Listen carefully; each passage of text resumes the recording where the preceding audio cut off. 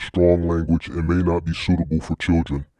This content is primarily for adults as this is a trucking channel and truckers have filthy mouths. Please don't tweak if I say viewer discretion is advised.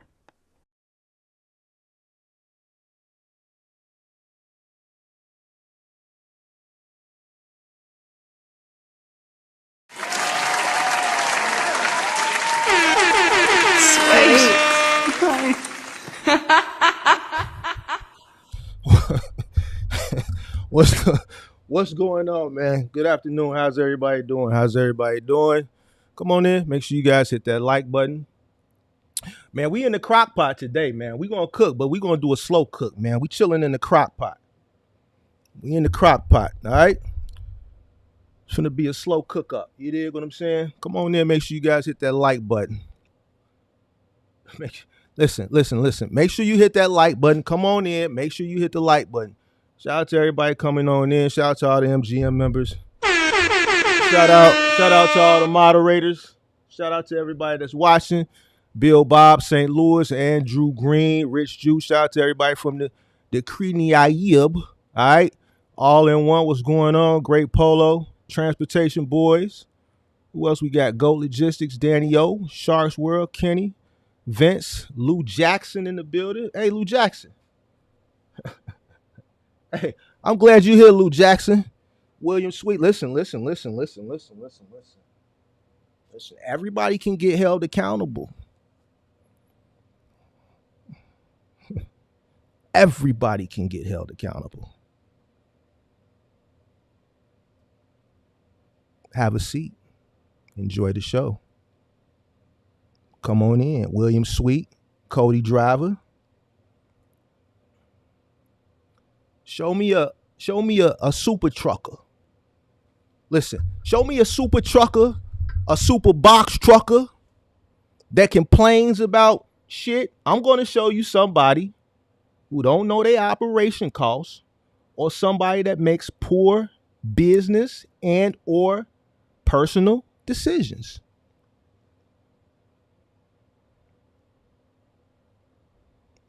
Show me somebody that listen. Show me somebody that comes into business that complains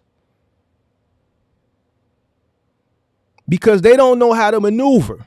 I'm going to show you somebody who makes piss poor personal and or business decisions, or somebody that don't know their operational costs, don't know how to compete. We're going to learn. Listen, you're going to learn you something today. Come on in. Let's get into it. So it's this term, man. Like, I'm an OG, man. It's this term that I never heard, but I had been hearing it like maybe with the past couple years called gaslighting. And I never really knew what it meant until recently. And then I experienced it for the first time last night. I surely did. Come on in. I'm going to tell you about it. Yes. I experienced gaslighting for the first time last night. There was a live stream. And, the live stream, listen. Hold on one second. Tag your favorite content creator. You listen, linkage. Hold on. Hold on one second. No problem. I got you. Hey, let me linkage pinned to the top of the chinat. Tag your favorite content creator. Linkage pinned to the top of the chinat. You dig what I'm saying? The linkage is pinned to the top of the chinat.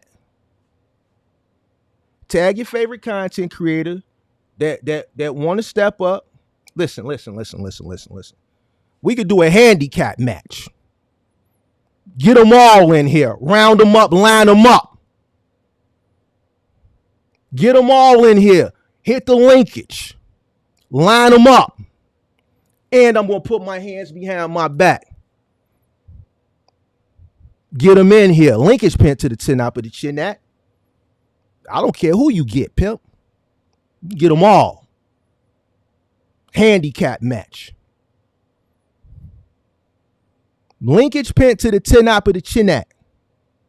Listen, tag your favorite content, tag your favorite super trucker, your favorite super box trucker, your favorite super box trucker content creator, your favorite super content creator box trucker. However you want to slice it and dice it and spin it and grin it. However you want to do it, get them in here. Linkage pin to the tin op of the chinat. You dig what I'm saying? So check it out. I experience gaslighting.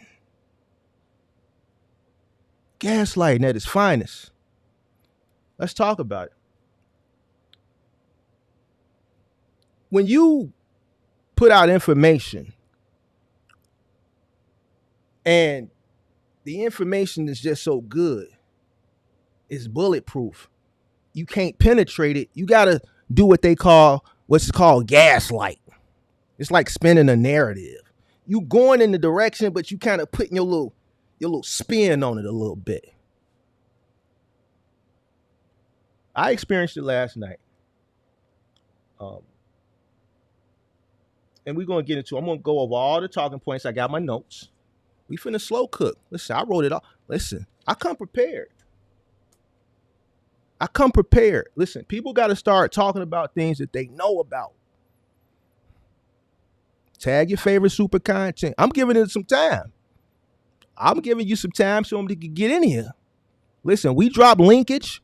We pulls up. Listen, we pulled up. But you thought we don't pull up? We don't pull up on it.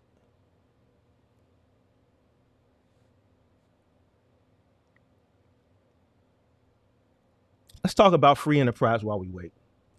Listen, we live in America. This is free enterprise. If you don't know what free enterprise is, no problem. I got the definition pulled up for you. Not a problem. I have the definition pulled up for you. Let's go ahead and share it. Free enterprise, an economic system in which private business operates in competition and largely free of state control.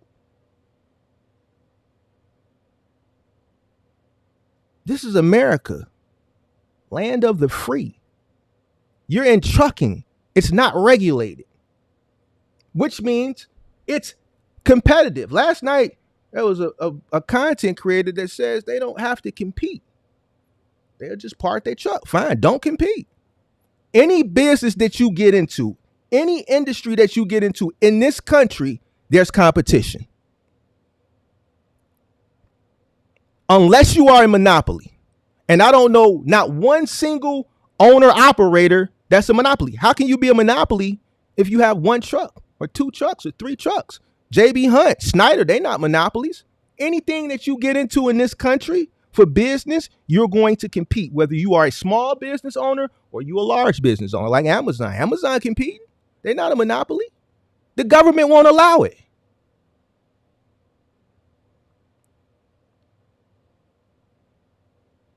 We had a conversation in the Discord earlier when JetBlue was trying to buy Spirit and bail them out. The government wouldn't allow it.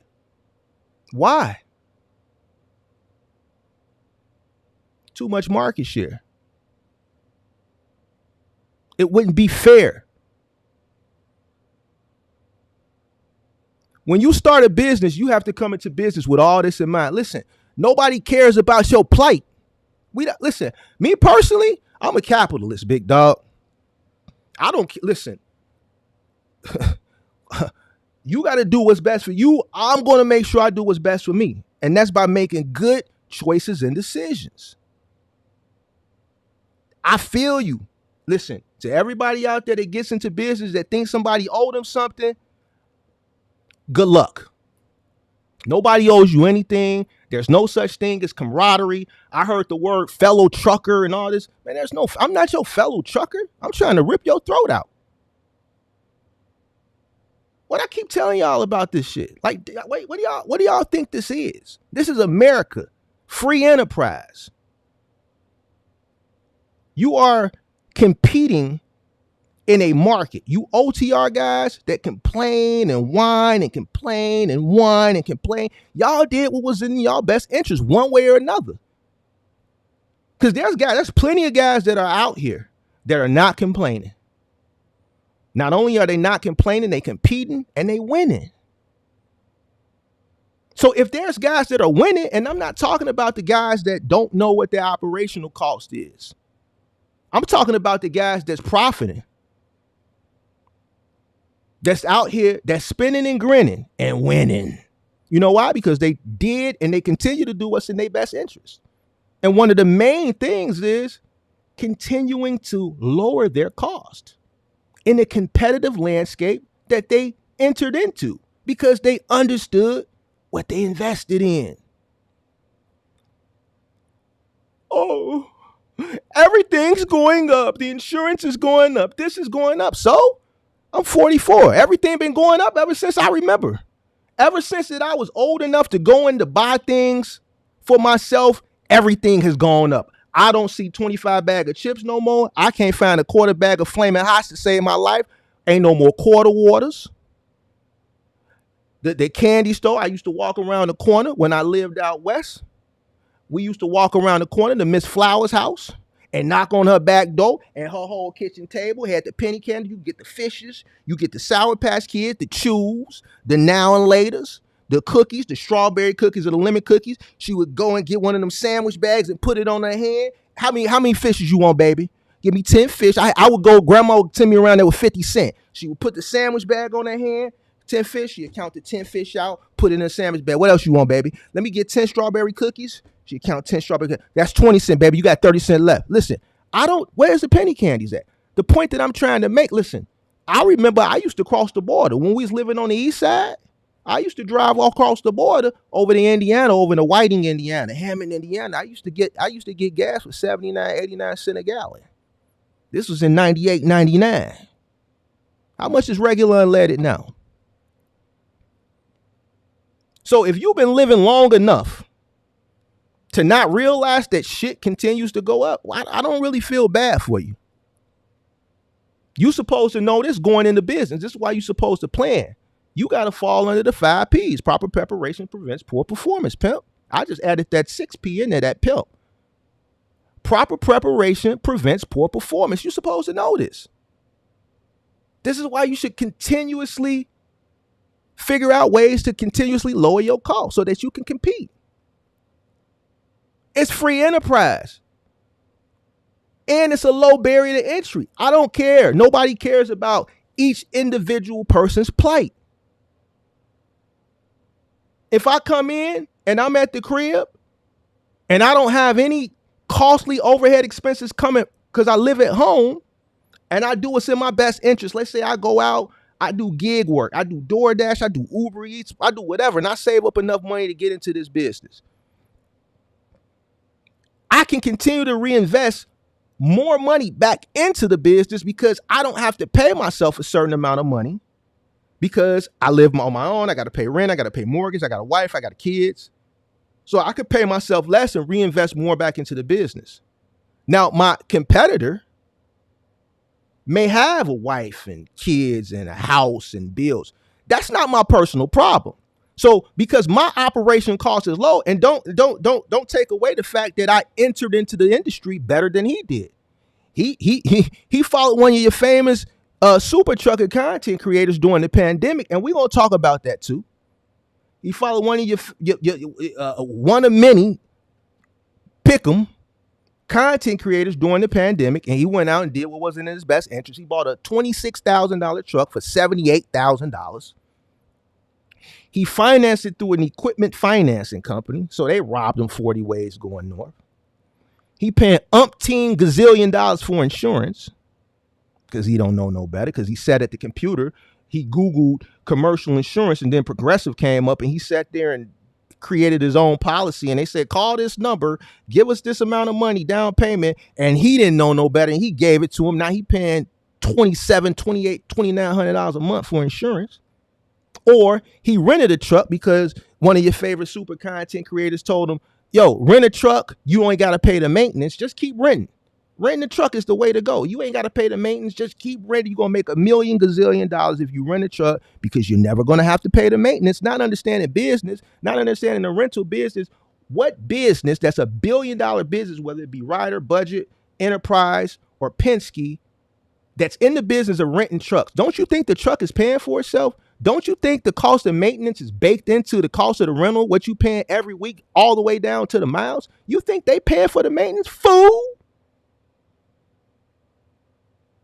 No, you were paying for the maintenance. Well, my favorite content creator said if I rent the truck, I ain't got to pay for the maintenance. Fool!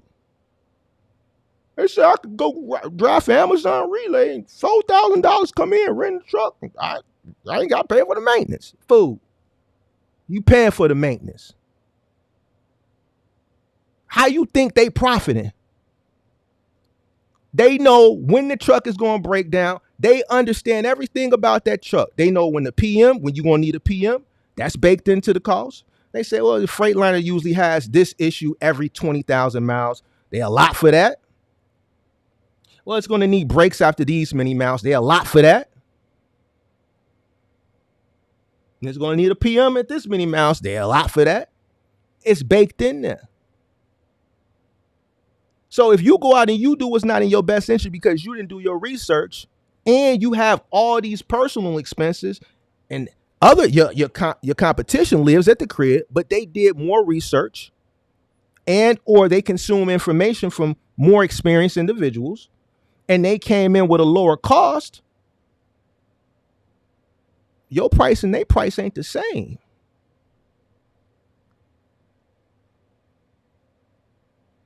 So when things get critical, they can adjust a lot easier than you. Is it fair? No, it's not. It's capitalism. See, when I got out of the mindset of caring I had to realize it myself, but I'm glad I realized it very, very early before I started a business. I realized it in my 20s. Because I thought everybody cared. I thought people cared until I came across a situation where I needed help. And this is before me starting a business. And I realized nobody cared.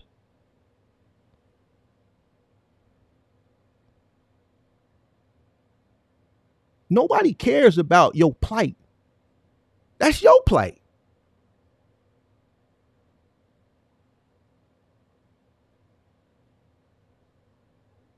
So if I enter and you enter, but I enter living at the crib, OG not charging me for nothing.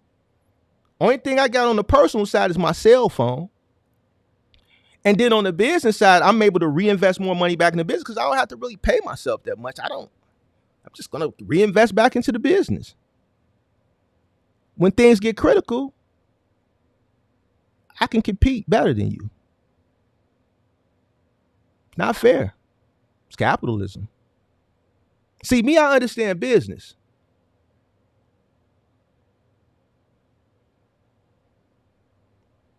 I don't follow bullshit narratives based off feelings and emotions.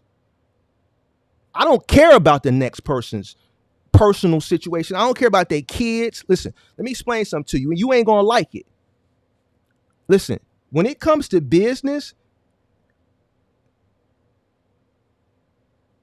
it's my duty to make sure that my business runs. It's my business to make sure that it's food on my table.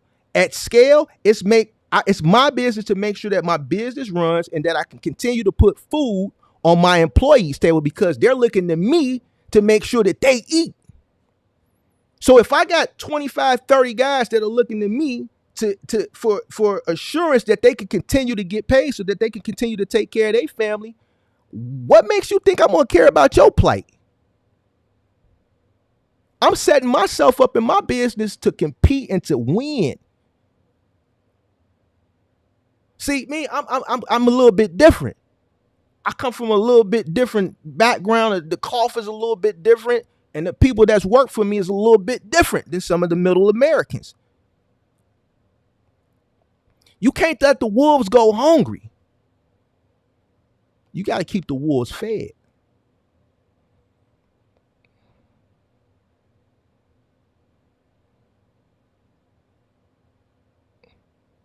So I'm going to always make sure that me and mine is always set up to win.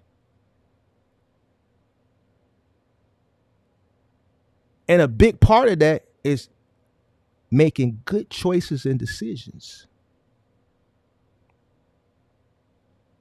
simultaneously while educating myself on what's going on and what's to come.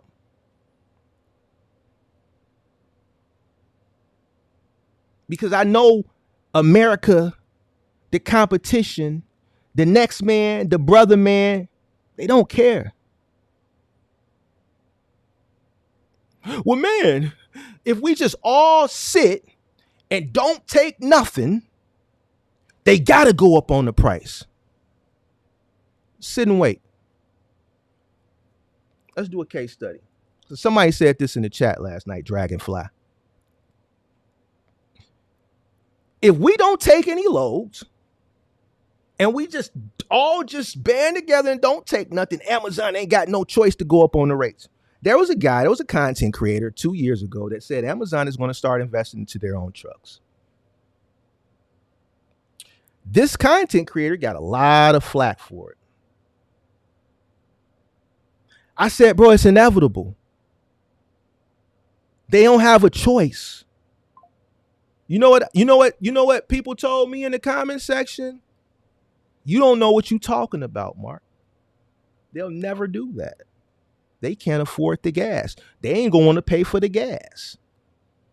I saw somebody else, once the truck started rolling out, a content creator posted a short years ago. I'll never forget this short. And there was somebody that used to follow my channel that was in the chat that said, hold on, I'm just going to pull it up. See, y'all be thinking I'll be lying, bro. Y'all be thinking I'll be lying. Y'all be thinking I'll be lying. Hold on, let's pull it up. Let's pull up the comments. Share screen. It's not going to work. Just wait till them trucks start breaking down. The cost to repair them would make them change their Amazon minds. Right here. Right here. Yeah. Box truck, everybody talking about the Amazon. Yeah. See this comment right here? See this ignorant shit? It's not going to work. Just wait till then. Wait till them. Just wait till then trucks. Excuse me, they ain't right. It's not correct English. Wait till them trucks start breaking down. The cost to repair them would make them change their Amazon minds. See this ignorant shit that I used to have to deal with? These is the competition. See, this is why it's so easy to win. These are the people that you're competing with. They don't understand business. Do you think Amazon gives a fuck about a fucking breakdown? Fool. Do you think Amazon cares about paying for fuel? When I had to argue this ignorant, dumbass shit, Amazon is worth.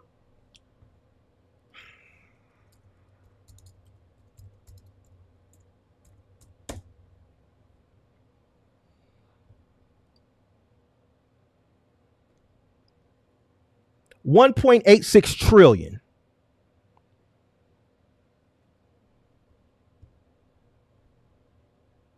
$1.86 trillion. You mean to tell me you think a company that's worth that has a market cap of $1.86 trillion is worried about maintenance? This is your competition. This is how these people's minds that call themselves business owners think. This is how they think. There was one guy that was arguing with me saying they ain't gonna want to pay for the fuel. And then you got this guy saying once the trucks start breaking down, they ain't gonna change their mind because they're not gonna want to spend the money to get them repaired. Guess those comments didn't age gracefully, because here we are.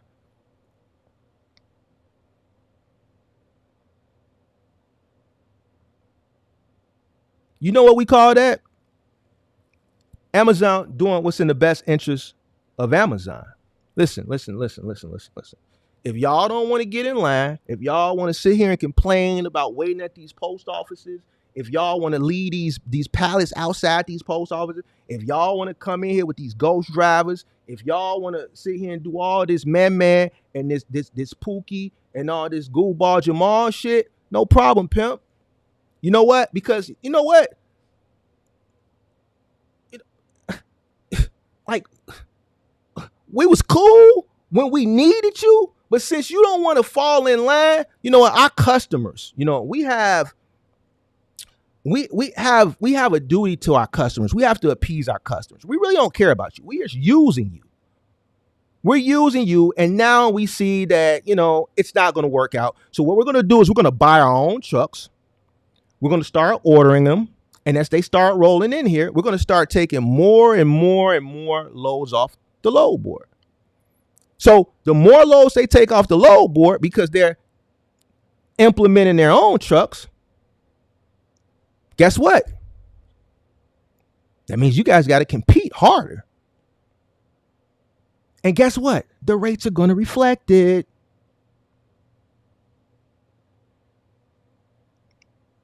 See how that just ties into what I was just talking about? Plight. Nobody cares about you. Do you think they care that you went out during the pandemic because your favorite box truck content creator told you to make a gazillion miles running OTR, running Amazon or whatever, and that you went out and you bought you a 2023 or 2022 or a 2021, and you got a high ass note on it with high ass insurance, and they phasing that program out? Do you think they care that you went out and did that because you went out with the interest to do it because they were paying a gazillion dollars a mile? They leaving you left. This is what we call left holding the bag. See, they used you, and now they leaving you left holding the bag. They don't give a fuck about you or your truck or your business or the fact that you bought the truck to run Amazon freight during the pandemic. They don't give a fuck about that shit. That's your personal problem. You bought that truck. They didn't tell you to buy that truck to run their freight. It's free enterprise, baby. Nobody cares. See, y'all got feelings and shit wrapped up in this shit. Your favorite company doesn't even care about you. They leaving you left. They are making it tougher for you by them implementing the trucks, which I told you 2 years ago that they was going to do, and y'all got mad and said I didn't know what I was talking about, and they weren't going to want to pay for the fuel, and they weren't going to want to pay for the maintenance, food. They making it tough on you. So supply and demand. All y'all came to Amazon, and it's a bunch of y'all still lingering around, but the volume is lower. Not only is the volume lower because of the economy and people don't have money, they're just running their own loads, whether they're running with DSPs or running them straight through the company with their own company drivers that they hire from within. So that's less loads on the load board for that lingering overabundance of supply truck capacity to compete against. So how doesn't supply and demand, because this is something else that was brought up, that supply and demand doesn't dictate the market. See, and this goes back to what he also said, like, people don't want to hear this smart shit. He's right about that. And these are the people that fail. The people that listen to the educated shit that makes sense are the people that win. The people that come in and this shit is over their head are the people that are running around failing. And I don't feel bad for them. I want to, you right. Listen, don't do what's in your best interest. I keep telling you that. Listen, we'll give you the information to win, but if you don't want to accept it, you don't want to receive it, no problem, because we need you too. There's a place for you in this society. There's absolutely positively a place for you in this society.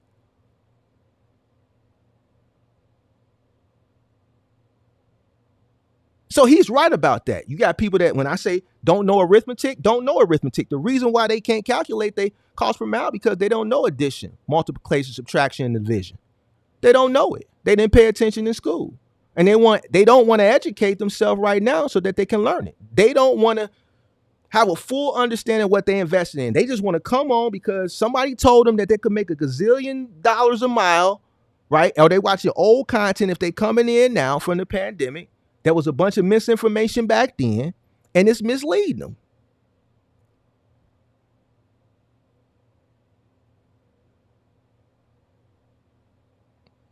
So I'm supposed to feel bad for you?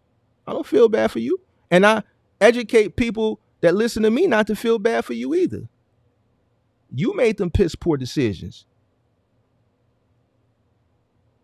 This is America. It's free enterprise. Anybody can enter. Anybody can compete. They can do what they want to do, whether they understand their operational costs or whether they don't.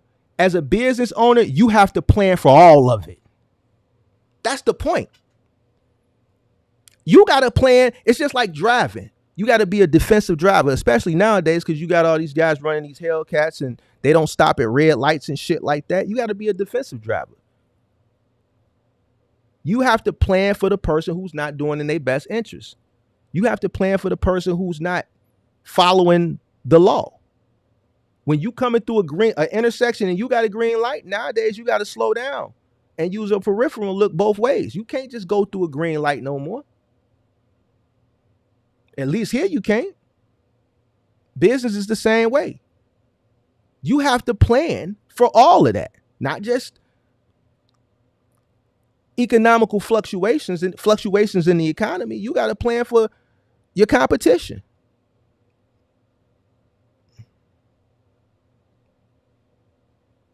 Let's talk about capitalism, and then we're going to go through these bullet points. I told you I was going to slow cook. We're going to go through these bullet points, baby.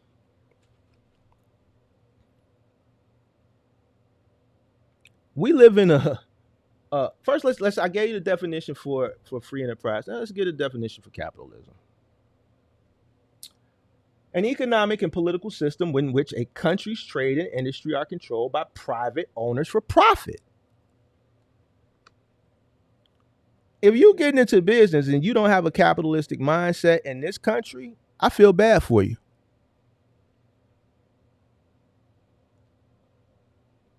This is why you complaining, because you looking for some form of camaraderie, because you don't understand business. It ties in with free enterprise.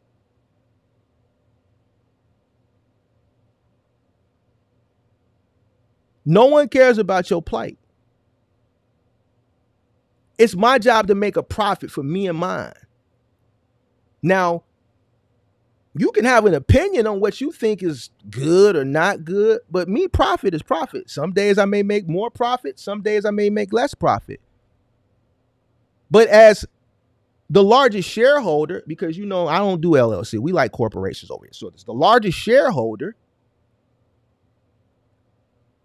It's my job to meet the needs of the business.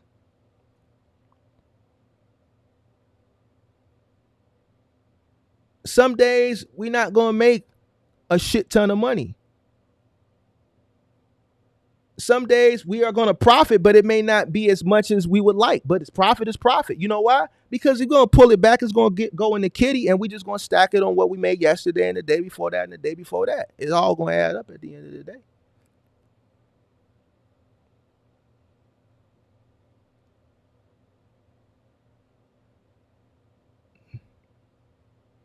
But we putting ourselves in the best position to compete.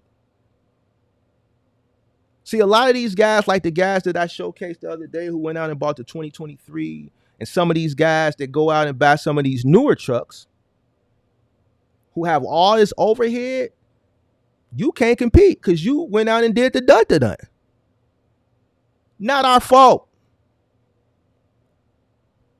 That's your personal problem. You want to go out, you know, and do all this dumb shit on your personal time that forces you to ride from the sustainability of your business. That's your fault. That ain't got nothing to do with me. If I'm making good choices and decisions, if I'm delaying my gratification because I see the bigger picture, I understand it gets greater later. I'm going to spend 5 to 10 years building.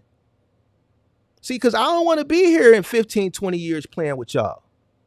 I want to be gone. I want to make as much money now, appropriate that money into other things that are going to continue to make me money elsewhere, because I want to get out of it, man. This shit for the birds. Nobody want to be doing this shit 30 and 40 years. We see what happens with people that's been in trucking 30 and 40 years. It's a trap. I showed y'all the dude whose wife died. He came off the road to go to the funeral. As soon as the funeral was over, he hopped in his truck and went and picked up a load. That ain't no life. You want to live like that? That's how you want to live, big dog?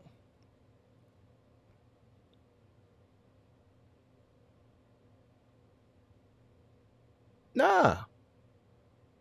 So if you go out and you do dumb shit and your competition is doing everything right to the best of their ability, can't get wrong at them.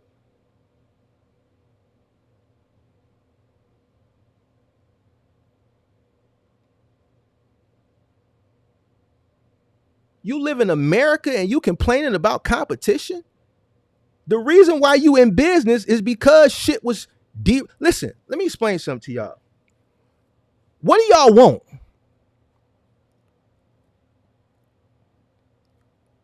Do y'all want to? Cause y'all lobby for this whole I can't work for nobody shit. I can't work for nobody shit. I'm my own boss. I'm my own boss. Well, this is what being your own boss entails. You ain't the only motherfucker that want to be their own boss.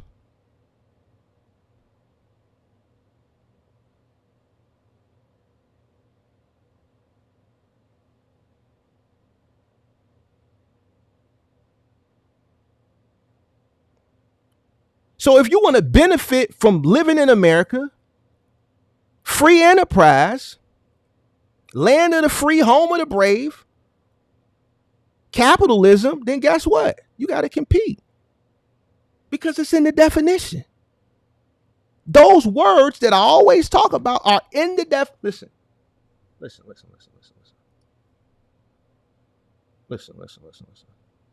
Free enterprise, an economic system in which private businesses, which is you, operates in competition and largely free of state control because it's not regulated. See, it became unregulated in 1980, but remember y'all said that shit don't got nothing to do with it. I'm telling y'all better leave me alone. Y'all better leave me alone.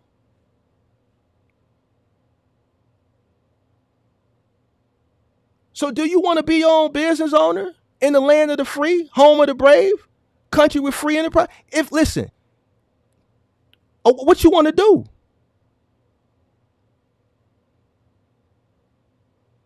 I'm not sitting up here crying and complaining when shit get tough. The tough get going. Man, we gotta, hey, them fangs finna come out. Time to lace them boots up. We lacing them boots up. We didn't have them laced all the way up to them top holes. Now we pulling them strings a little bit tighter. We taking them shoelaces. We lacing them all the way up to the top. We doing that real hard tie where the top of your boot is damn near hugging your ankle. We tying that motherfucker tight and we putting that knot in. Nigga, it's wartime. Let's go. See, some of y'all ain't got your boots laced all the way up to the top, them top holes. Y'all still playing out here in these streets. Complaining, talking about, hey, man, buddy ass over there that know what that's competing, man, them boots laced all the way up to the top, pimp. Listen, when the boot laced all the way up to the top and they put that foot on your neck, if they put their foot on your neck with them boots laced all the way to the top, it's a little bit different when they don't got them laced all the way up to the top. You dealing with a different monster. Be careful when you pull into them docks. I'm giving you a tip. When you see them guys, when you pull into the dock and they got them boots laced all the way to the top, that's the motherfucker that's fucking you up right there. The motherfucker who ain't got their shoes laced all the way to the top, you pull into a truck, them guys that got them flip-flops on, them guys that got on what's them shoes they get off Amazon, what they call the Sobeys or whatever, and they got the strings hanging out like they got on some Jordan 1s. Don't worry about them. Don't worry about them. The guy that you pull up when you back into Amazon and he got his Jordan number 1s on, or he got his Air Max 95s and shit on, don't worry about buddy ass. Don't worry about him. You need to worry about buddy ass that got them boots on and they laced all the way up to the top. That's who fucking you up out here in these streets. Let's talk about old trucks. Let's talk about old trucks. Hit the like button. Now, this is something that was brought up last night, which is not true. It's going to be hard for you to get opportunities, especially OTR, if you got an old truck. Not true. I have plenty of subscribers that got 90s. I have some subscribers that got 2000s. I have a female subscriber that's very active on my channel. She's 27 years old. 27 years old. That's an over-the-road trucker. Her name is Ashley. She's always in the chat. She's in the Discord. She has a 2007. Running circles around y'all.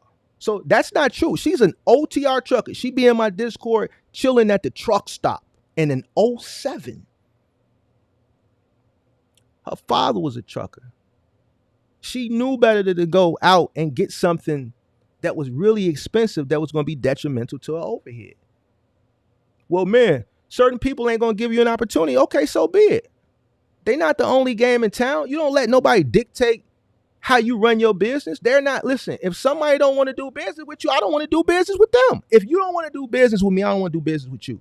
You can't dictate who wants to do business and who don't want to do business with you, because you have a right to do business and not do business with people as well.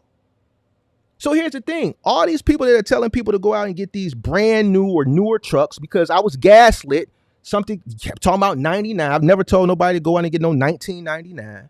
I say go out and get affordable trucks, older trucks. Older truck could be 2015. It could be 2013. It could be 2012. It could be 20. I have somebody that got a 2001. Went and bought a 2001, and that truck within a few years has acquired 4 more trucks.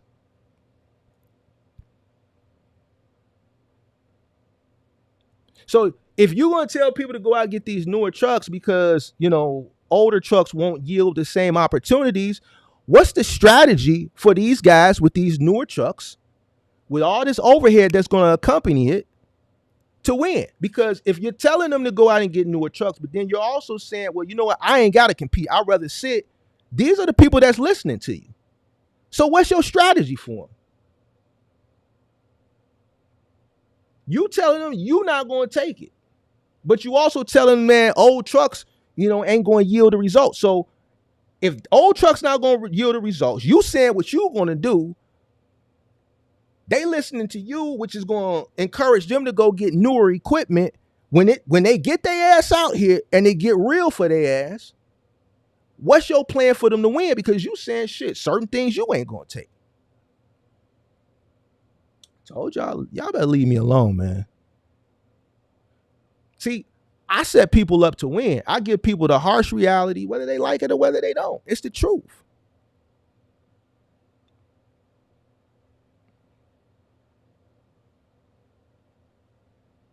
If you've been running in this industry long enough, you know the margins are tight. So what's the plan? You can't tell people to do something and then not have a plan for their success.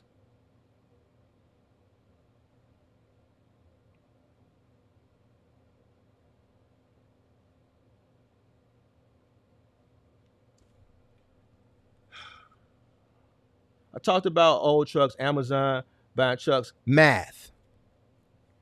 This came up. You know, a lot of these truckers don't understand math. Too bad. Listen, if you don't know how to add, if you don't know how to follow a simple equation to come up with your cost per mile, you deserve to fail. I don't feel bad for you.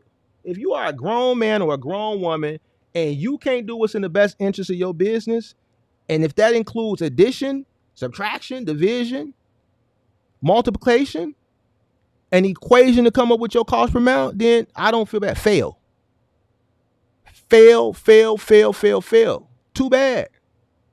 You can go get some flashcards, sit your ass down in your truck, get you some flashcards and teach your ass how to add and subtract. Go online and watch one of these little tutorial videos like you putting your little son and your little daughter to teach them how to add and subtract. Do that. Should have paid your ass attention in school. I don't feel bad for you. I don't feel bad for you. Why should I feel bad for you? Or why should your competition feel bad for you? Because you don't know how to add. Because you didn't listen. Because you hugged the block. You was hugging the block. The hug in the block was more important than sitting their ass in a classroom learning. That's not my problem. Listen, thank you. Thank you for not doing what's in your best interest. This makes shit more easier for me. I don't feel bad for you because you can't add or subtract. Well, man, they not comprehending. Too bad. Listen, if you can't comprehend good quality information, too bad. The world ain't gonna feel bad for you. I don't feel bad for you. Amazon showing you they don't feel bad for you. They use your ass. The broker's going to use you when they don't need you no more. They're going to. Goes back to how I started the live stream. Free enterprise, capitalism. Y'all call yourself business owners, but then y'all sit up here and cry about what the next person is doing. Instead of worrying, and when I say worry about your business, this was brought up too, worrying about what you got going on. Because if you was worrying about what you had going on, you wouldn't be up here crying. You wouldn't be in the 2022, 2023. You wouldn't be out here in a rental truck. How you in a rental truck complaining about somebody taking cheap freight?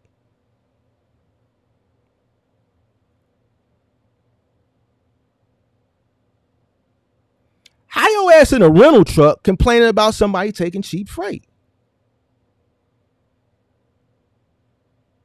How you coming into this business, listen to your favorite super trucker content creator talk about $5,000 and $10,000, $7,000? You came in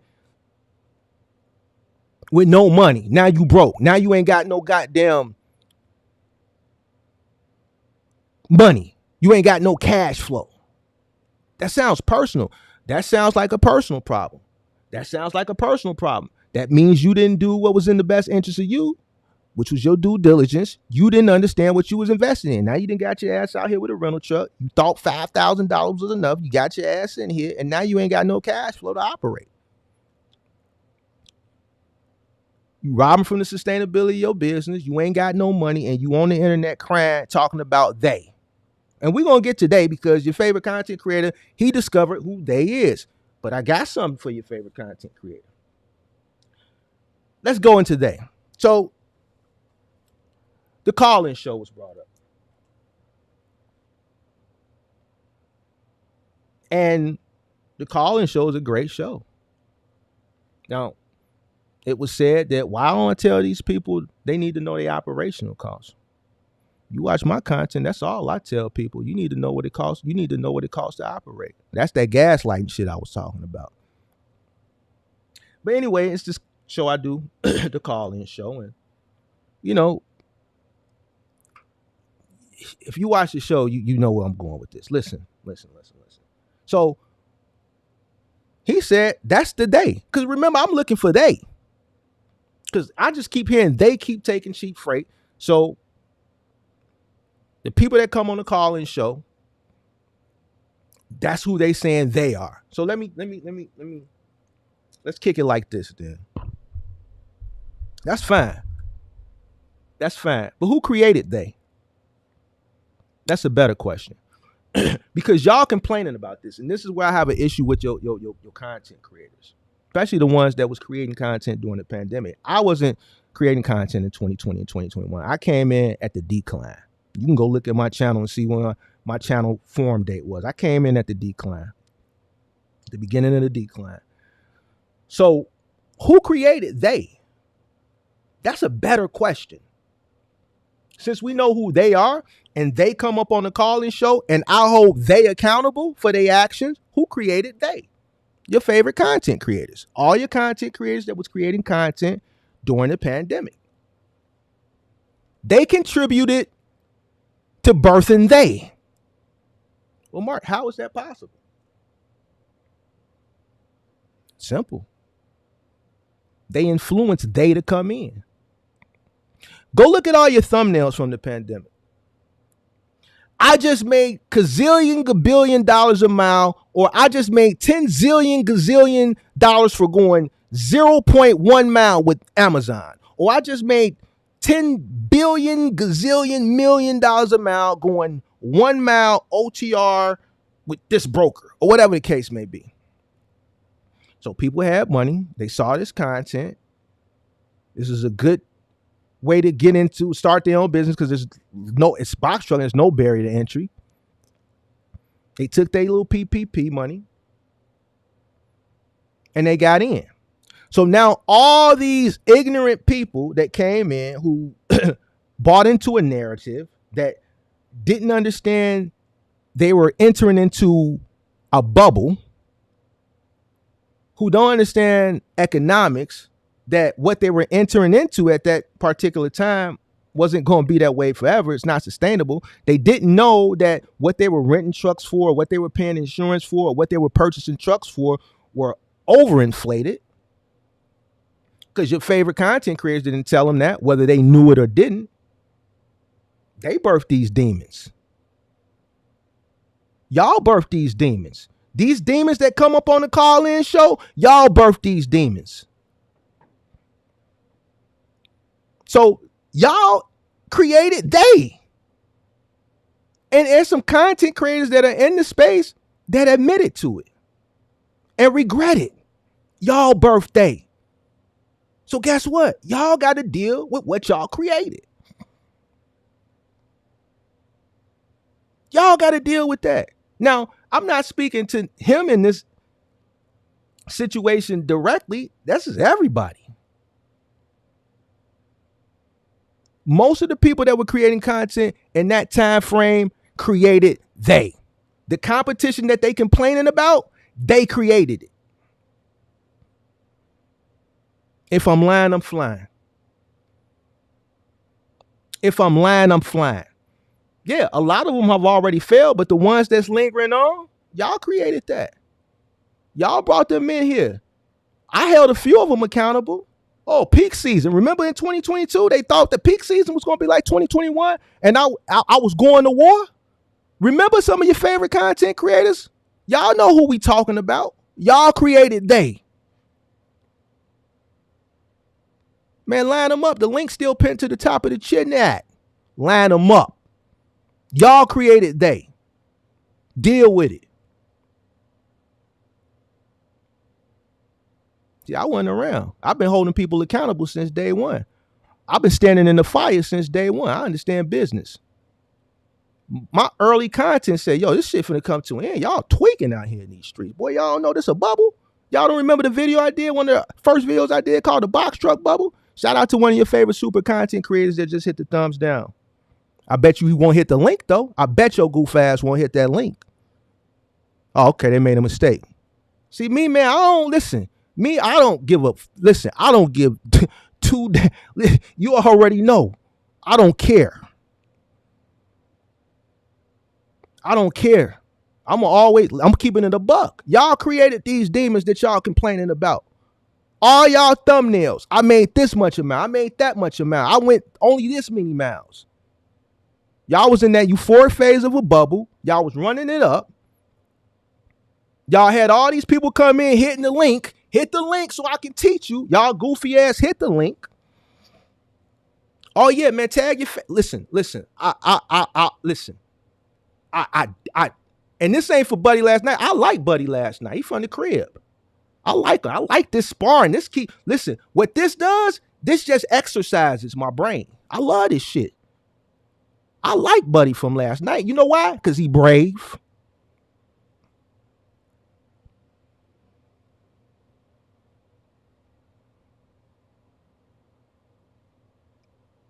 Y'all created these demons that y'all complaining about.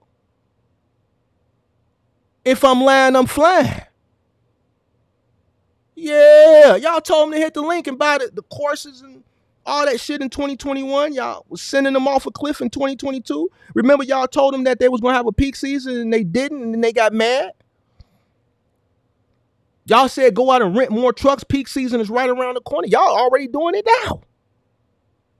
Y'all already doing it now. Every year around this time, you see. So they is what y'all created.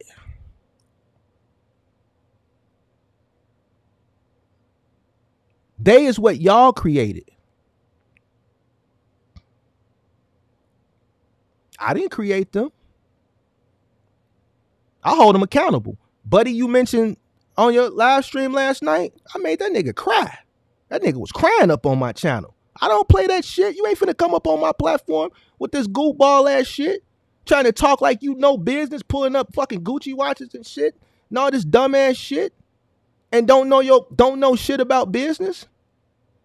Where Natasha at? She ain't been back. Where Mike Lowry at? Listen, I hold these people accountable and then they disappear. Only a few people can get held accountable and actually consume that information and turn it around into positive results. That's why I always salute Big Zoe.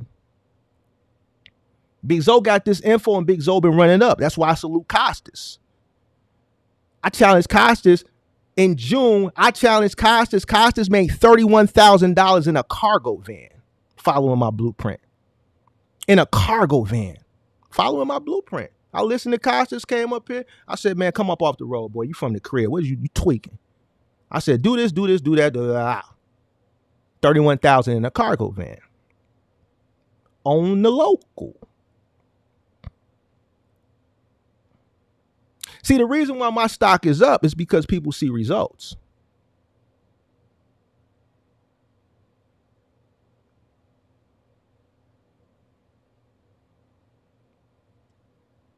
The people who want that easy ride, that want to follow that blueprint that motherfuckers was putting out during the pandemic, that easy shit, they don't watch me.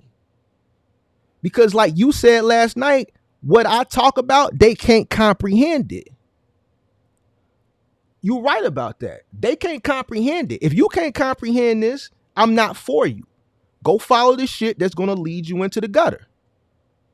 And then what we're going to do is we're going to come buy all the goofy shit, the shit you bought during the pandemic because you was running it up because it was paying really, really well. We just going to come, just let me know what you got.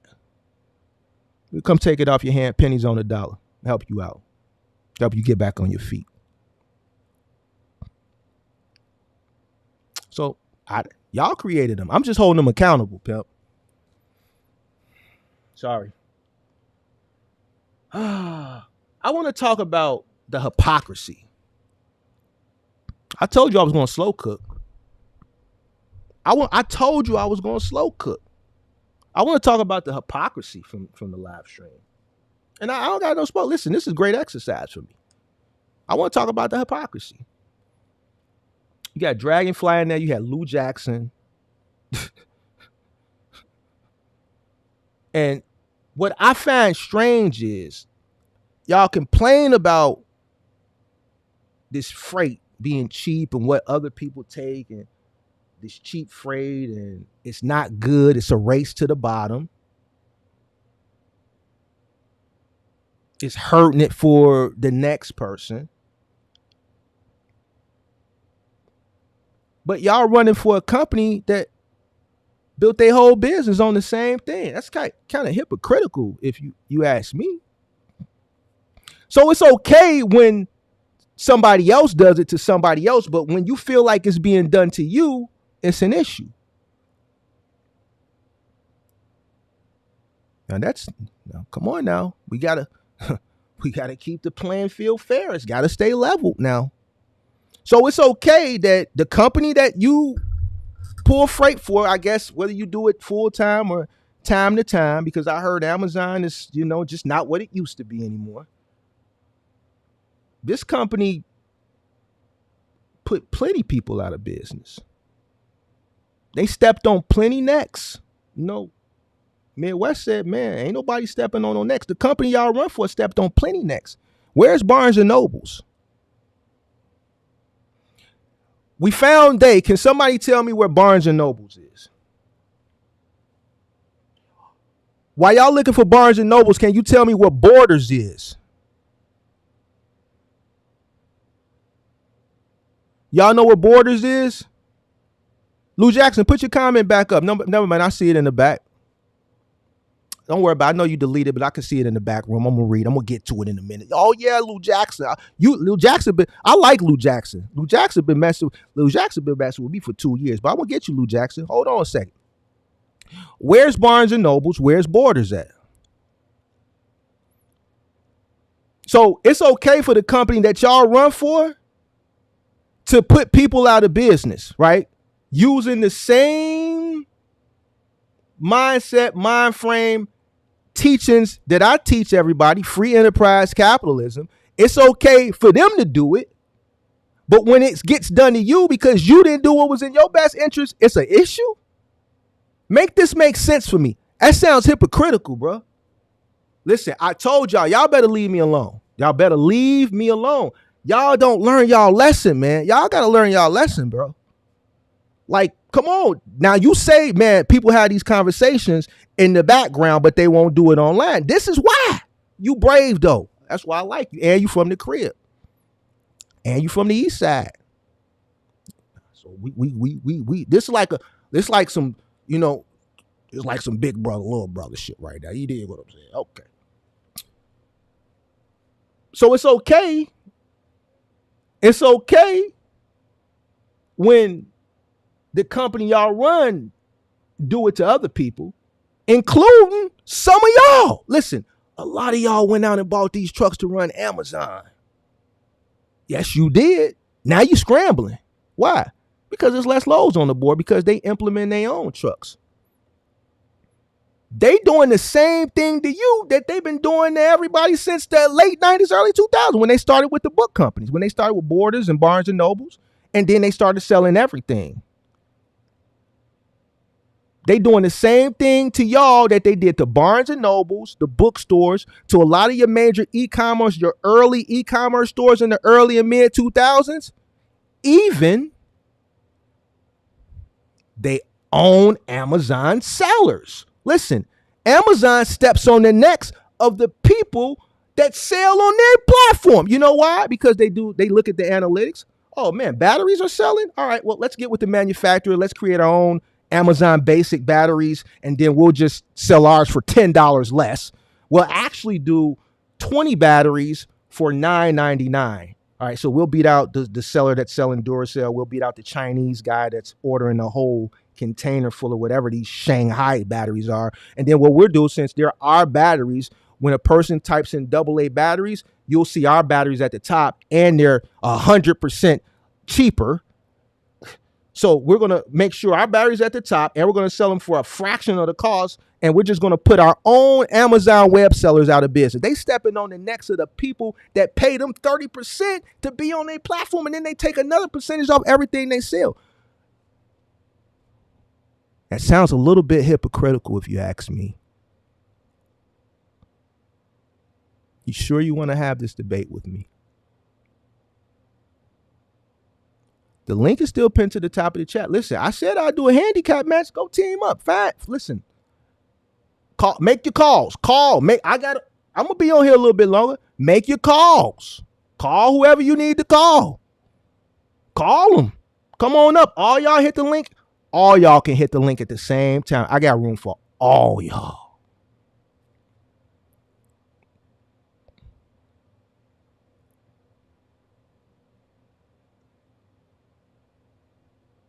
Free enterprise, capitalism.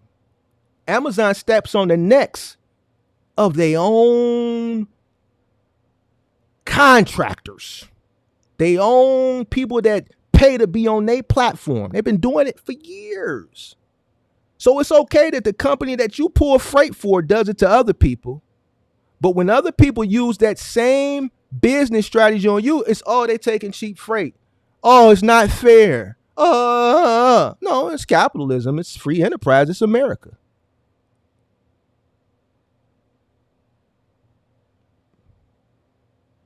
You can spin it and try to talk circles around however you want to talk, but it's all going to lead back down the same path.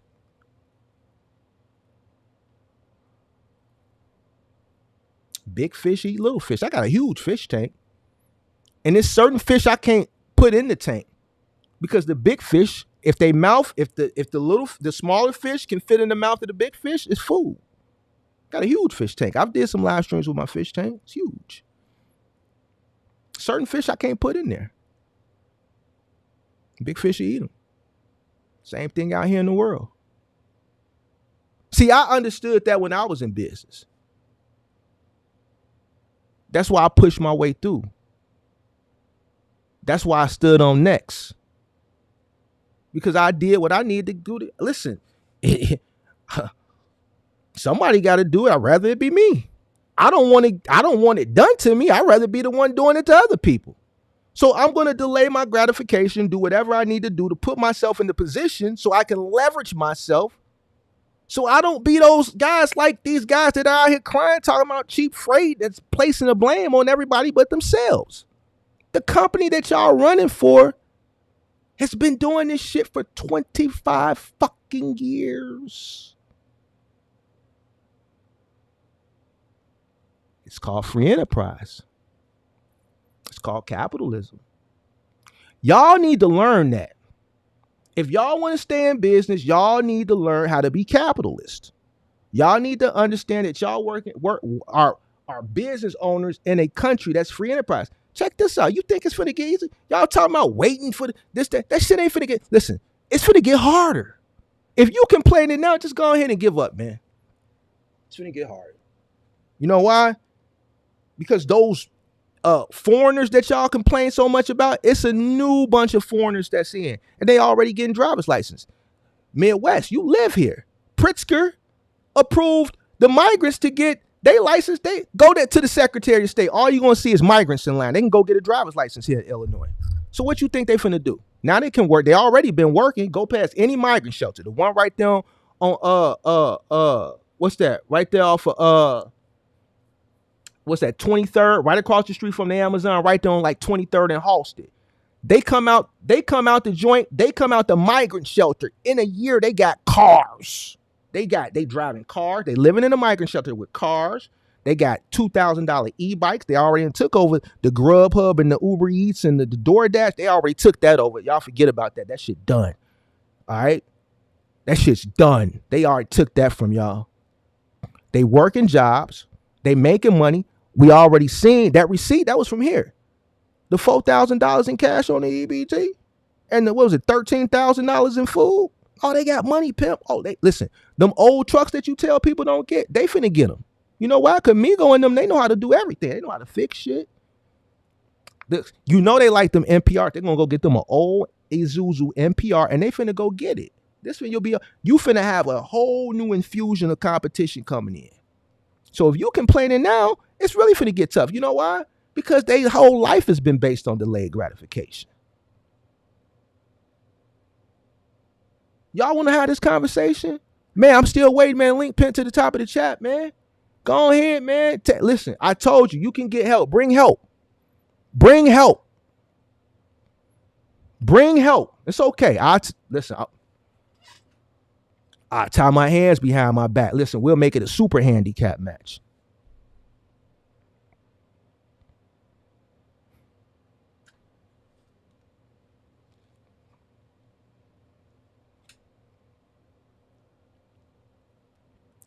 People that follow me and subscribe to my channel, there's a book that I like to tell everybody to read, right?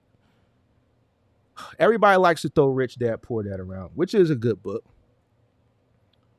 But there's a better book that a lot of people don't really know about. A lot of people don't talk about. And everybody I tell to read this book, they always come back and they understand why. One, why I think the way that I think. Two, why I've had success. And when they implement it, they see results.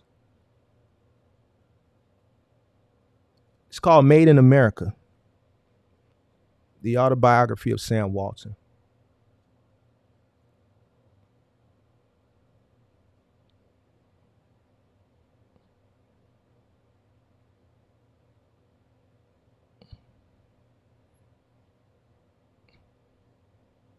To me, Walmart has only made one mistake. And that's not get ahead of e-commerce, right? They were in a position to do so. They had the money to invest into R&D. And they should be Amazon. They should have been Amazon before Amazon, right? Because they were already in position, right? They already had the brick and mortar, so they already had the footprint as far as brick and mortars throughout the country. They're trying to catch up now, but it's not likely they'll catch up to Amazon. That's the only mistake that I think Walmart ever made. Sam Walton understood competition. This is why, as Walmart pushed their way through the 80s into different new markets, the 90s in the new markets, the 2000s in the new markets, people that are old enough to remember, you don't see any mom and pop general merchandise stores anymore. You don't see any big box retailers anymore for the most part. And, you know I got a lot of new subscribers and I got old subscribers. So this part may be a little repetitive. Where's Venture? If you don't know these stores, you're just not old enough. Where's Venture? Where's Zare? Where's Ames? Where's Montgomery Ward? Where's Service Merchandise? Where's Kmart? And the list goes on. I tell you where they are. Walmart put them out of business.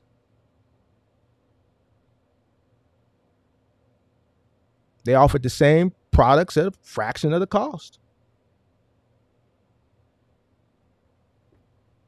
The owner-operator who understands costs, who understands competition, who does everything to continue to lower their costs so they compete, they're Walmart.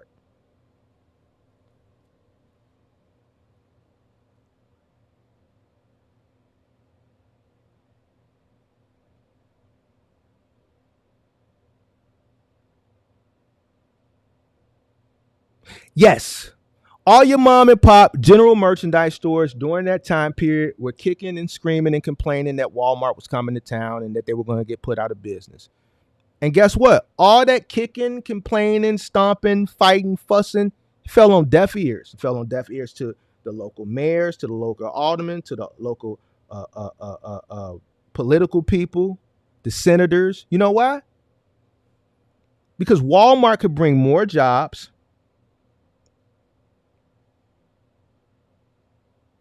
Those more jobs were going to do what? People make more money. This is going to infuse the economy in those towns, right? Walmart is going to make more money so they can pay more in taxes to those towns in that state.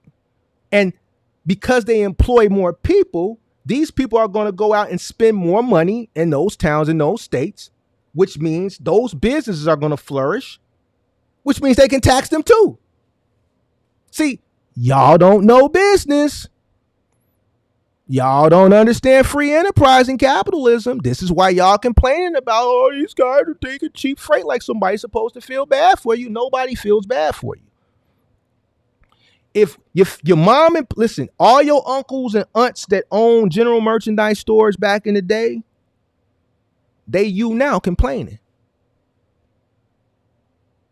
Falling on deaf ears. Nobody's going to stop competing. Nobody's going to stop doing things that are in their best interest. We're talking about the people who are doing things correctly because it's affecting you negatively, one way or another. It's called capitalism. This is the lesson here. It's called capitalism. It's called free enterprise. If you understand these things, if you know these things, you will compete. Understanding this, you'll keep this shit in your mind and it'll help you make better decisions.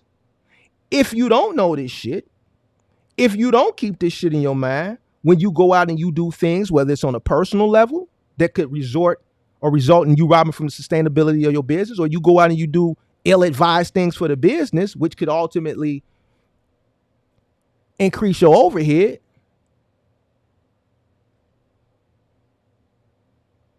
because you're not thinking about free market, you're not thinking about capitalism, you're going to be in the boat that you is now, complaining. What makes you think you and your one box truck means something to the world? You don't. And I'm not saying that in a negative way. I'm saying this for you to wake the fuck up. Nobody cares, bro. It's a race to Dragonfly. All last night, it's a race to the bottom. No, it's not.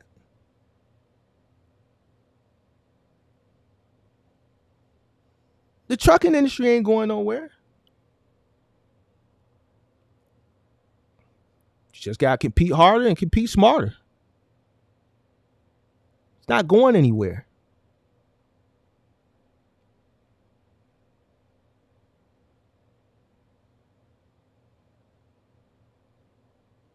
Life is about choices and decisions.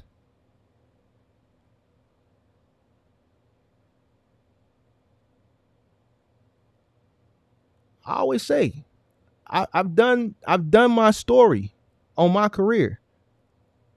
All of my trucks were 8 years old when I bought them, except for 2. I bought 2 new trucks. I still own 2 trucks that I purchased over a decade ago that were 8 years when I bought them then.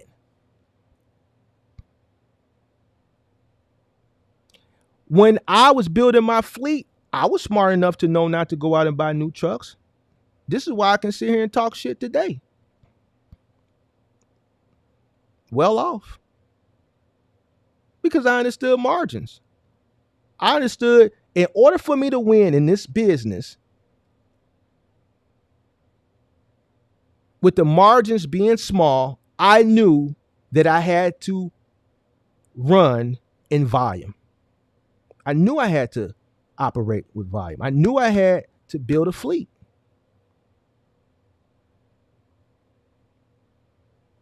I had to make a little money off each truck every single day.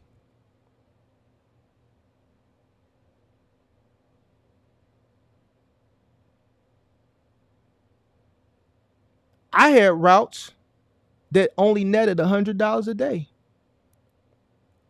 My Office Depot route netted $100 a day per truck. That route was 9 trucks a day, Monday through Friday. We took 33%. We worked on a 33% profit margin for that account. I had a guarantee. Why? Something else that came up yesterday, leverage. I was able to push my way through every single 3PL and name my price. See, when you have one truck, you can't do that. And I'm not shaming you, but it's just the honest to God truth. I knew that. That's why I stayed my black ass at my mama's house. Listen, I had a fleet of fucking trucks, a warehouse, and an office living at the crib in the room that I grew up in. You motherfucking right I did. You goddamn right I did.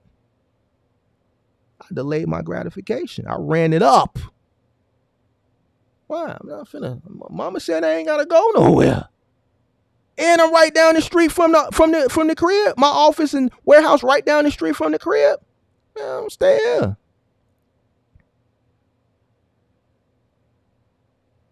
That's how I was able to run it up. That's how I was able to continue to reinvest back into the business. Now, it's not my fault that y'all had kids and families, and there's nothing wrong with that.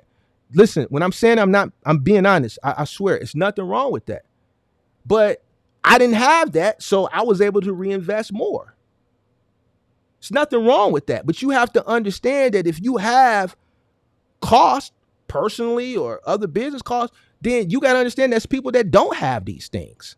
So you can't place the blame and point the finger because I'm coming in a warehouse or a 3PL with a bunch of trucks and I can get a guarantee. And when you don't show your goofy ass up to work and you decide that you want to bring your goofy ass back to work, they put you on a route that's way out in Grays Lake or Gurnee somewhere because now we taking care of all the city routes because I wanted that route anyway and I was waiting for you to fuck up.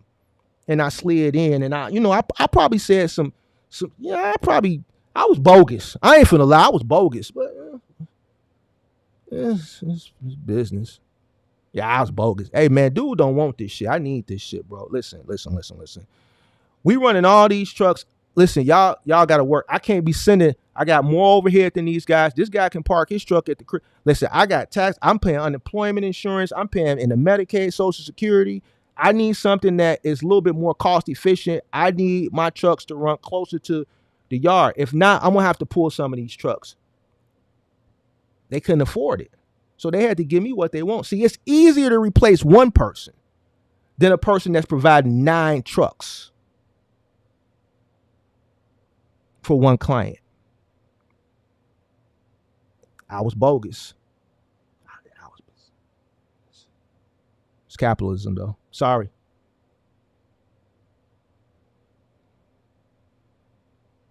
I was bogus. Yeah, I was bogus. It's capitalism, though. That's leverage. See, I think you have the wrong definition of leverage. I think you got the wrong definition of leverage. So we talked about the hypocrisy of the live stream. We talked about when competition affects y'all, it's an issue. But when it affects other people, it's no issue. Here's the thing, something somebody brought up too last night. I think it was Dragonfly something. I was going back and forth in the comment section. And I think Midwest might have said it too. Shout out to Asma Rowland for the super chat. Supply and demand doesn't dictate the market? Are you serious? Are you serious? Why does people? I hear this a lot from content creators. They think that their competition or their fellow truckers dictate the market. No, individuals don't dictate the market. Supply and demand dictates the market. For instance, and it's crazy how people say supply and demand don't dictate the market when the market is not in favor of whatever it is they got going on in their business. But during the pandemic, nobody said this shit. When demand was high and rates were paying a gazillion billion dollars a mile, nobody complained. So if supply and demand doesn't dictate the market, this is what I need y'all to do. This is what I need y'all to do. All y'all people that ran during the pandemic that made all that excess money off those loads because the volume was high. So supply and demand dictated the increase in pay, right? For those miles that y'all ran, I want y'all to go do y'all books for 2021. Because somebody said the industry standard is $2 a mile, which I'm going to get to that. So if the industry standard is $2 a mile, which I don't know who the fuck said that shit. Where they said they saw that shit on DET, but if they saw that on DET, that was probably for semi trucks, right? Because we know none of these load boards or freight waves, they don't have a metric system for box trucks. They frown up on box trucks, but that's nonetheless, there. If according to what they said, if the industry standard is $2 a mile and supply and demand doesn't dictate the rates, anything that y'all made over $2 a mile during y'all euphoria glory day of 2021, I need y'all to contact accounts payable for all the brokerages that y'all ran for, and I need y'all to send them the difference back. Meaning, if you ran something for $6 a mile, you need to send them $4 a mile back. Since supply and demand don't dictate it, then they overpaid you. Send them their money back. Because you wasn't complaining when the rates was paying sky high. Did you complain? Did you say supply and demand? When demand was extremely high because of the stimulus and people spending money, which increased the volume. So if supply and demand has nothing to do with the market, you don't find it strange that when it was a bunch of free money out here, volume increased, people started spending the money because they were given the money to spend it to stimulate the economy. So how does supply and demand not dictate the market now? When people are broke and they're not spending anything, which is why volume is down, and you have an overlingering amount of capacity because some of your favorite influencers helped to create it. They weren't the sole purpose of it, but they did contribute to it. Had all these people come in, so now you still got this lingering capacity that's around and low volume, low demand, which means people have to compete harder. Harder you compete, because we know what competition does. Competition lowers rates. The harder the competition, the lower the rates. Explain it to me. It's funny how you complain, what was that, Dragonfly, and say, oh, well, no, not supply and demand. How? Link is pinned to the top of the chat. Link is pinned. If you disagree, link is pinned to the top of the chat. If you disagree, link is pinned to the top of the chat. Listen. I don't know what y'all read or what y'all be thinking about or where y'all learned or whatever the case may be. Y'all making up hypotheticals and theories and shit.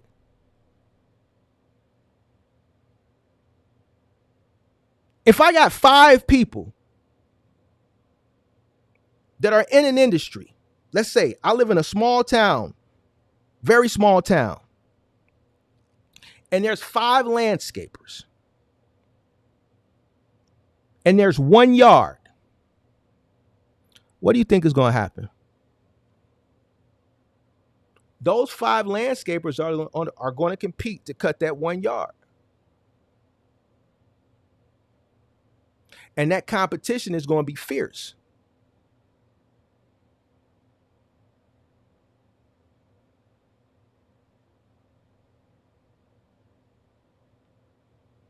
supply, demand.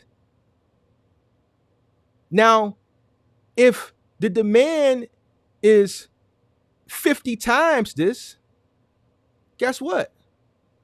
There's a bunch of people that need their grass cut. The supply is low.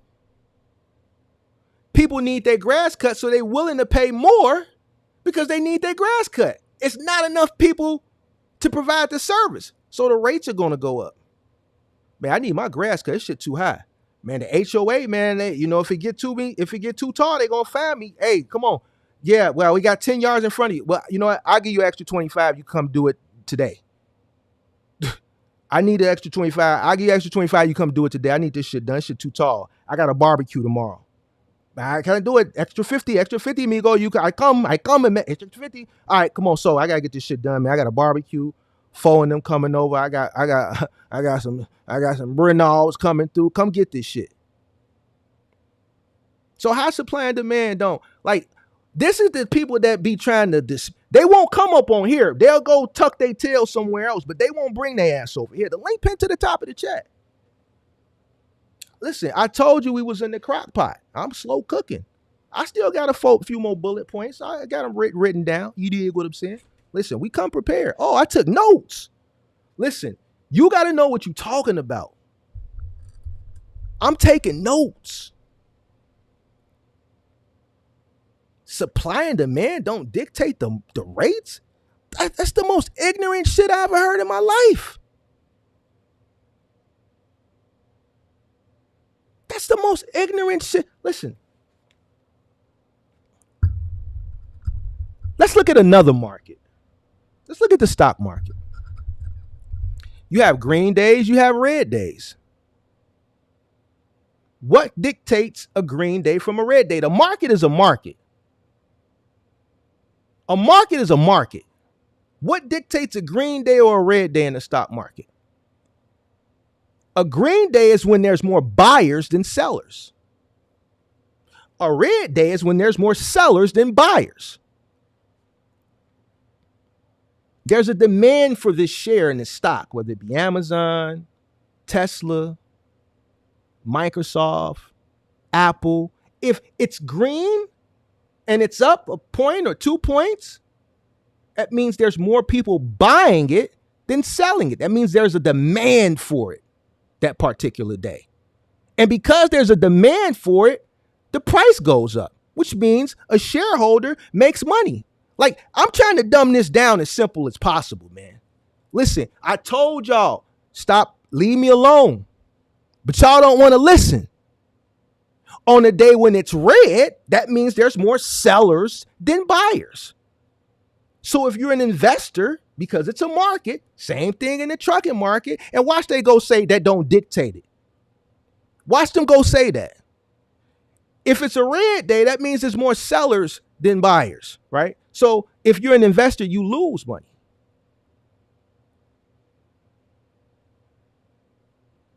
The demand is going down. Nobody wants it this day. There's more people selling it off for whatever reason. The demand isn't there. And because the demand isn't there, the price goes down. People are selling it, so that's increasing the available shares. That's increasing the supply.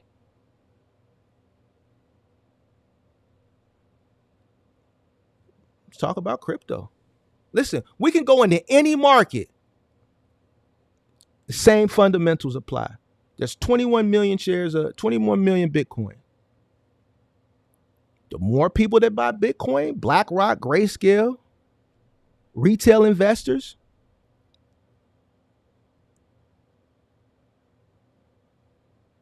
the higher the price goes up.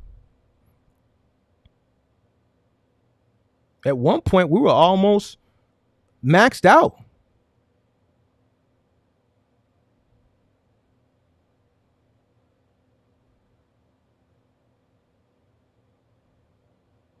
So how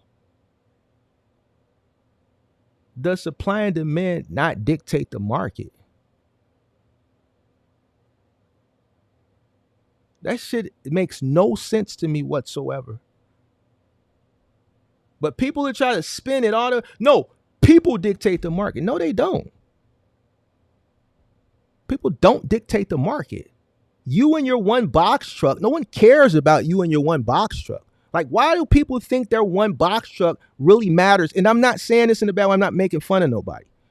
No one really cares. Your one box truck is not a threat in the grand scheme of things. Do you really think your one box truck matters in the grand scheme of things? No, it doesn't. The market is dictated by supply and demand. I've given you a bunch of analogies. We talked about when demand was high in trucking during the pandemic. Demand was high. Rates increased. Demand is low now. Supply is high because y'all told people to come in. Remember, y'all created they. The they, y'all created them because y'all said, come on in. We making all this money over in Amazon. We making all this money over the road. Trucking, generational wealth. Come get you some of this generational wealth. Man, y'all working hard than a motherfucker out there right now. Boy, what happened to that generational wealth? Hit the like button. Hit the like button. Come get y'all some of this generational wealth.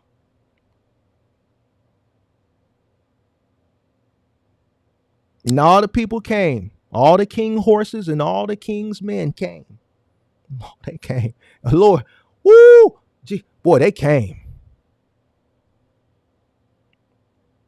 So now you still have lingering supply. Lower demand. People are broke.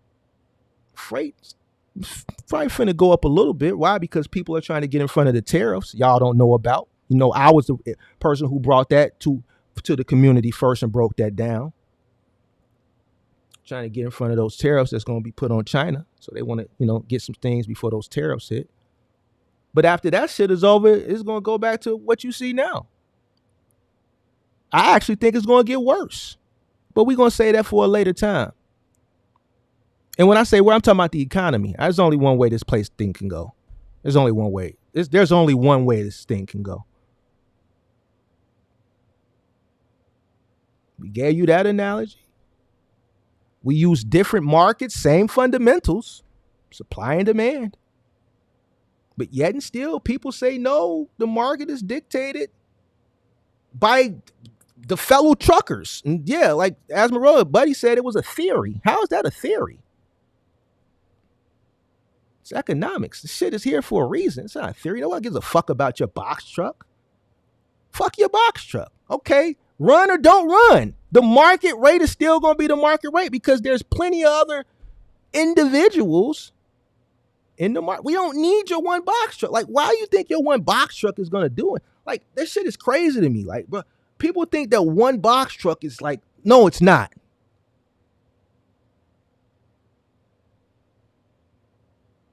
Like, what do y'all think? Supply and demand is just a made up thing? I'm giving you money given out, people spending that shit, rates go up. Give everybody all that money y'all made during the pandemic, get that shit back then. Give it back. Because all you doing is complaining. Now that shit is different. You complaining that people is doing this, that, and the third, when the fucking companies you run for did the same thing and is doing it to y'all right now. Y'all complaining about but the company Amazon and the brokers, all these motherfuckers is doing this. Listen, Amazon is doing to y'all what y'all complaining about other people doing. They squeezing you out. Why? Because you didn't want to do what was in your best interest. So they said, fuck it, we just gonna buy our own trucks. Remember, Buddy right here said that Amazon ain't gonna want to pay for the maintenance. That's your competition. People that say dumb shit like that.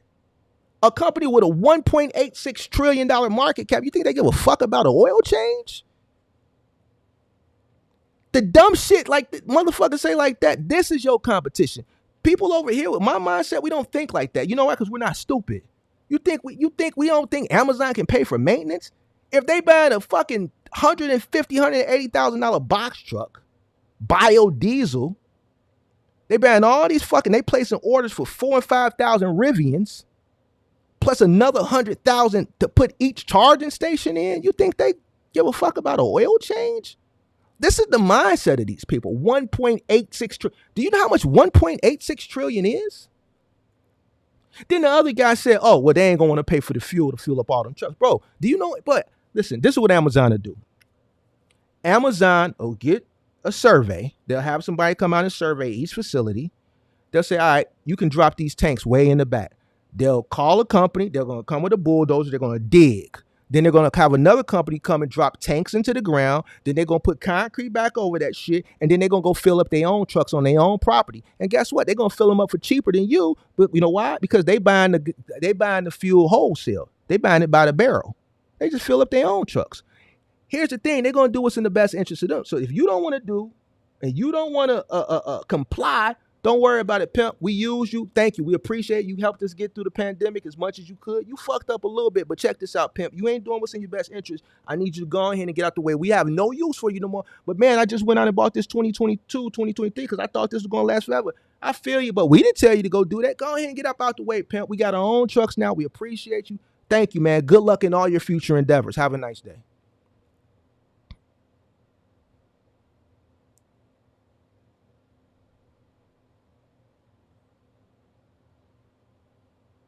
What y'all gonna do about the gas? Oh, you see them bulldozers in the back? Oh, we just dropping our own tanks into the ground. We fill up. Don't worry about that. We fill up our own trucks here.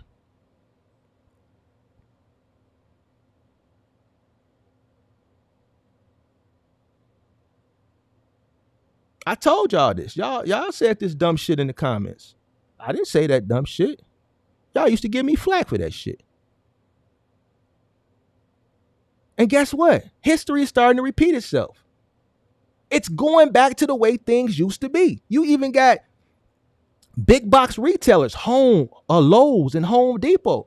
They're buying their own trucks. And they're just having contractors drive them. You know why? Because there's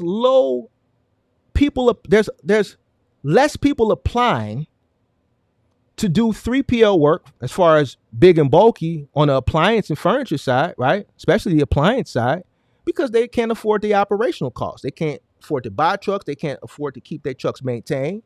So because less people are applying, Lowe's and Home Depot have had to go out and do what was in the best interest of them. You know what? All right, we don't want to fully go back to handling logistics all the way in-house. So we're going to help alleviate some of the costs for these contractors. They still need to have a DOT and an MC, but we'll purchase the trucks and we'll just charge them a very low weekly amount to rent our trucks. We'll charge them $200. So that way we can handle, because we still got to get this shit out. We making money. We selling refrigerators. We got $5,000 Samsung refrigerators. We got LGs. It's not enough people playing. If that's the issue, because they can't afford the trucks and the maintenance, we'll buy the trucks. They'll rent them for us for $200 under their authority. So they're still liable. We're liable for the truck. We pray to God that they don't get into any accidents. But if they get into any accidents, it's okay because we're self-insured anyway. But the other 2/3 of the liability, which is the freight, the refrigerators, the stoves, the ranges, the wash machines, and the dryer, they're responsible for that. So if they nick or damage that, that's on them. And when they making the delivery, when they go in the house, if they damage these people's houses, that's on them too. So we'll take 1/3 of the liability as far as the truck, and we'll still indemnify ourselves on the other liability, but we'll help alleviate that by just purchasing the trucks. It's going back to the way it used to be. That's why you see Lowe's and Home Depot buying their own trucks and then renting them to the contractors, because the contractors can't afford this shit no more. And Lowe's and Home Depot got to do what they got to do to get these appliances to the customers.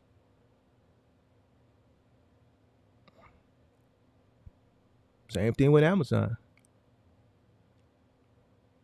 Link still pinned to the top of the chat. We waiting.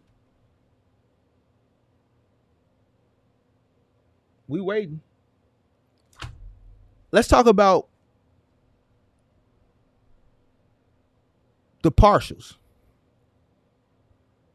Because here's the thing. They complain about the people taking cheap freight, and some of them contributed to it. What they place the blame on other people, the blame that they place on other people, they contributing to the shit. They directly contributing to what they complaining other people is doing to them? Partials. Now, if you take partials, do whatever you got to do to win. But technically, when you stacking loads, according to Dragonfly and some people in the chat and your content creator last night, $2 a mile is supposed to be some type of industry standard. But when you take these partials and you stacking, you taking loads for less than $2 a mile, and you adding it. So if you take, according to your industry standard, if you take a partial at less than $2 a mile, what you're complaining about other people, you directly contributing to it. See the hypocrisy? All that shit was hypocrisy. And I just broke it all down. The link is still pinned to the top of the chat. We've been on for how long? An hour and 45 minutes.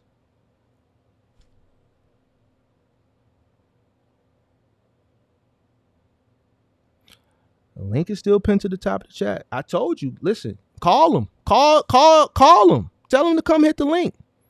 Listen, tell them all to come. Handicap match. I'll take them all on. I will take each and every last one of them on together with my hands tied behind my back. Oh, man. I told you I was dangerous. I told you I was dangerous. You let me bait you.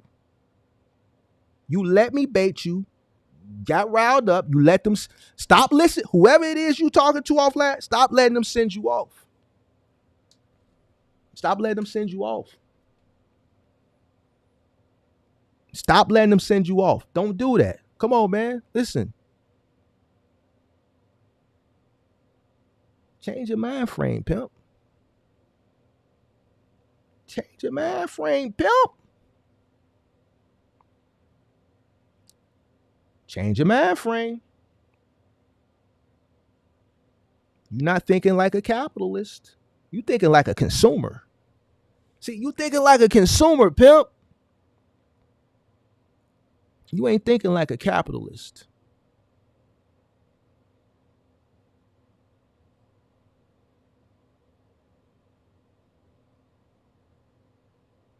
It's free enterprise. It's capitalism at its finest. Either get with it or get stepped on.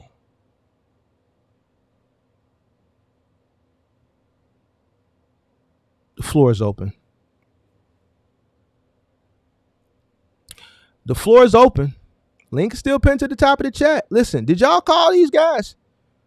Did y'all call these guys and tell them Mark is on? I'm talking about them. Call them. Tell them to come hit the link, damn it.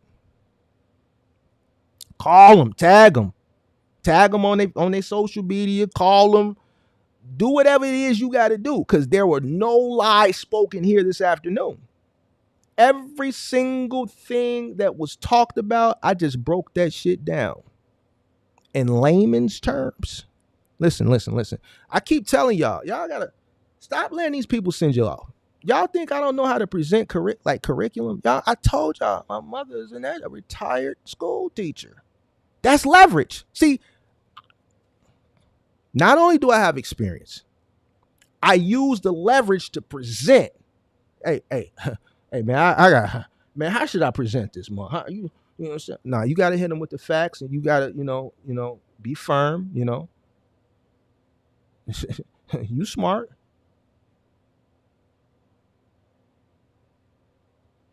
Did you get your bullet points? Get your bullet points so that way you can look over at your bullet points, and then because you already know this shit. But so you don't stumble over your words, just have you some bullet points, and then when you look over your bullet points, you just cook.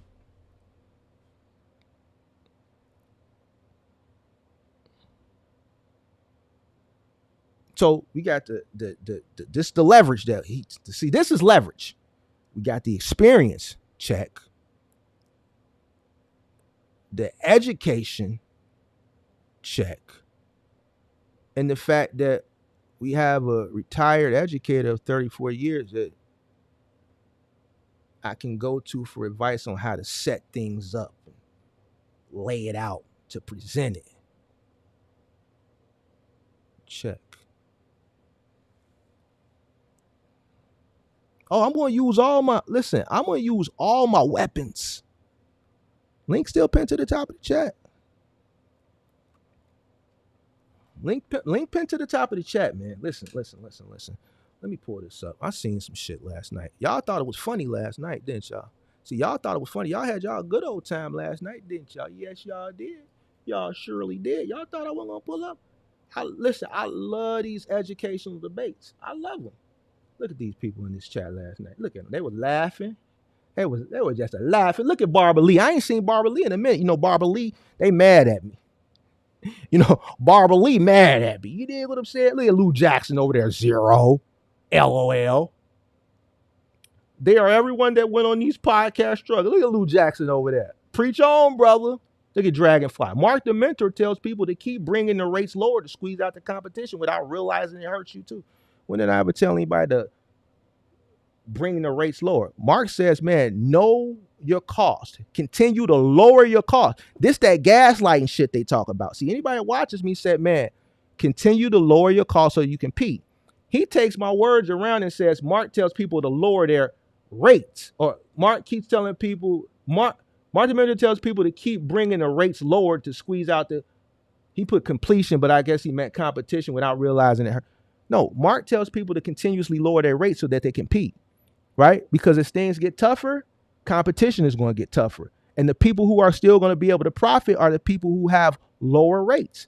If your rates are high or you're doing things to increase your operational costs, you're not going to be able to compete in an economy that's eventually going to bottom out. Listen, there's no way, for y'all that are not, privy because y'all don't do what's in y'all best interest, there's nowhere this thing can go.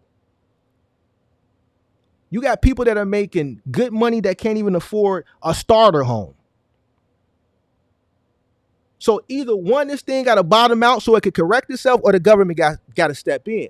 It's only one way or the other, but we already know which way it's going to go.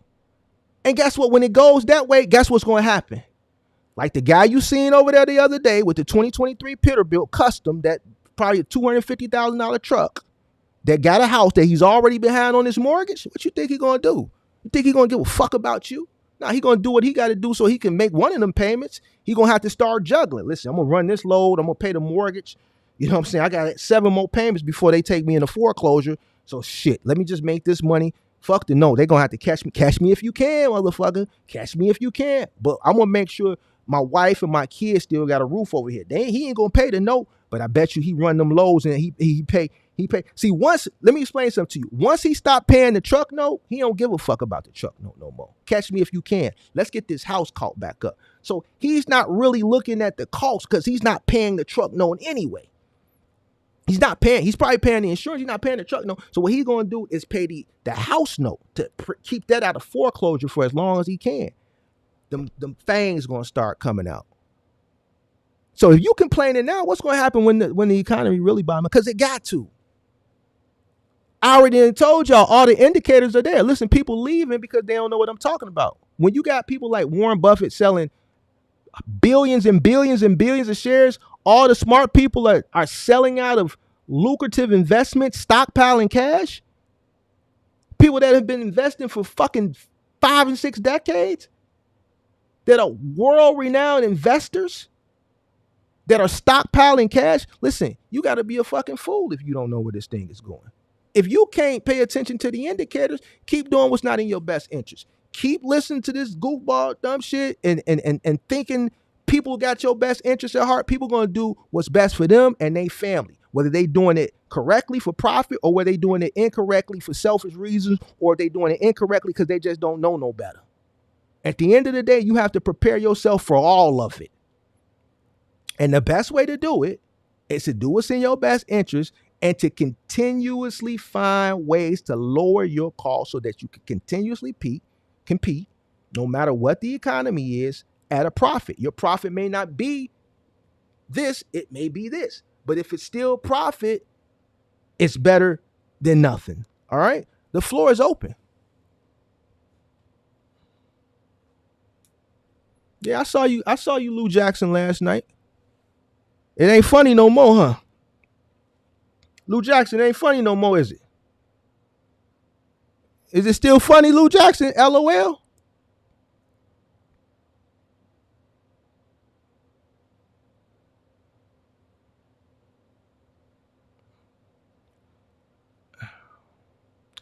Nightcrawler, hit the link.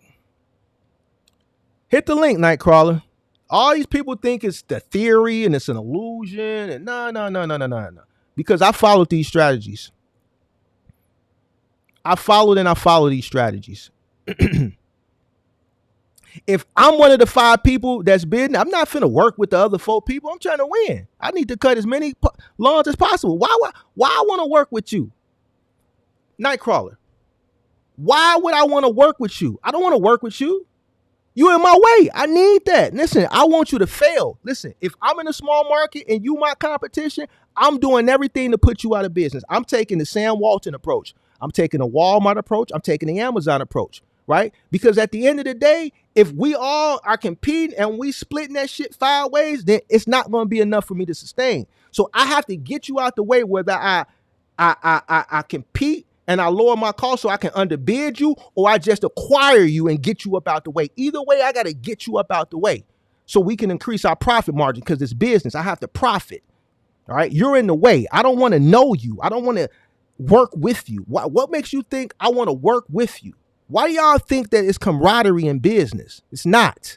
This is not a sport, bro. We're not teammates. We're not playing for the same team. Our jerseys are not the same.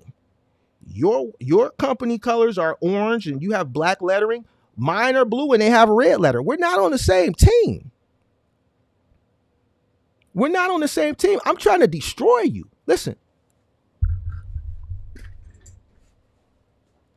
Wait for it. Hold on, wait for it. I'm trying to put my foot on. Listen, I'm trying to stomp your ears together. I'm trying to stomp your ears together. You in my way.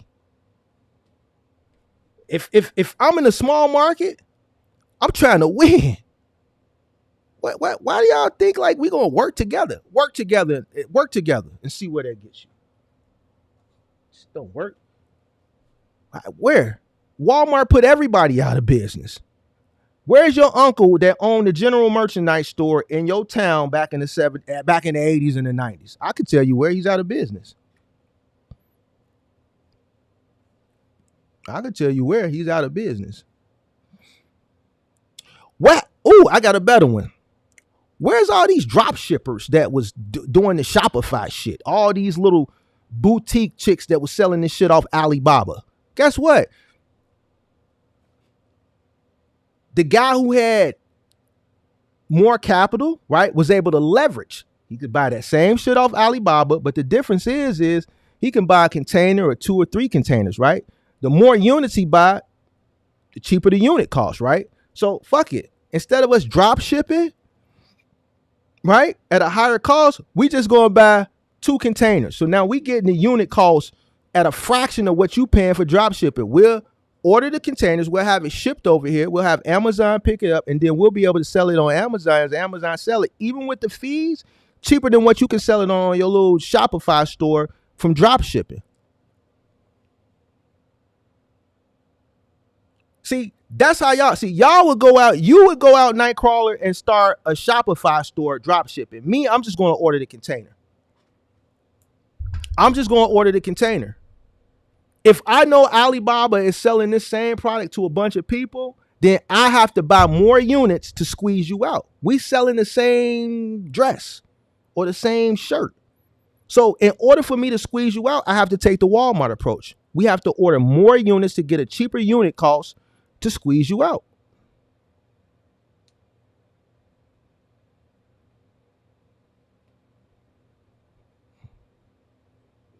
Nightcrawler and you want the money, they always disagree. Whatever. Hit the link.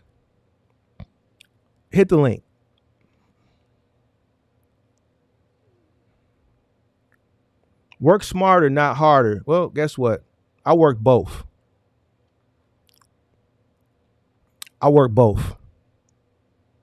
See, that whole work smarter, not harder shit, it's a guy in my Discord who followed that same strategy and he not getting nowhere. Smart as hell. Probably one of the smartest person I've come across as far as subscribers. People that are in Discord, they know who I'm talking about. It's not working. You have to do both. You have to work smart and hard. simultaneously. Now, if you come from money, you can hire someone and pay them. You can operate at a loss for a length of time to build your business for you. You don't have to do nothing. But the truth of the matter, the truth and the reality and truth of the matter is that most people that come into this industry come from humble beginnings. They don't have the money to be able to hire someone that knows how to build this business for them, be able to allow that person to build this business for them. Let's say, well, we're going to give you 5 years. We'll operate at a loss for 5 years until the company becomes profitable, and then we'll give you a nice severance package. People that are getting into this industry, they don't have that type of money. So they have to work smart, right? Which is what I educate people to do, right? But they also have to work hard. They have to come in and do the work. See, I did both. When you do both simultaneously, you get results. This whole work smart, not hard, this is jargon that a lot of these content creators use during the pandemic to get people to buy into whatever it was they were selling. Work smart, not hard, generational wealth. Get you a box truck and hire you a driver so you can have a stream of revenue so you can buy your time back and do the things that you want to do. I was telling people, bro, you're not going to keep nobody in that box truck. You're going to end up having to drive that box truck. I wasn't the only one telling it. Kirk was telling people that shit too. But you had a bunch of other content creators that was telling people that they could buy a box truck, put a driver in it, and they're going to get a stream of revenue and they can go sit on the beach in Miami. Not true. Find me every single person who bought into this box truck business during that time period with that strategy. One or two things. One, if they still in business, they in that truck driving it. Or they out of business.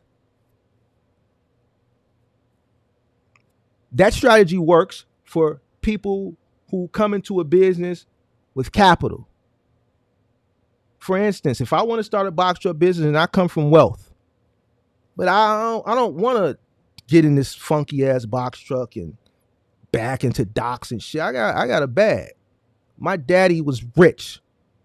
All right, I'm gonna build it, but you know what? I'm gonna pay this guy named Mark. I saw this guy online. He's pretty smart. I'm gonna fly him out to Silicon Valley and I'm gonna pick his brain. Man, I like this guy. Look, Mark. Look, so I want to offer you a great package. We're gonna pay you $500,000 a year. We're planning on operating this thing at a loss. I'm giving you 5 years. We know it's going to take some time to build, so we plan on operating at a loss for 5 years. We're going to pay you $500,000 a year to build this thing, and then once we turn profitable, we'll give you a great severance package. We may offer you a small piece of the company, and then we'll take over from there. But most people that are entering into this industry don't have that type of money. So you got to come build this shit from the ground up.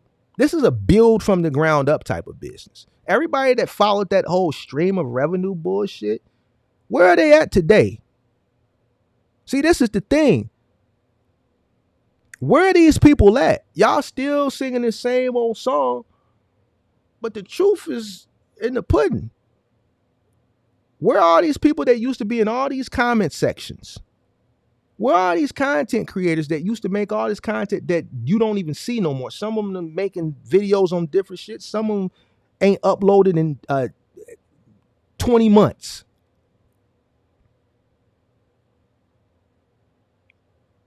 Find me somebody that started this business as a stream of revenue that put a driver in it that's been successful within the past 3-4 years.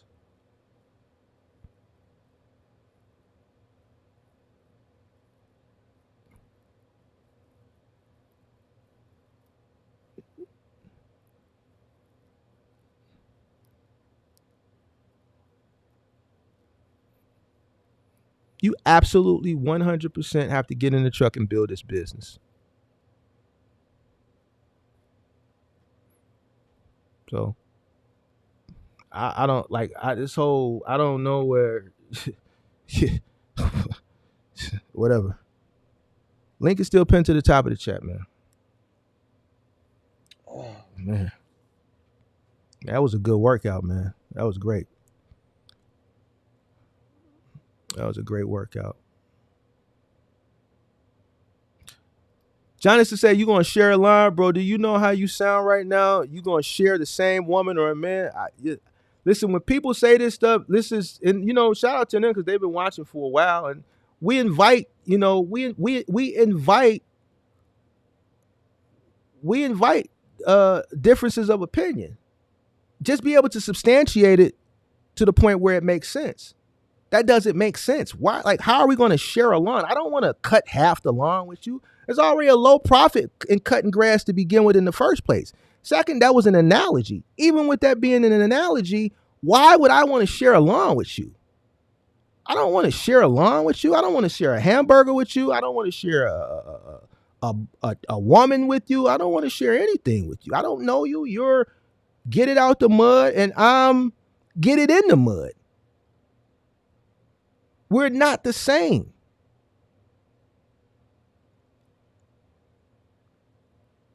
We are competitors in a free market. I'm competing. You go to that person and you say, listen, I'll cut your grass for $50. I'm going to cut it for $40.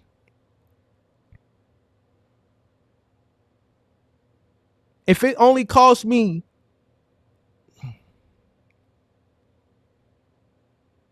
$20 to cut that grass, I'm still making 100%.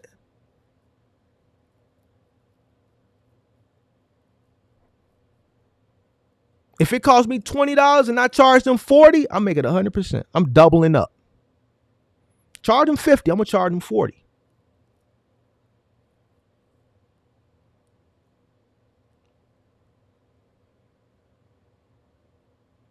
Charge them $35, I'm gonna charge them $30.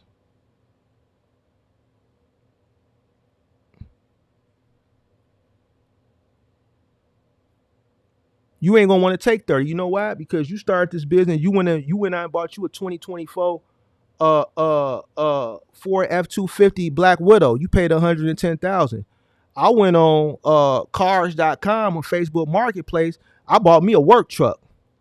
I bought me a 2011 Silverado work truck, the single cab with just the bench in the front. I don't even got a full cab. I ain't got no back seat. I ain't got the half door. It's me and two amigos right here. Like this. I bought me a 2,500 work truck. I paid $7,500 for them. And that bitch running. I had me go check it out. Everything good. It can pull the trailers. The rear suspension look good. It can hold the weight for the trailer. Let's run that bitch. I don't need no full cab. It's a work truck. You went out and spent $110,000 because you wanted to look good. See, you wanted to look good. So you went out, you went to Ford. You said, bro, I like that 2025. I like that Ford F-250, that Black Widow. Ooh, it got that 6-inch lift on it. Eee. Yep. So you paying that high ass note. And you went out and bought you a new trailer. You went out and you bought brand new zero-turn lawnmowers. Me, I was on Facebook Marketplace. I was looking for a used zero-turn. I didn't buy a new one coming out the gate. I looked for me a used zero-turn lawnmower. I said, I need a zero turn, but I don't want to spend too much money. Let's see if we can find a user. Because some zero turns is kind of pricey. Man, Mark, how you know about the landscape business? How you know about the different types of, man, come on, this is you learn a lot on this channel. So I'm going to go out and buy used equipment to get started. I'm going to buy a used truck and I'm going to buy a used trailer. I studied the market. I understood that, I live in a small town, let's say, and I have to compete. So I have to squeeze them out. They're not going to like it, but I understand that. Yeah, you went out, you bought a brand new $110,000, 2,500 Ford F-250 Black Widow edition. You could have got the work truck. You could have went and got the stock model 2,500. No, because after you drop the trailer at the end of your day, you want to drop the trailer and you want to ride that 2,500. You want to sit up high and you want to look good. So people go like, damn, bro, man, that's a badass F-250. What's that, Black Widow? Woo, that motherfucker nasty.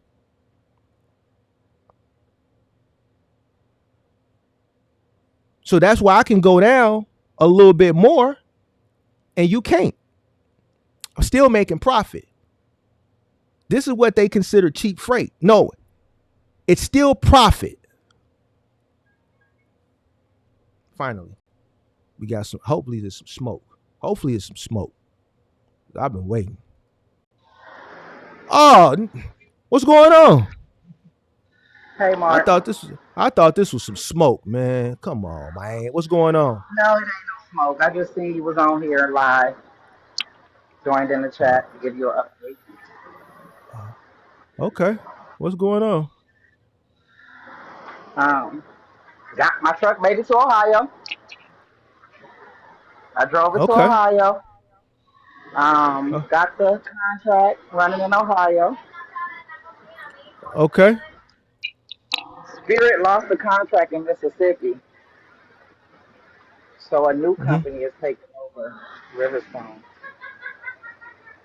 What's the name of the company? Riverstone. I know Riverstone. So you still got it? It starts Wednesday. Pay the same?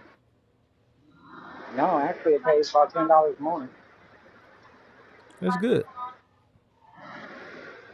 What's going on up there in what is it, Michigan or Ohio with the other truck? So wait. I drove the truck all the way back, didn't have no issues. On the first day of going to work on the truck broke down. So I had to get a rental truck. I'm in a rental truck right now. The truck is in the shop. Yeah. I've been running that contract for 3 weeks now. And what contract is that again? UST.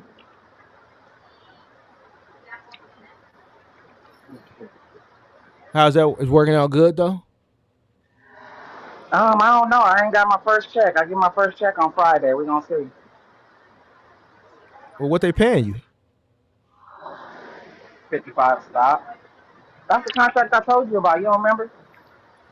I mean, that was a long time ago. That was like what, February we talked about that? I know you came back on again when they was pulling them people over and arrested that guy. On April, the end of April. Okay. Well, it was a minute ago. Okay. Well, you should have an idea of what you're gonna get paid somewhat. I do, but I just wanted to make sure. I need to see it. With all the deductions and stuff that they take out, I need to physically see it. That's good, man. I'm happy for you. I'm glad you know, that little conversation we had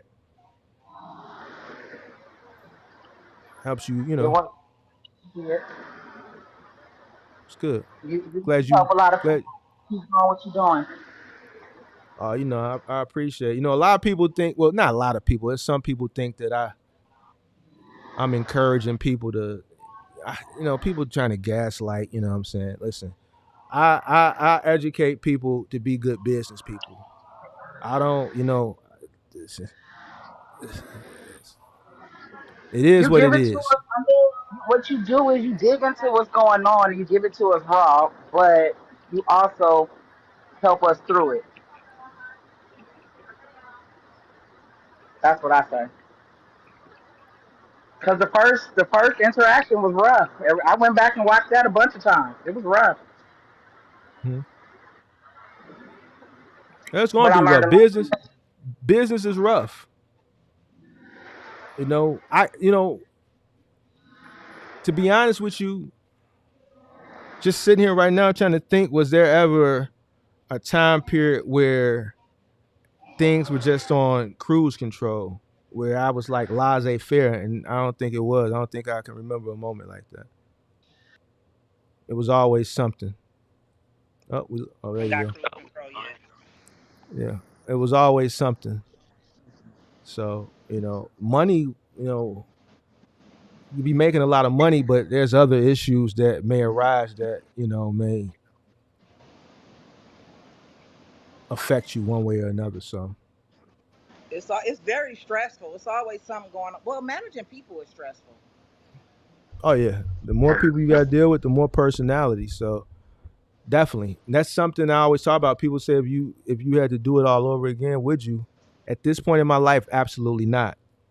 I don't look at any business models nowadays when I look to invest, right? I try to do well. One, I'll never invest in a business that requires me needing people, and if so, very minimal. Like I don't want to build a business anymore where I need a bunch of people. I don't have the patience for that anymore, right? So I did it at that time period because it needed to be done to get me to the next level, right? Um, so at this point, I don't need to do that. I can do other things, right? But I don't have the patience at this point, especially how people are now.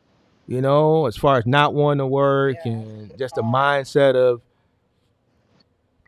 people now that you would seek to employ as far as talent is concerned, it's difficult. And I saw it coming, you know what I'm saying? So luckily for me, by the grace of God, I always put myself in a position, that, one to win. But because I didn't go out and do a lot of dumb things, when the opportunity presented itself, I could exit. And, it's been 2 years and I just sit on here and talk shit all day. That's exactly what you do. Sit on there and talk shit all day. Sit there and tell you, I'm still here. They thinking I'm still here. And they get mad that I'm in the house and hey, money's still being made. You see what I'm saying? But that's the point. You have to come in and you have to win. It's dog eat dog. Come in, win. Listen, I'm gonna People do trying to whatever get I gotta over do to any way they win. can. You see, here's where I don't understand. Like, I know how to win. For me to grow to my peak, my pinnacle, had to be making money. You don't grow like that without knowing how to make money. You got to have profit in order to continue to scale. I know how to scale. I know what it takes. But when you educate people, people get it, but then there's some people that just don't get it. And I had to learn that it's not meant for them to get it.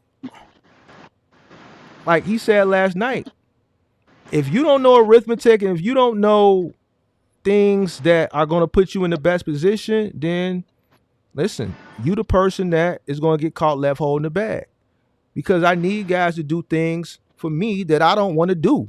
I don't want to do certain things. There's days when I'm lazy. I don't want to go to the restaurant. That's why I got people to bring me my food. If I don't want to go grocery shopping, then somebody I can go on Instacart and they're gonna bring me my groceries. I might not want to do that.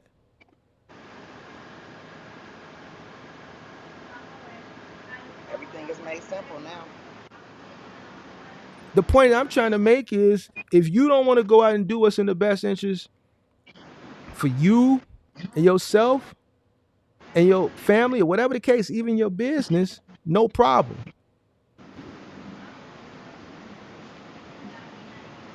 I need Magdalena and them to come clean up in here from time to time.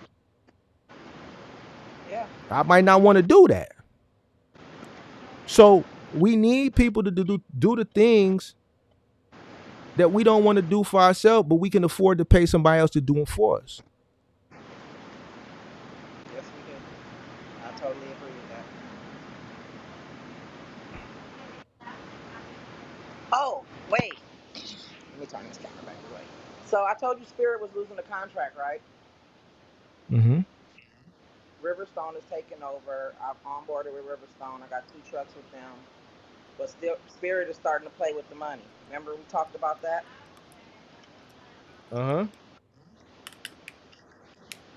They starting to come with all these bogus claims, these truck claims, these bogus claims. They trying to run up the last 2 checks in the bond, I assume. Well, that's the thing. They're gonna always hit you with the claims at the end. That's the point. Claims from 7 and 8 months ago. Yeah, but they're not going to hit you when they need you. It goes back to what I was talking about earlier in the live stream. I didn't hear you earlier. I just got on probably about 10 minutes. We're going to use you 40 ways going north. See, this is what people got to understand when you're a contractor. And this is what people got to understand. They think they dictate. You don't dictate anything. There's people eating off you before you even get paid. A bunch of them. So if we know that us hitting you, see, we got the bag already. We taking 50% of your money off the top. But we doing it in volume. We taking 50% off your money. We taking 50% off the person that's on the right side of your truck when you load up. We taking 50% off the person on the left side, all the way down the line. We deal with the retailer directly. We assume minimal cost to run the contract. All the liability is on you. We making money off the top just for having the relationship. For being a middleman. Yep. So we got a bag, but we know if we hit you for this claim right now when we need you, it may be detrimental to that route. We like her. So we ain't going to say nothing right now, but we going to get her. Just put it in the notes. Because we need her. We using her. And then when we don't need you no more, one way or another, we'll get you out the back door. Ain't nothing you can do about it because we holding 3 weeks of your settlements anyway. That's why it's a delay. And your bond. So this is why I don't understand why people that run contract work, like, you don't dictate nothing. You don't even dictate.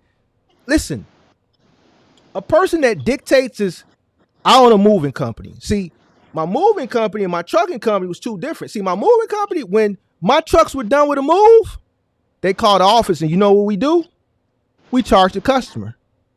And that money would hit that account right then and there. Whether they pay, back in the day, we were still taking cash. But then when things migrated to all credit, we charge them. And then a day or two later, that money would hit that account. As time went on, around 2017, 2018, if we wanted to take that money out the same day, we could withdraw it instantly for 1%. The point that I'm trying to make is with my moving company, there was no middleman. We dictated what we charged. See, this is different. We still competing, but we dictate what we charge. See, when you're running off a load board or you're running 3PL contract, there's a middleman.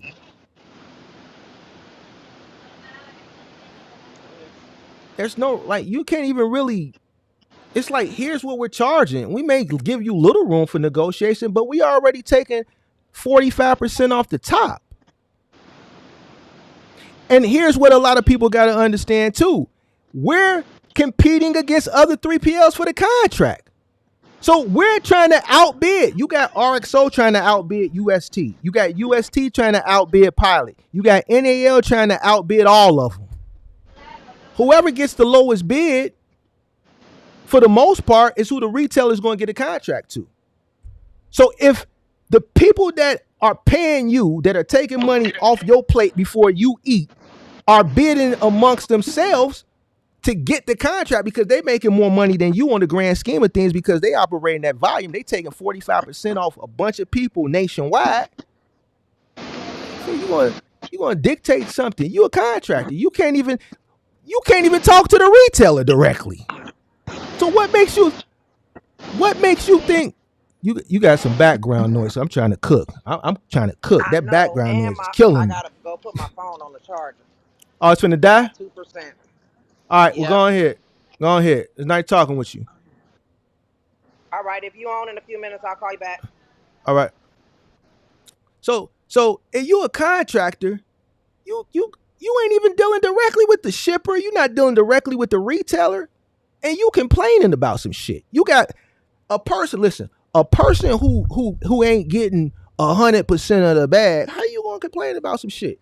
You didn't know when you got in that somebody was taking food off your plate before it got to you? Did you account for that? Well, the brokers, that's the lane you decide to run. I told you when I first came on, I said, Mark, Man, I made my money in moving for the most part. Oh man, don't nobody want to do all that heavy lifting shit. Remember y'all said that? 2 years later, I'm still here in the crib. Said, man, most of my money came off moving. Yeah, it's hard work, but shout out to all my movers. It's very profitable.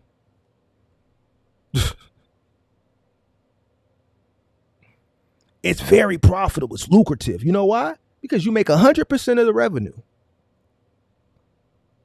And it's a premium service. Listen, during the pandemic, we was charging up to $300 an hour and getting it. I showed y'all my leads. Just on Thumbtack alone, I was spending $100+ a day. I've done 2 or 3 live streams and I showed that. Receipts for that. I went right into my portal and showed you every day that was hitting my ass.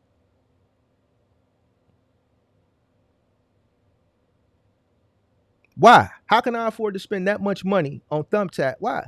Because the first move Monday morning is a 3rd floor to a 3rd floor. We're charging $300 an hour, $250 truck fee. Took 6 hours. Do the math.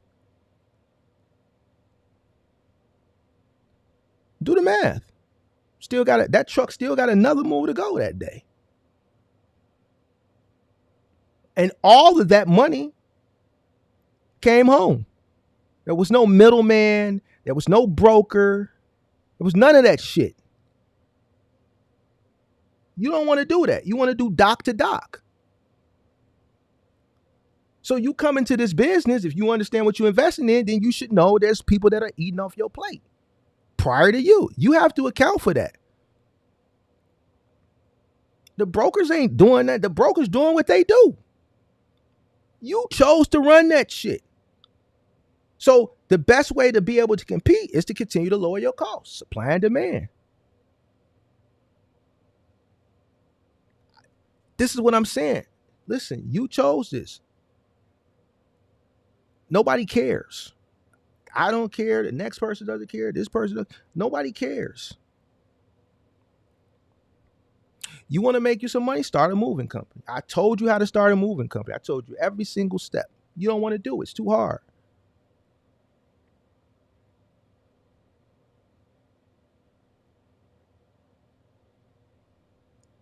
You don't want to lift.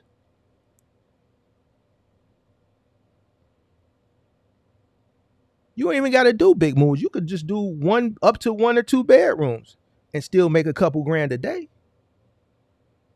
You don't want to lift nothing. That way you ain't got to worry about these guys taking cheap freight. Worst you got to worry about is Migo. But if you build you a successful moving company where you're not damaging things, you get great reviews, you make sure you go in and wrap and pad everything, you provide a premium A1 service.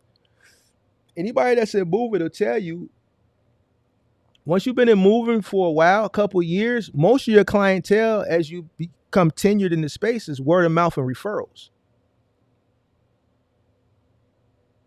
I can't speak for every market, but through my tenure in the moving business, there was literally customers from the moment I started moving up until the time I retired. It was people we moved every single year. Every year they moved. I remember one year I moved this lady 7 times in 1 year.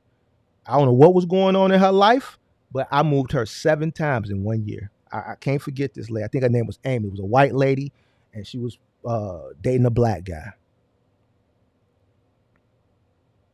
I still got emails. Listen, I got an email from a customer. I think the last time we moved, it was in 2020, 2021, that emailed me the other day. Mark, it's time for another move. These are customers that have been with me since the early days.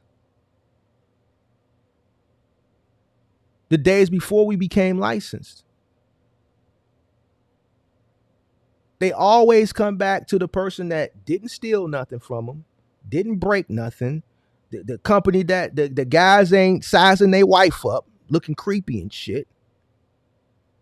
And once you lock in with an individual, you're going to start moving. They're going to refer you to all their coworkers and all their family members. Once you lock in one client and you do a good job, all their coworkers and all their family, this is how you build a successful moving business. This is how you make thousands of dollars a day, times however many trucks you have. 3-4 bedroom, got a 6-man job. Do the math. That 4,000-5,000 that y'all driving all the way cross country to make, we done did that in a day. I moved a guy. I had a 6-man move from Hyde Park. It was this doctor from the University of Chicago. He had one of them big 3-level old houses. It looked like an apartment building from the outside, but it's a house. But he a doctor. His son played professional football. I don't want to say his name. He live in Hyde Park. We don't live in Hyde Park no more. We moved him. So he had a lot of memorabilia, from his son, college, the helmets with the signature, a lot of trophies, a lot of plaques. But because he's a doctor at the University of Chicago, he also has a lot of books, right? Anytime you in the moving business, you move like a professor or something, a lot of books. He had a lot of books. We filled up a 26-footer. It took multiple trucks. We filled up a 26-footer, just boxes of books. I kid you not. It was a 3-day move. Listen, for the people that live in Chicago, we moved him from Hyde Park to, I can't remember the exact, I got to go through my books, to like a big house right over there in between Stony and Jeffrey. I think it was like 70th and Cregier. It's like some mini mansions back there right off of, in between 67th and 71st, in between Stony Island and Jeffrey. It's a lot of big houses in that little cut over there. We moved him from a big house in Hyde Park to a big house over there. It was a 3-day move. He had a lot of memorabilia.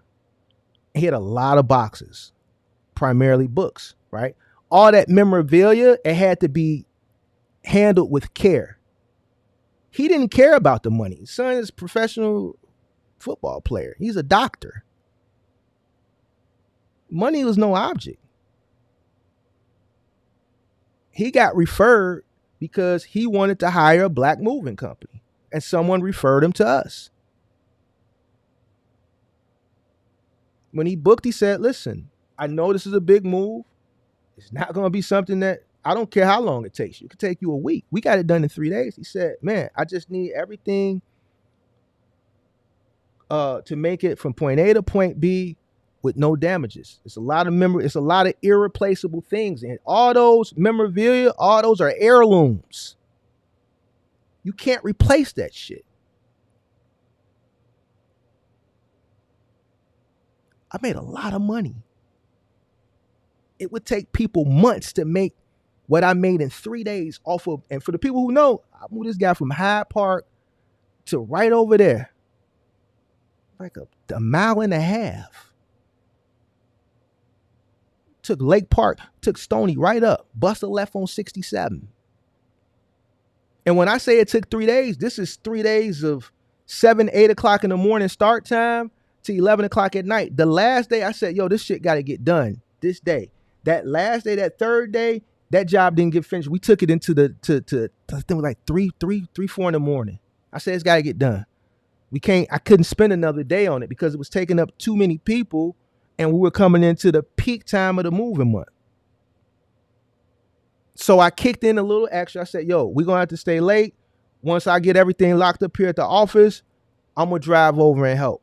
I actually even pulled other people off that were on other routes. I said, listen, I know it's late, y'all finished, but we still got that move over there in Hyde Park. I need to get that shit done. I'm willing to pay y'all double. I had so much profit. I said, listen, I need all hands on that. I think that last day I had about maybe 12 people on that move. As people were finishing their routes, if they were willing to make extra money, I was telling them to go to Hyde Park. You want to make money, start a moving company. You ain't got to worry about no middleman. You ain't got to worry about people taking cheap freight. You could dictate what you want to charge. You can build a successful business and you can live a comfortable life. But you're going to have to work.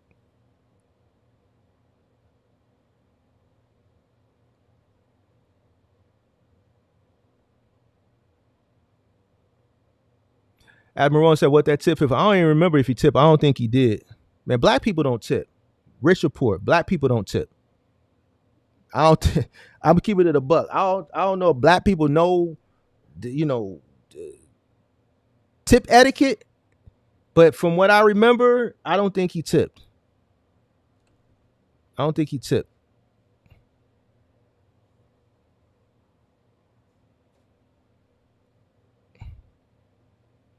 So no one's going to hit the link. Hit the like button. I hope everybody learned something. That's you calling people for AIT. Not calling nobody for AIT. That's you calling people for AIT. I don't know what you mean. I don't call nobody for AIT. I never even ran for AIT. So I hope everybody learned something. This wasn't to, I'm not beefing with Midwest. This is educational. Hopefully he learned something from it. I don't mind having debates when it's healthy. We may add a little humor for entertainment purposes, but for all it's worth, I like Midwest. I like Midwest. From what I see, he's a hard worker. He's from the crib. And when he has time, he still contributes to the community. He didn't leave the community hanging.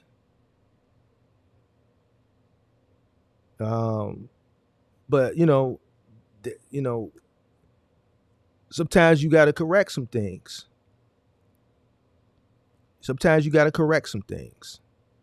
So I wish him all the best. I wish everybody all the best. I just think people need to really understand business. Listen, you can keep fighting it all you want, but man, don't nobody care about you and your personal problems and your plight. They don't. If I was in this business, I would be the person that I would absolutely be taking your food off your table. You know why? Because I'm going to go do what's in the best interest. You already know I understand the business. So you think I'm not going to profit? You already know I'm going to profit, baby. You already know I'm going to profit. I want you to go do the dumb shit. You just going to make it easier for me. I'm going to be the person that's doing what you complaining about. But it's going to be at a profit. I'm not going to be losing.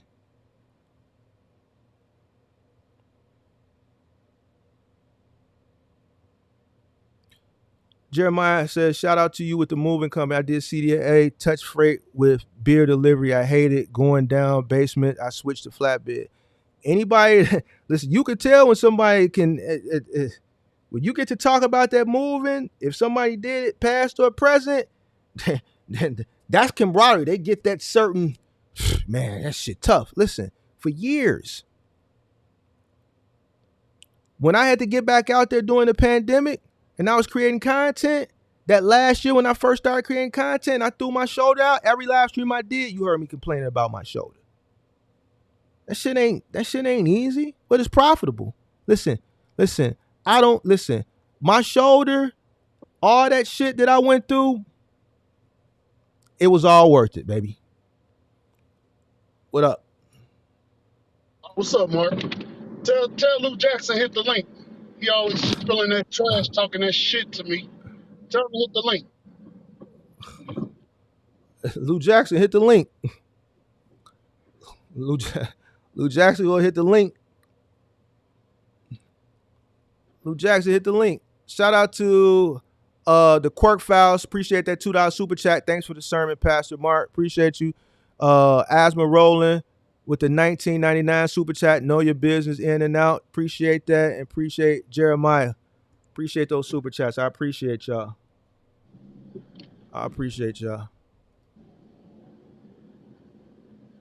Man, Lou Jackson ain't gonna hit that link. Man, I got some time. We can kick it a little bit. I'll just go to the gym a little later. He told me to get a box truck and level up. I want to ask him what I need to do that for when I'm already. Here you go. Turn up.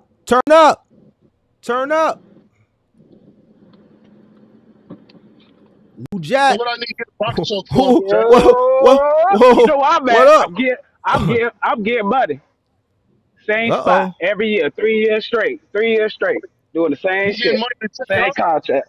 I don't gotta do gig gas. Money to trick it off? I just do my contract work, then I go home and relax. Oh shit. I got a 9 to 5. Yeah, I know. I don't need a 9 to 5, brother. You ain't got. Hey, let me tell you something. I don't need 9 to 5. I'm good. I work for $1 billion company. All my kids got health insurance. I got a nice bar I pay Yeah. for. Hey, you ain't the. I You ain't ain't the only trying to one. suffer like you for. You ain't the only one, bro. Come on now. Come on I'm now. saying, what I have to come out here and Come suffer on now. like I got you a whole for just house. to I take don't my need money get out? got. I don't need 2, 3 jobs. You feel me? I don't need all that. I'm already straight. Bitch, I'm already what you working on talking my about? second truck. That's You why I ain't got talk shit. I I got got a to put contract. in stocks. What you All talking right. about? All right. There's levels to this. Talk to somebody on your level. All right. You ain't on my level because you When you tricking when you up. when you You get paying when you pussy. get to my level, talk to me. What year is What that you gonna truck? say? Oh, he hung up. Damn, I was trying to ask him what year was the truck. Where you go? Nah, you a pussy. That's why he hung up. Man, I didn't get a chance to ask no questions. Hey, Lou Jackson, why you get off so quick? I'll let y'all get y'all a little smoke fest on. I had a question for you, pimp. Let me get a question for you, pimp. I got a question for you. Hold on, Lou. Hold on, Lou. Come back. Because I seen you last night. We got to hold you accountable. Listen, I want to know what all this laughter was about last night. What was all this laughter about? Oh, you ain't gonna come back and give no smoke, man. That's why No, you hung up. I ain't got no smoke for me and Lou Jackson done talked before. Yeah, I know, but how you gonna come talking some bullshit and I done did everything you Hold on, here said you go. and Hold my on, here you pockets go. better than his? Hold on, here we go. What's Lou, what's up, the man? What issue? you talking about laughter? What's the issue? What's the issue? Me and you still got an issue? Nah, bro, you got an issue with me, man, Mark. Come No, on, I now I don't. watch you loyally. Hey, I'm part of the FGL gang. Come on, You now. are. I appreciate you. All I right, so appreciate you. hey, all So right, so it goes on tax write off. so so so so, so last night, what you say? I'm looking at these chats over here. I'm looking at these Yeah, chats. I ain't say You nothing said wrong, baby. I ain't so disagree with you. so I'm just so on a so different What's level. your cost per so mile, bro? who hold on, who's responsible for all these they? Who responsible for them? Who created them? You create your own mess. You create your own misery. Nah. I agree with that to an extent, No, but seriously though, you there gotta was know what you're getting influence. yourself into. There was influence that contributed to bring a lot of that mess in. A lot of that shit that y'all complaining about, a lot of those people, there was influence that contributed to bringing them in. And you know it. Yeah, Just keep it a but buck. Mark, my complaint is, hey, but I never complain about cheap freight because I don't run cheap freight. I already told you I'm different. I don't gotta pick. I pick and choose my loads. I can sit and chill. You feel me? I can let a load go, but I know how to negotiate. You feel me? Some people they take what they take. I do. I've been doing it for 4 years, bro. Come on now.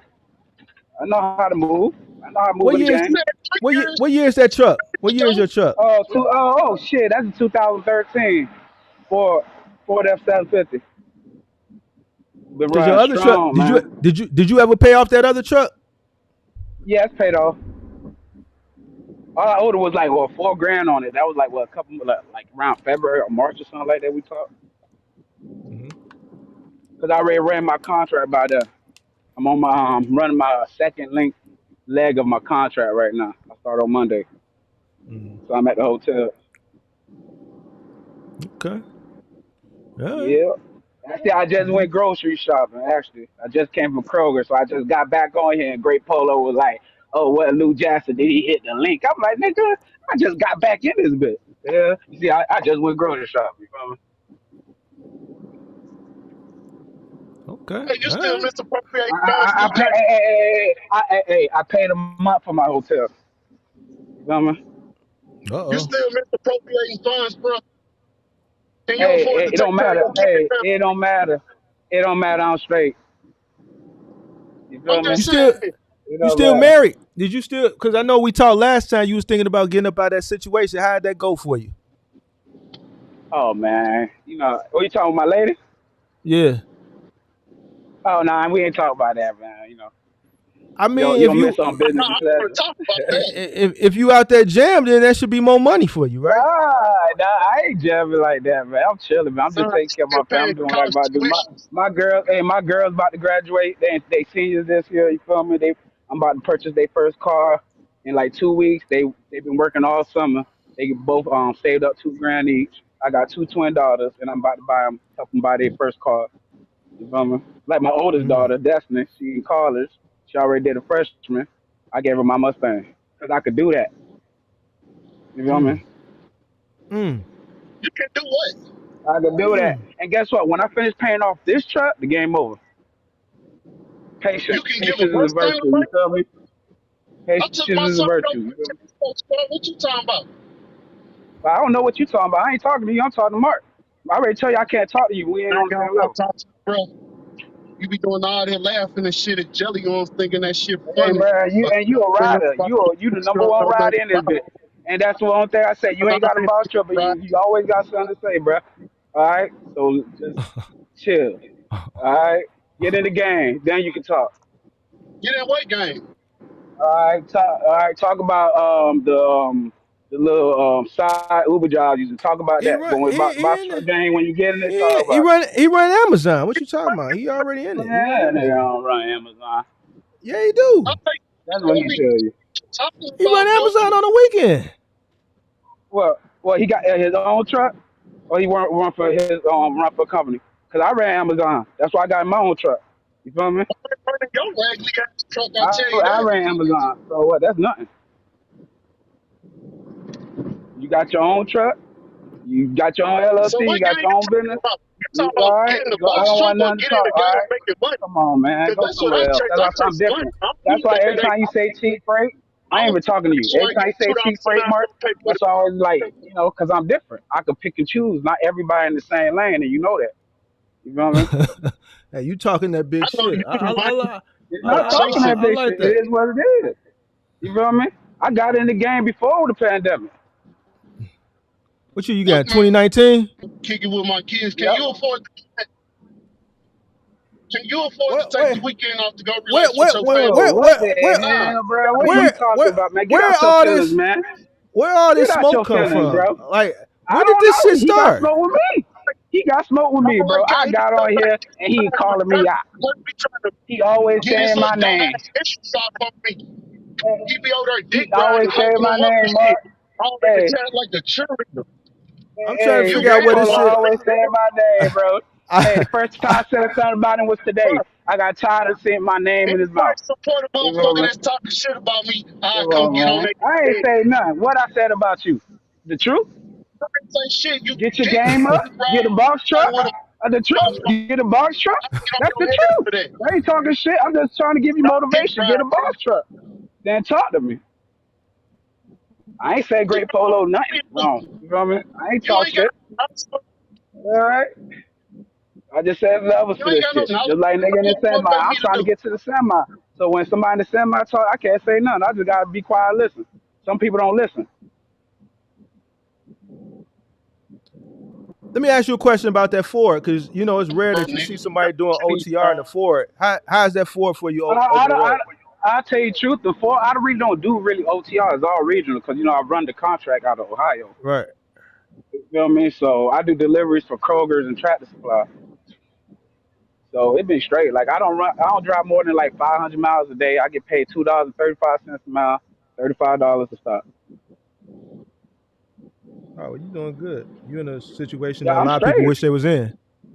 I'm gonna tell you, God bless me with that because the broker turned me down. The broker, basically, I booked the load. Then I went to the warehouse the following morning. The warehouse manager said, "Hey, the broker canceled the load because he wanted us to pay him up front, and we don't do that. We pay after the load." And I was like, "Hey, I'm an owner operator. I could run it." And that was my first, bro, I swear, my first 3 months in the game. Mm. And ever since with that, I've been running. You feel me? They mom and pops operated. I know. Hey, I told them this. They got people that been working there for like 30, 40 years. Feel me? They let me rent out the house sometimes. I'll be straight. But like you say, if they lose that contract with Costco's or Tractor Supply, and they start cutting their ties and start cutting loose, owner operator's gonna be the first one to start getting chopped. Cause they got company drivers and they got owner operators. Well, you're in a good position now, man. That's a blessing. A lot of people probably wish they was in the position that you in with their box truck. So that's good. Don't take it for granted, man. No, I don't. You feel me? But I know, hey, I can retire with them. They told me, hey, I can stay here as long as I want to. So it's a blessing. I'm just gonna take advantage of the situation. And I stay in Maine. You feel me? I moved from Florida to Maine, bought property in the house in Maine, just because I didn't want my daughters to go to the same school I went to, because I already know how I was with a mixed girl. You feel me? I like, nah, I want my daughters going to the same middle school. Let's go over there where your Wait. mom What you from. said? You said with a mixed girl. What's your being white? Oh yeah, Hispanic? Oh, okay. huh? Yeah. Yeah, I got Miss Girl, got our property, been staying in Maine for like 5 years. As soon as I moved to Maine, that's when we decided to open up a business, and I just been doing my thing since. So it was like Oh, God that's right. giving me like different avenues. That's right. Your girl don't work either, right? Oh no, she works, she's straight. Like with the Okay. house bills and straight stuff like that. I really ain't got to worry about like stuff like that. She be like, hey babe, just send me a little like a couple hundred here and there, but nah. But the kids, I take care of the kids when the kids want shoes or everything. Like those are my babies and stuff like that. So. Okay. All right. Well, I'm glad you still. Ain't too many people that. Well, at least when I started creating content, that was in the chat. It's still people around, but not that many. So you one of the ones that's still here.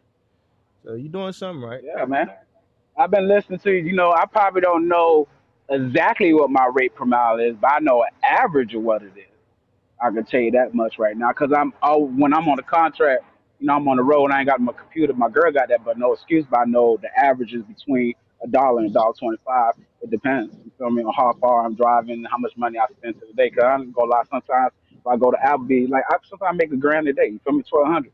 So if I want to go to Mm-hmm. Applebee's and spend 40 or $50, you feel me, I'm gonna do that. If I want to go get my dreads retwisted every other week or get it done, yeah, I'm gonna do that. You feel me? Yeah, you can afford to do that. You can afford to treat Hey, Lil yourself to Jack, a you got meal. your health insurance yet? Bruh, I got all that, man. What is wrong with you? I got my own business, man. I'm straight, dude. Don't talk to me. Like I don't know what your problem is with me, bro. Don't talk to me, man. Leave Where did me this beef? alone, please. Where did What is this it with you with me? where did this I chat don't know where what. did Hey, this Mark, chat beef I don't, start? I don't know what I did to him. I ain't chat me. Girl, bro. We crazy. What? Hey, Great Polo, Uh, what happened? What did he do to you?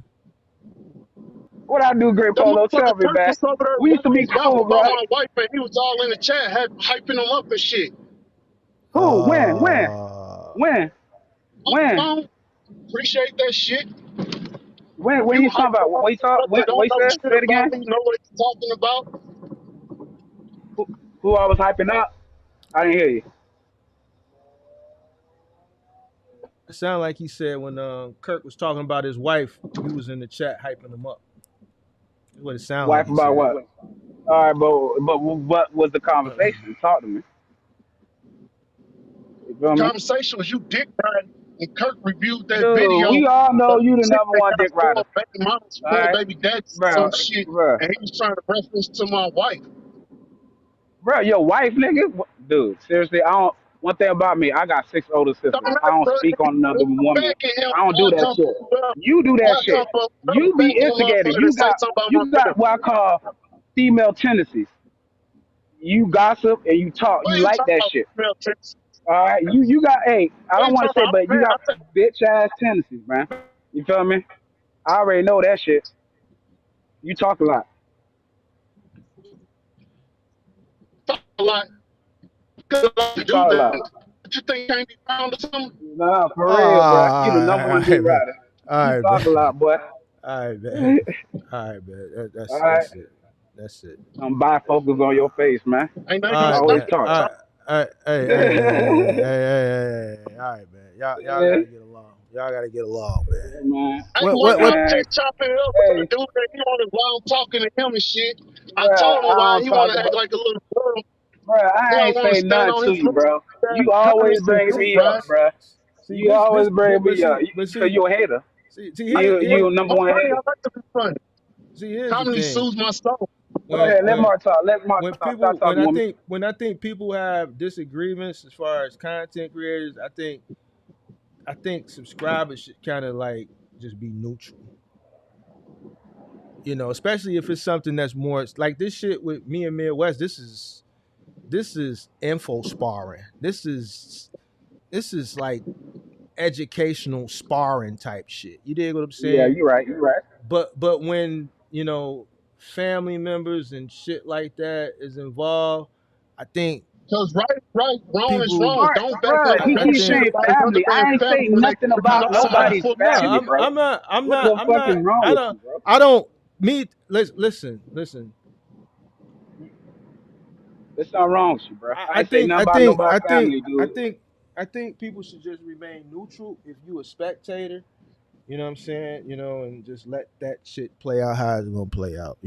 I'm Hey, trying. Bart, let me be real with you. This is exactly how it happened. Cause I fuck with Kirk too.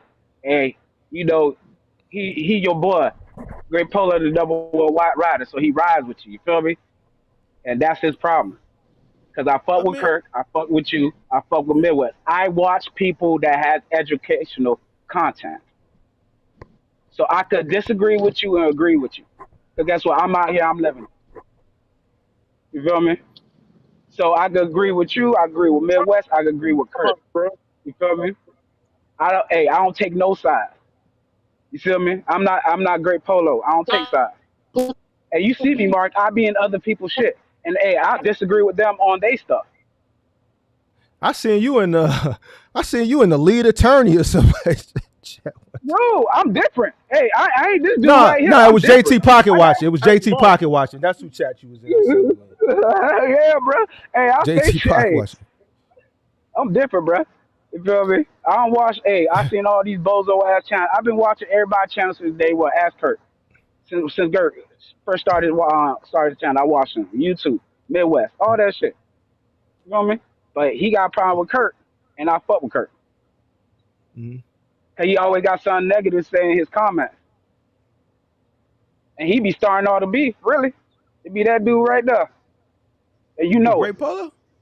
Great Yeah, Polo. yeah, that nigga be starting. Man, he an instigator, man. That All right, nigga can an I speak? instigator. Bro, I got on. Go. Can Hey, I just got back on, and he I already called me out. Well, hey, what is dude that he ain't getting on? He ain't getting on. Like, bro, leave me alone, man. so can I speak now, Where Lou New Jackson? Jackson on? What? Yeah, Go go ahead. ahead. All right, so, bro, I went on Kirk platform. I told Kirk I supported him. I told Kirk I was one of his sons Oh before he tried to talk man, to me all dirty and try to put me on blast and shit. Bro, it's in his content. I told that man that. but he I try to never put dis you on blast. yeah. So can I finish talking, bro? Yeah, The go reason ahead, I go came ahead. at you, the reason I came at you, bro, because Kirk was spilling some bullshit talking about my wife, and you was in the chat hyping him up. And you just kept giving him that mojo juice that bro, that's some bullshit. Don't talk about another man's family. All right, Don't be well, there cheering all that right. shit Go on, pull bro. up my comments. Go pull up my comments and tell me what I said about your wife. If you can tell me that, I'll be man enough to apologize to you, bro. And I'll tell you sorry if I ever said anything about your wife. I ain't But I say you know I said don't talk that. I like that. said you was hyping Kirk up, bro. So if Oh, you hyping up, then you with him. Then you with the bro, you bullshit. always hyping shit up too, though. You with that bullshit too. You feel me? You don't like when niggas get, hey, tug on, hey, on your tail a little bit, right? I But you do, be bro. tugging on everybody else's I tail. do instigate. I do hype some shit up, but I don't talk about Come nobody's on, man. family, bro. I don't talk about nobody's Hey, kids. I ain't talking about nobody's I kids. don't. Remember, I When ain't it say come to nothing. I when the people I cross ain't say that line, nothing. bro, I shut my mouth. Let me tell you I don't something. post no No, comment. that's a When lie. it cross that No, line, that's a lie. I said plenty of time. I ain't gonna you say ain't nothing. never seen I me ain't gonna talk bring about it up. nobody's mother, wife, or Oh, kids. yeah, right. Mm-hmm. When have you seen it, bro? Hey, let me tell you something. Instigator, number one. Bro, I'm an Right there. instigator because I come back with knowledge. That don't make me an instigator. That make me tell you something All that's right right, then when you come on. wrong. With all the knowledge you got going on, how long you been watching Mark? Come on, get on it. Get on what? Don't come at me. I Bro, don't know. Get on it. All the I knowledge you did. came Hey, you on trying to get Mark a broad you platform. trying to get a Mark semi? didn't ask Go me ahead, for I get it. still get in the business. No, I'm doing what I do, bro. I'm still making money. What are you talking about? All right, You want hey, your platform good. just on Hey, me. So why you come hey, saying that I Kirk didn't say, shit talking about hey, get on I my didn't say business? you wasn't making money. I never I'm say you making wasn't money making money. I every just day, bro. said, What are you hey, talking about? uh, I make what he money said, what? 7 days a week. I didn't What say you you talking wasn't about? making Get on money, my bro. shit. Get on what? All my bills paid. What you talking about, bro? I Hey, got man, money I in ain't my talking savings about your account. pocket. I got money in the Hey, stock. What you talking about, bro? you My ain't the money make only it rich. one, bro. Come on, man. You ain't the only one. I ain't You the feel only me? one. What you told me get on my Hey, shit, and I just told you what I was get doing, and you on said your, I ain't the hey, only one. That don't alright, make sense. I don't understand that, bro. alright. I tell you what I'm not doing though. I'm not going to clubs tricking off and paying for pussy. I'm not taking from Hey, my household. hey, that's you. That's you, buddy. I'm saying sooner or later you're gonna need $5 somehow. You're gonna be out of business. Keep doing that. Hey, I ain't out of bit. You don't know what I'm doing. You don't know how I move. All I know is what you You say, don't know how and I that's what move. I'm going for. Hey, yeah. Hey, yeah. Hey, and guess what I say? I'm straight. I'm straight. I'm good. House, kids straight. Howard University, both of my daughters. Hey, we straight. Man, shut the fuck up. You I'm ain't straight got over shit. here. I'm a great father. I can tell you that much. I'm You got straight. two kids. I ain't You got struggling. two kids at Howard University right now. No, I got 3 kids. Both my daughters, they got 16 different offers, and they were thinking about going to Harvard University. And they were like, "Do we want Howard, to move out?" Howard or Harvard? Howard or Harvard? Howard. HBCU, right? Okay. All right. Yep. Because I always talk to them going to HBCU. You feel me? Because I think that's very important. So where they going? You know, I grew up in Florida. They don't know What? yet. I told them they got to break it down to 10. Then after 10 schools, they got to break it down to 5 schools. You feel me? And then figure it out. Well, They want to congratulations, go to a man. Massachusetts. Yeah, yeah. So I'm straight. Great problem, man. Education, Get out your feelings, man. education is very important, bro. Very Yes, it important. is. It's Yes, it is. very important. So, Yes, it is. but man, I'm That's why I gave gonna my break this. Go ahead. I'm sorry. no. I said that's why I gave my first daughter my car, and I was like, fuck it. I got a truck. That's gonna be my car. My other 2 daughters, they get in the car, and they get in their own car each. You feel me? Because I know I'm out here working. I'm away from my family. I don't have a 9 to 5, but I guarantee it's like I don't work a 9 to 5. I work from freaking 5 o'clock in the morning until when the heck I get home. Sometimes 14 hour, 15 hour shift. So it's not like I'm making 1,100, $1,200 or 1,000 in 5, 6 hours. I got to work for it. You feel me? I just like I said, I ain't taking no freight under $1.50 because if I know my rate per miles, my cost, my CPM is between 95 cents and $1.10. Depends on what state, the gas and everything, the hotels. Like I ain't running for 35, 40 cents. Like Regardless I'll of be what the real with you. regardless of what the rate is, you telling me you wouldn't net 50 cents a mile? No, not running No. 500 miles, 50 cents a mile. Hell no, that's $250. I go work at the Olive Garden for $25 an hour and make that a whole day and be with my family. I'm not out there. I'm spoiled a little bit, Mark. Like I'm used to $2 a mile. Cause you gotta understand where I stay too. It ain't a lot of box trucks. You feel me? So like little local runs, dude, I'm making $600, $700 just going 50 miles. You know, I'm just In a and when perfect I'm on the world, road, I know in my a perfect lane, and that's the most in a important thing. okay. But I here's the learned. thing. Here's the thing. I learned, bro. Hard. Business Suck. changes, and sometimes you have to meet the needs of the business. So you mean to Yep. tell me if you had to meet the needs of the business and 50 cent net profit was on the table, you would let that pass? See, you Yes, speaking I will from let a that. you speaking. Hold on, you speaking from a point of entitlement right now because you have Yeah. something that's rare and that a lot of box truck owner operators wish they could get. Yeah, but I And do run OTR too, though. I run OTR like before my contract. My contract, I go home for 2 months, and sometimes I do OTR. Like literally, I'm booking loads $2 a mile, cause I don't grab the first thing on the load board. I'm up 7, 8 o'clock in the morning before the damn double brokers come out, and I already know if I be patient, just cause experience. I already know. Like every time I hit the road and I grab, I mean, when I first started, I grabbed some. I hit the road. I just look at the place I was just at. I was like, damn, was a good load. Why the hell I didn't stay? You know, I'd rather sit and wait a day because I know the next day is gonna be something. You feel me? what's the Because I minimum just net know how to profit you read the willing to load take? board. Huh? What's the minimum net profit you willing to take? If shoot, like if I run five, like literally, and I know how to book it. I do like next day a drop, so I run 500 miles. The 500 miles I run, I'm gonna make about a stack or 1900. I'm not 1900, not a stack or 900. You feel me? So I don't mind $1.90, $1.80, but it's just $1.50. I can't mess with it, you know. And I know No. not to put myself in like that Virginia Beach. You feel me? I know not to go to Florida because my first year I learned I got stuck. So the places I'm going is places So I know, so like so box trucks always so paying so, good. so hold on. You said you'll take $1.90 and $1.80, but weren't you saying last night, or was that somebody else saying the industry standard is $2? That's what, yeah, that's what Midwest said. He said he think it should be $2 by peso. He said he think it should be $2. I agree, it should be $2. You know, Shoulda, that coulda, should be the woulda. standard. Yeah, because guess Ain't what? no. When I be on the low board, right, Bart? These people, these Mhm. brokers be playing. They be playing, man. They'll have a load 400 miles. They'll be paying $600, right? Nobody grab it. 2 hours later, 12 o'clock hit. Same load. That's 600. Now 700. Then I'm like, okay, 700. I know they can go up another 100. I call them. Hey, it'll be 1 o'clock. You know, shipping close at 3. Hey, let me get this for 850. Okay, you already been running with us. All right, let's do it. Where you at? You know, it's all about how to negotiate and when to jump on the opportunity.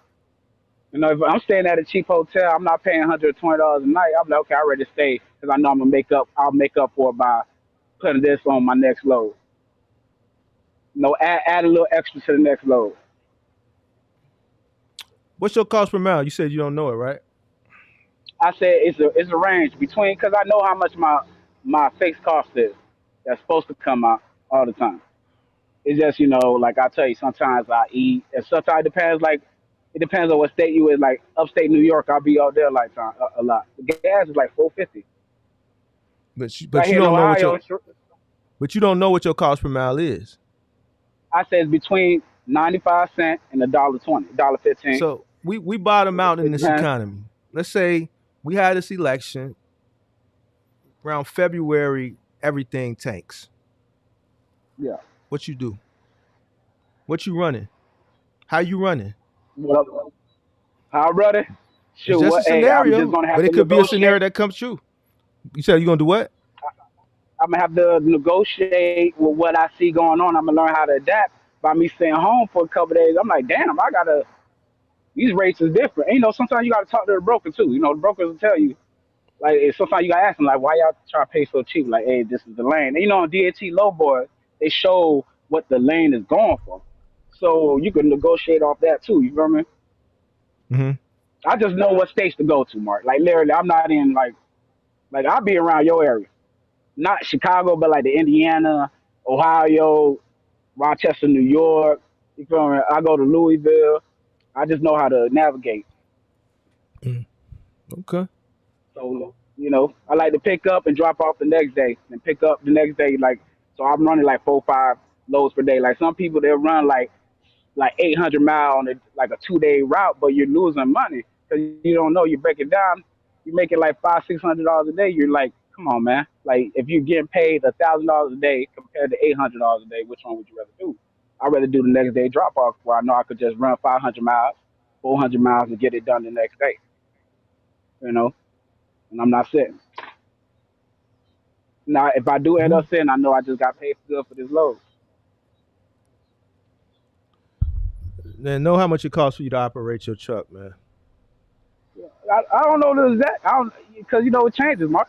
Like I said, it depends on the You supposed hotel. you supposed to know. I'm not finna sit up here because I already held you accountable a few times, and I'm Yeah, finna you want me finna to give end you? You this. want me to give you But a dollar but 35, but it's not gonna no be no a no. dollar 35 I want you every week. if you gonna be talking shit. Listen, if you go Yeah, you always done had this little air about yourself, but you can't be yeah. you can't consider yourself a big dog if you don't know I ain't what say it I was costs a for you big to dog. operate. But you carry Hey, yourself like I said one. I know You I know carry what yourself. average, and I know. Listen, Hey, I know what not to take. Cause guess what, Mark? I I've gave been you running for props. 4 years. I I know I've gave you been for four props. years. I Hey, gave you Mark, props. A lot of people I've still been ain't running. here. You I'm here. still around. I All know. right. By the grace okay, of and I'm God, taking you care of my here. family. And no, because That's I'm taking care of cool. my family. But And hey, I'm taking care of my family. God that's blessing me, man. great. You supposed to, but you still, as a business owner, you supposed to know what it costs you to run. I'm not telling you nothing wrong. I'm not telling you nothing that's not going to be in the best interest for you. Yeah. You have to know this shit because you've been But you getting have to you. know, Mark, it changes. You have to know. It's not going to be the same every day. Every hotel is not the same. I go in Rochester, New York, is a hotel $125. In freaking I, Boston is 150. Here where I'm in Wood Springs, 70. Like it changes, I, so it's not going to you like you want me to be like okay. it's $1.10. Oh yeah, Just it's not like going to be a dollar. that change. Just like that changes. The world we living in is You want constantly me? changing. I know, but you want me to Things mark it down every day. I hold on, just hold know. on, hold on. Things can be I this know way I'm for running you out of profit. today, and it could be like that tomorrow. And guess what? It's gonna be out of your control. So guess what? You're gonna Yeah, have to adapt. This is why you need to yeah. know. Hold on, let me cook. This is why you need to Uh, know how much it's costing you to run, so you I can do know know. how much it cost me in gas. I do know how much it cost me for the day. All right, Like all I right, told bro. you, my bills that I have. But you're not listening. The bills that I have, like my truck note, my car pay. I know what I have to run each day to pay that. But the gas changed, so the variable is going to change. The price is going to change. Mark, Man, is the I truth. listen. The whatever the name of your business, don't care about your car, big dog. We don't care about that. We don't. I'm just keeping it a buck with you. And this is something that we had I this know, but I just conversation told you before. I know how much it cost me. If I know I'm gonna run from point A to point B, I know how much it What costs you me. was doing? Like, What you was doing in Florida before you got in the trucking, big dog? uh, What you was doing? Because the mentality that you got, you know where I'm going with this. let me What say you was something. doing? You was hugging it. Was you hugging it, big dog? You was hugging it, wasn't What you? I was? What's You was hugging it? hugging it. You was hugging it. What that is? The I don't know what block. that is, man. You was hugging the block. You was hugging the block.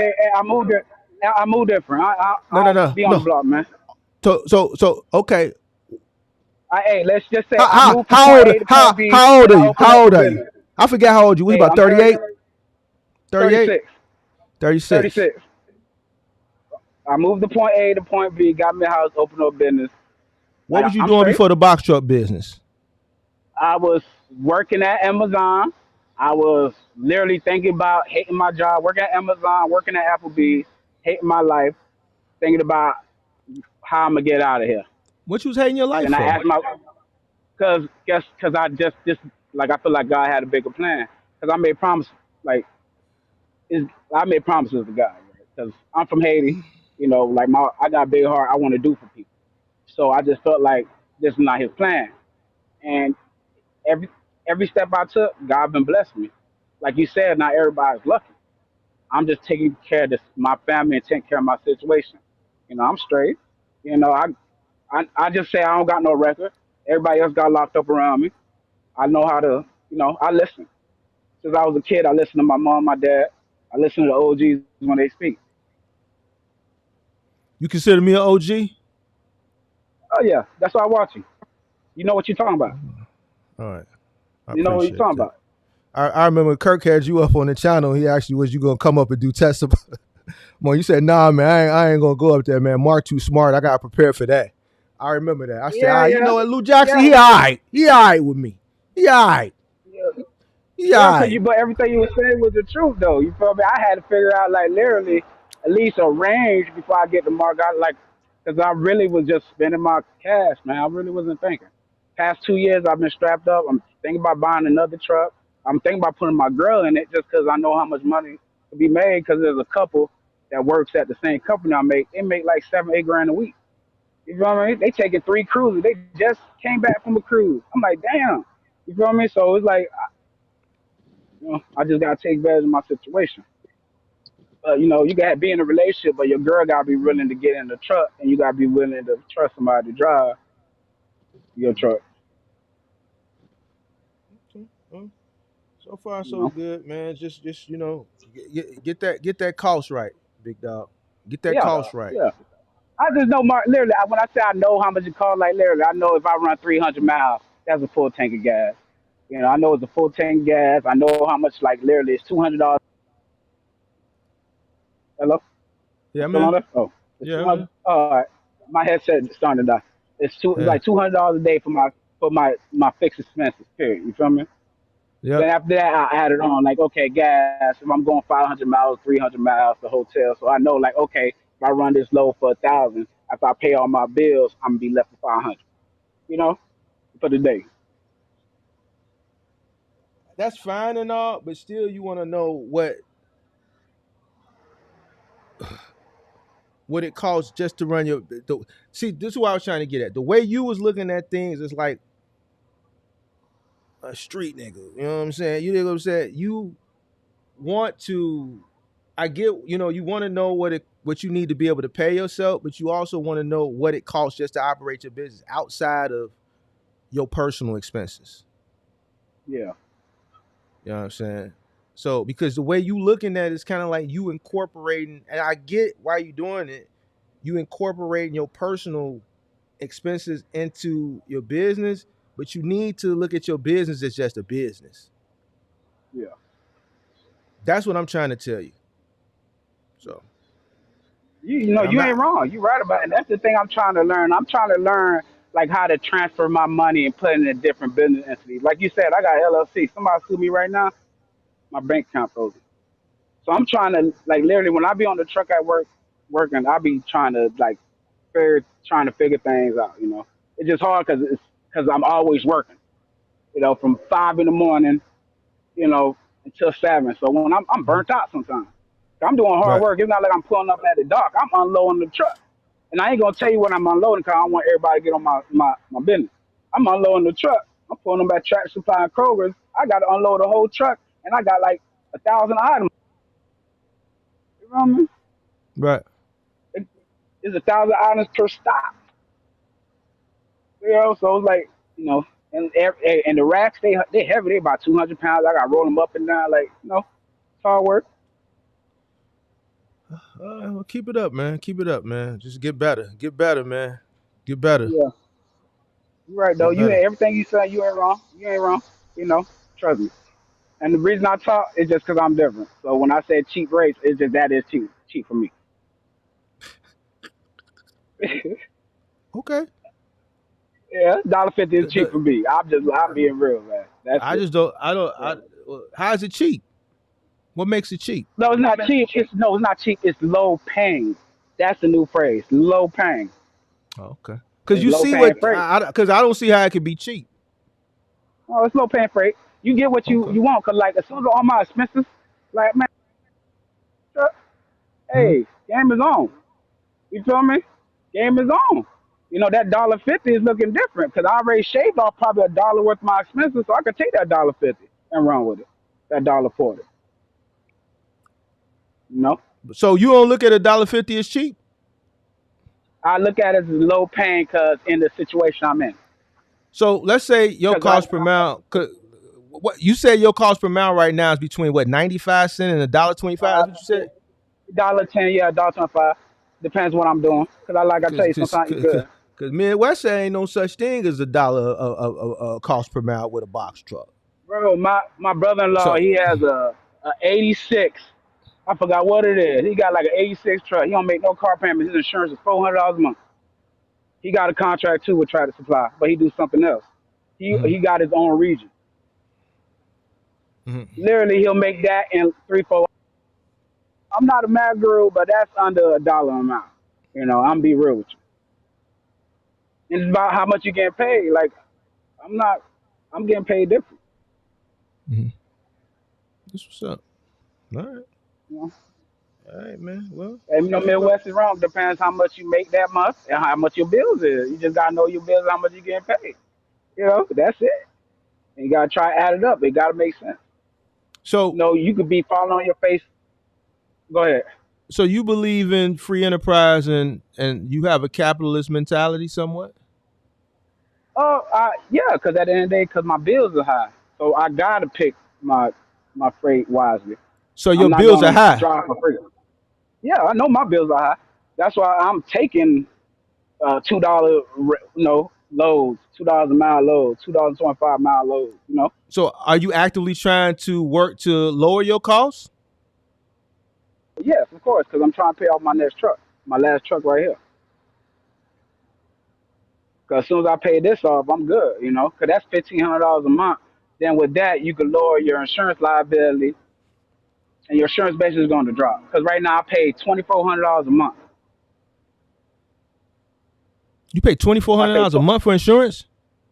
Yeah, I pay $2,400 a month. But no, but that's with my kids, my wife and stuff, like, and my business. Cause like you said, and like I pay my personal stuff with my business. No, Are you so still in total doing I pay that? 24. I remember you said that. You still doing that? Yeah, cause you know they safety is important. Cause you know No. literally, cause I just want to make sure my Oh, they straight and they so ain't you worrying got about your that. you got your personal what insurance tied in with your business insurance? No. I just add them all together. Basically, I pay them Well, off my. why don't you just pay your insurance personally? Why you got it associated with the business? Because I use my business to pay for my. It's not even my insurance; it's for my wife and my kids. You know, my So the daughter, then my business other two covers your. daughters. So you looking at the business covers your insurance 100%. Oh yeah, it does.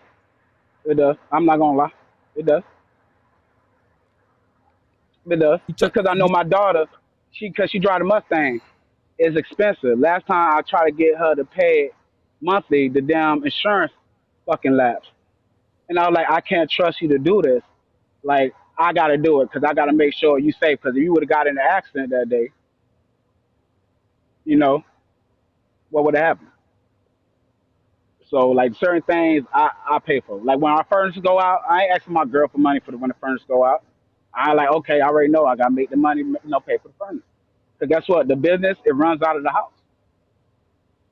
That's where my truck is parked at. You know, that's why I do my oil changes, all my work I do like hands on work. I do it at the house, but I so don't all pay your my rent with the business.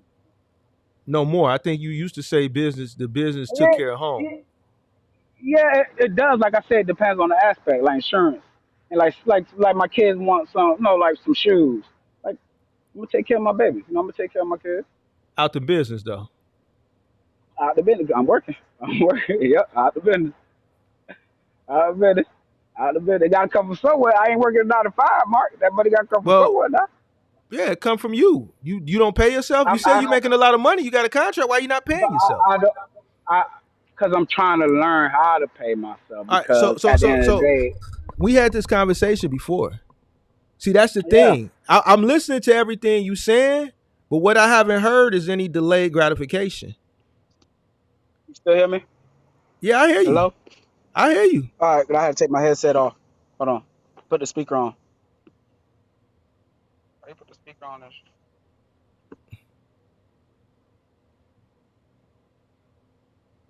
Yep. Go ahead. I hear everything you saying, but I've heard a lot of spending. I ain't heard a lot about saving. You already planning a No. second truck. Yeah. But it's You like spend it. paying myself personally. Okay, like because I got QuickBooks and stuff like that, right?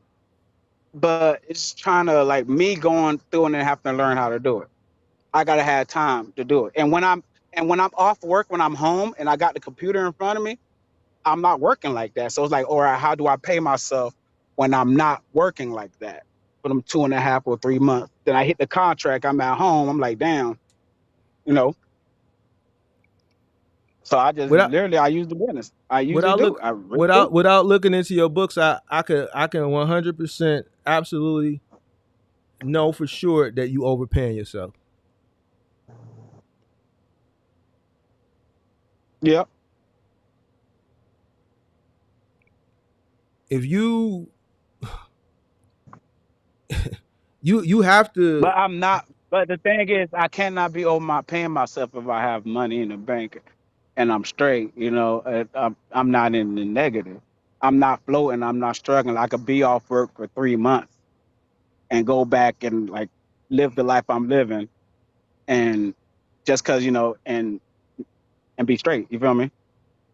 It's different. It's just trying to learn how to pay myself the right way. That's it. That's it. Like I tell you, I'm trying to learn how to transfer money around with my business and everything. I'm trying to learn all that. It's just I'm on the road. You know, But you've been in business I for probably years should though. spend more time. Yeah. But I've been talking to you about this for about a year now. Yeah, we had this conversation. You still a year ago, and you still ain't did it. Cause yeah, it's a priority, but I ain't hurt right now. I'm good. I'm happy. You know. See, here, everybody ain't hurting until they hurting. Yeah, It's a lot and of then guess people what? in I heard it. I 2021 that heard it. wasn't hurting, I heard it. but My they first year, hurting. my truck blew down. I heard it. I All was right. zero money in the bank. I had to figure out how to get another truck. I had to figure out how to get my money back up and use my credit wisely. And I did it. And ever since that day, I was like, okay, I'm on it. Because I know things can happen. And God is blessing me right now. If my truck do break down, that I'll be able to pay for it.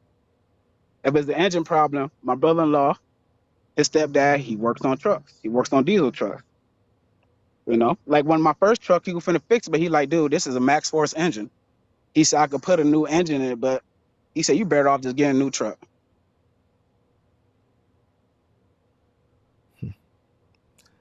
You gotta fix that, bro. Yeah, I know I do. I know. I know. I know I do. You gotta fix that because I guarantee if you fix that, all the money that you spending, if you create a salary for yourself for the business, you'll see your cash flow in the business go up. Especially if you discipline, a lot of that excess spending, you're not gonna be able to spend it if you discipline, right? Because listen, if I'm gonna pay myself this much a week, then this is what I got paid. Whatever I Does spend it gotta be personally, it's got bi-week? you Can can it be pay like, yourself. can I do it like a big check by like month? Like how does salary work? A salary person get paid every 2 weeks, every week, like or every month? How does that Standard work? is weekly or bi-weekly. I would do weekly or bi-weekly. I wouldn't stretch it out a month. I do weekly or bi-weekly. But whatever Yeah. that salary is, it has to be something that's fair, right? And whatever that is, then you have to stick to it. Okay, this is what I'm paying. This is paying the bills and whatever discretionary spending that we got. Once that shit is gone, then I can't Well, borrow from the business. yeah, and Mark, you know what it is? I ain't gonna lie too. It's just the taxes too, because I know like okay, if I'm paying myself, they're gonna be taking taxes out, and I know like okay, if I keep this money I have in my bank, I can go ahead and purchase another vehicle to not pay taxes.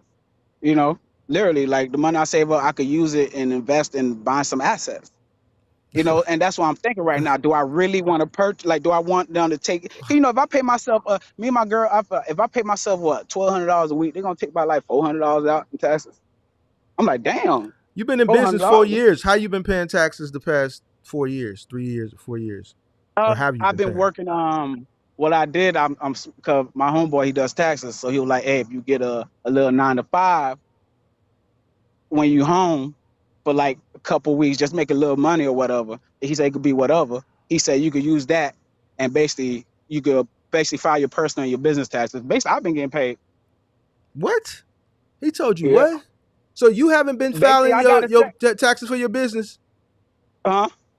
You haven't filed any taxes for your business in the past 4 years? No, no, I have. I have been filing for. I got a regular job, and I filed personal and business. He said I could save on taxes if I could do that. Like I'll save on tax money. So What's basically, he his was trying name? to tell me like, Who oh, told that's you? all the money you What's his spent. is his name He Man was like, I Man? ain't Who gonna put told my you that? homeboy out.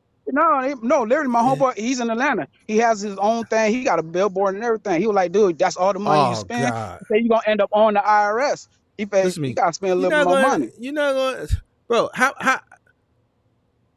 how much money did you make the first, second, and third year? First year I broke even. Second year I made 20 grand. This year I got 40 grand. No, about 42 and some change right now. Gross? Gross? No, net. So Cause you my net four contract I made real. Yeah. they pay you on a 1099, right? I gave him I think what you call I W9. think a You W filled out a nine. I gave him a W9. W-9. So that's a After, and this is like 1099. my So first like yeah, cause last year the money actually I made 20 right last year. Then I end up spending some out of it because he was like, damn, you gonna end up on the IRS some wait, money. if you So if you spend only netted 20,000, then you operated at a loss. Like that 20,000, you should have. Like I believe if you think you netted 20,000, I'm willing to bet you operated at a loss. But here's the yeah, thing: you think you netted 20 because you robbing from the sustainability of business. You paying your bills. yeah. So I really don't know what's going on. You really ain't Because paid I know I taxes for haven't your been. business. I haven't paid tax. This is going to be like the first year I think I'm paying taxes, and that's what I'm trying to figure out how to a way Bro, to like bro, listen, transfer you assets and buy assets and don't shit. that asset, bro. Stop listening to this Bro, because crazy shit, don't if you bro. buy assets you don't pay taxes on. Like, all right, Bro, if you I get like, write-offs. You get write-offs. Certain things you write yeah, off. Certain things you can write off the depreciation. You know what I'm yeah, saying? But this is why you have to have. This is why you need a CPA, bro. This is why out of some of that money that you making, you need to pay somebody $150, $200 a month, which you can y'all write do, that my, off under accounting yeah. to balance and manage your books for you, so that at the end of the year, every month, you sending them your statements. Whatever business credit cards you got, all that money is coming in. All your credits and debits should be coming in and out of one business bank account. And then every month, download the statement and email it to your accountant. But Let I him was do thinking your books about buying property. I was thinking about buying some property, you like from and your stuff like business. that. You know, that's what I was thinking about opening another LLC and Bro, and no, transferring no, funds. you can't buy no property because you ain't been paying yourself. How you gonna go sit down at the But through table the and, business, and show but you can't buy it through the business though. You can't buy like purchase. You can buy what? purchase. You Why can would you do purchase. that? Why would you do that? You I'm hit just me. asking. You You can do hold on, that, hold on. right? Yeah, do it. You hit me. You hit my car. Listen, And my that's why you get lawyer's name. another Hold on, LLC, hold on, bro. hold on. No. That ain't gonna work. My lawyer named Goldberg. I'm taking. Listen, buy the house buy it under your business. Any asset that your business own, we coming for. I need it all. I don't give a fuck about none of that shit you talking. The cars that you bought for your daughter, I'm gonna say we gonna come get them from Howard University. We coming to get all that shit. This is why you should be incorporated. But see, y'all listen to super content creators that tell y'all the LLC. It's easy to pierce that corporate veil, pimp. Anybody that really knows business will tell you that. Go ahead and buy it under your LLC, pimp. We're going to pierce that corporate veil. No problem. But I was thinking about opening another LLC. That's all I'm trying to tell you. I And don't care. use We're that going to find LLC it. like an umbrella, right? You can't like you still could No, come after me. that's nigga shit, bro. It's nigga shit. It's nigga shit, bro.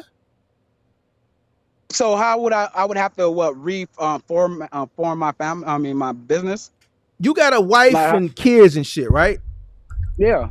So wouldn't you think that it would be best to, why would you want to buy a house under your business and God forbid something happen with your business? Now all the assets that are under the business are liable. I can come get, like, you do something to somebody, we coming for all that. They gonna come for all of that. They gonna put liens on all that. If you got a UCC lien on your business, you might go borrow some money. Anything could happen. Your house, listen, your house somewhere where you listen, your house, you want that. First of all, you want to. You All right, got me give on me a this second. damn thing. How you get my ass? Give me a second. Damn. Give me a second. Let me, because I wanna articulate this for you correctly. Yeah. A house is something that is your safe haven. That's your kids and But if things you you get a want to protect. how about multifamily? I was looking at multifamily properties. That ain't got shit to Something I do can with it. stay in. That ain't I got can shit to stay do with it. in. That ain't got shit to do But with it, when bro. out the Your other house, two units, the the three house you want units. to protect. First of all, I would say you should be Or I could incorporated. do that under my name, right? I would never, the house that I live in, I would never buy it under a business. If anything No, I happens said, oh, to you my could do it under business, your name. my house is. Yeah. That's what. But see, you can't do nothing under your name because you ain't been paying yourself. Yeah. You ain't been paying yourself.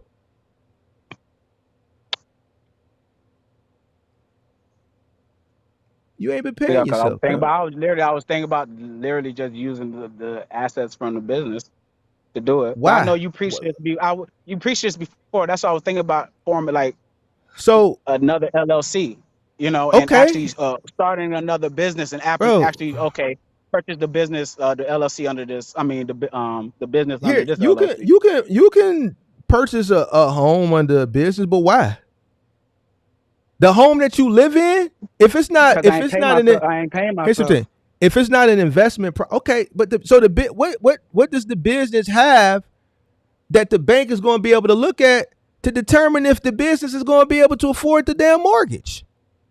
Yeah. You can't buy nothing right now. in this economy, based on what you told me you netted this year, 40 grand, what you think you finna buy? Even if you tried to, what you think you finna get? Now, I don't know. Maybe Maine is different, but I know my market. I know that lady was in Hey, here let me tell you yesterday. something, Mark. Hey, I'm good. It's halfway through the year, and I'm already. I, I'm good. I hear what you saying, but you asking me Yeah. questions. I'm giving you free advice. Yeah. So what should I? All right. What should I do then? What like if you got some cash in the bank and you wanted to put it somewhere to invest it? Your What would you business put? can Especially listen. if you're not paying yourself. Especially if you're not paying yourself. Because I'm Well, not paying myself. So first of all, you should be paying yourself. I've never done an yeah, LLC in trucking. It's too risky. I've yeah, always done corporation, moving company, trucking company, corporation, S corp, all the way. You know why? Because guess what? I've been sued. I've told the story. I did a whole live stream telling the story. When I got yeah, sued, my name, Mark, wasn't attached to the lawsuit. My company was. The other yeah, parties involved. My driver who yeah. was driving my truck, his name, they couldn't come It after was Mark. Why? Because I'm an employee for the company. I wasn't in it the was too truck. late for you, Mark, by then. I don't own the truck. The company owns the Yeah, truck. I don't own shit. See, everybody get hung up on ownership. I don't own shit. I'm just a high paid employee for this S corp. I'm just the largest shareholder. My personal assets, God forbid if anything happens with that company, you can't come after it. I would never buy the home that I live in under a high liability risk business where I got 15 trucks and different people driving them. They could run into something and God forbid, it could be a fatality and kill somebody. Now, the crib that I live in is tied and I got all type of lawyers coming after me. This is my safe haven. If anything, I want to be able to come late, cry myself to sleep every night. Can the business invest into things? Yes. You can bet your business can acquire other businesses, but when you talking about the home that your kids are gonna grow up in, that you want to live in after you come off the road, you don't want that in jeopardy. yeah. This is America. Just like I talk about free enterprise and capitalism, this is America. Anybody can sue anybody for anything. You could just get sued for some dumb shit. But now your house is tied up to because you bought it under the business. I wasn't even thinking about that. I was just thinking because I know I didn't pay myself. How can I go around the situation? You know, because I was just thinking about the taxes. I'm like, damn, if I pay myself like this set amount, they're gonna be taking taxes out of my Bro, shit. Da, da, da. And like, what, cause what, my first year was hard, so every cent counts. So I'm like, dude, I'd rather have that instead of them take taxes out of my stuff right now. Let that money just sit and accumulate because I don't know what could happen. You know, and here's the that's thing. about basically.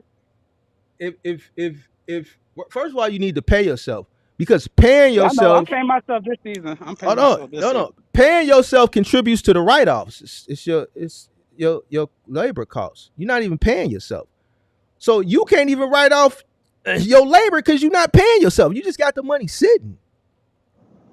Labor is a part of is a write-off.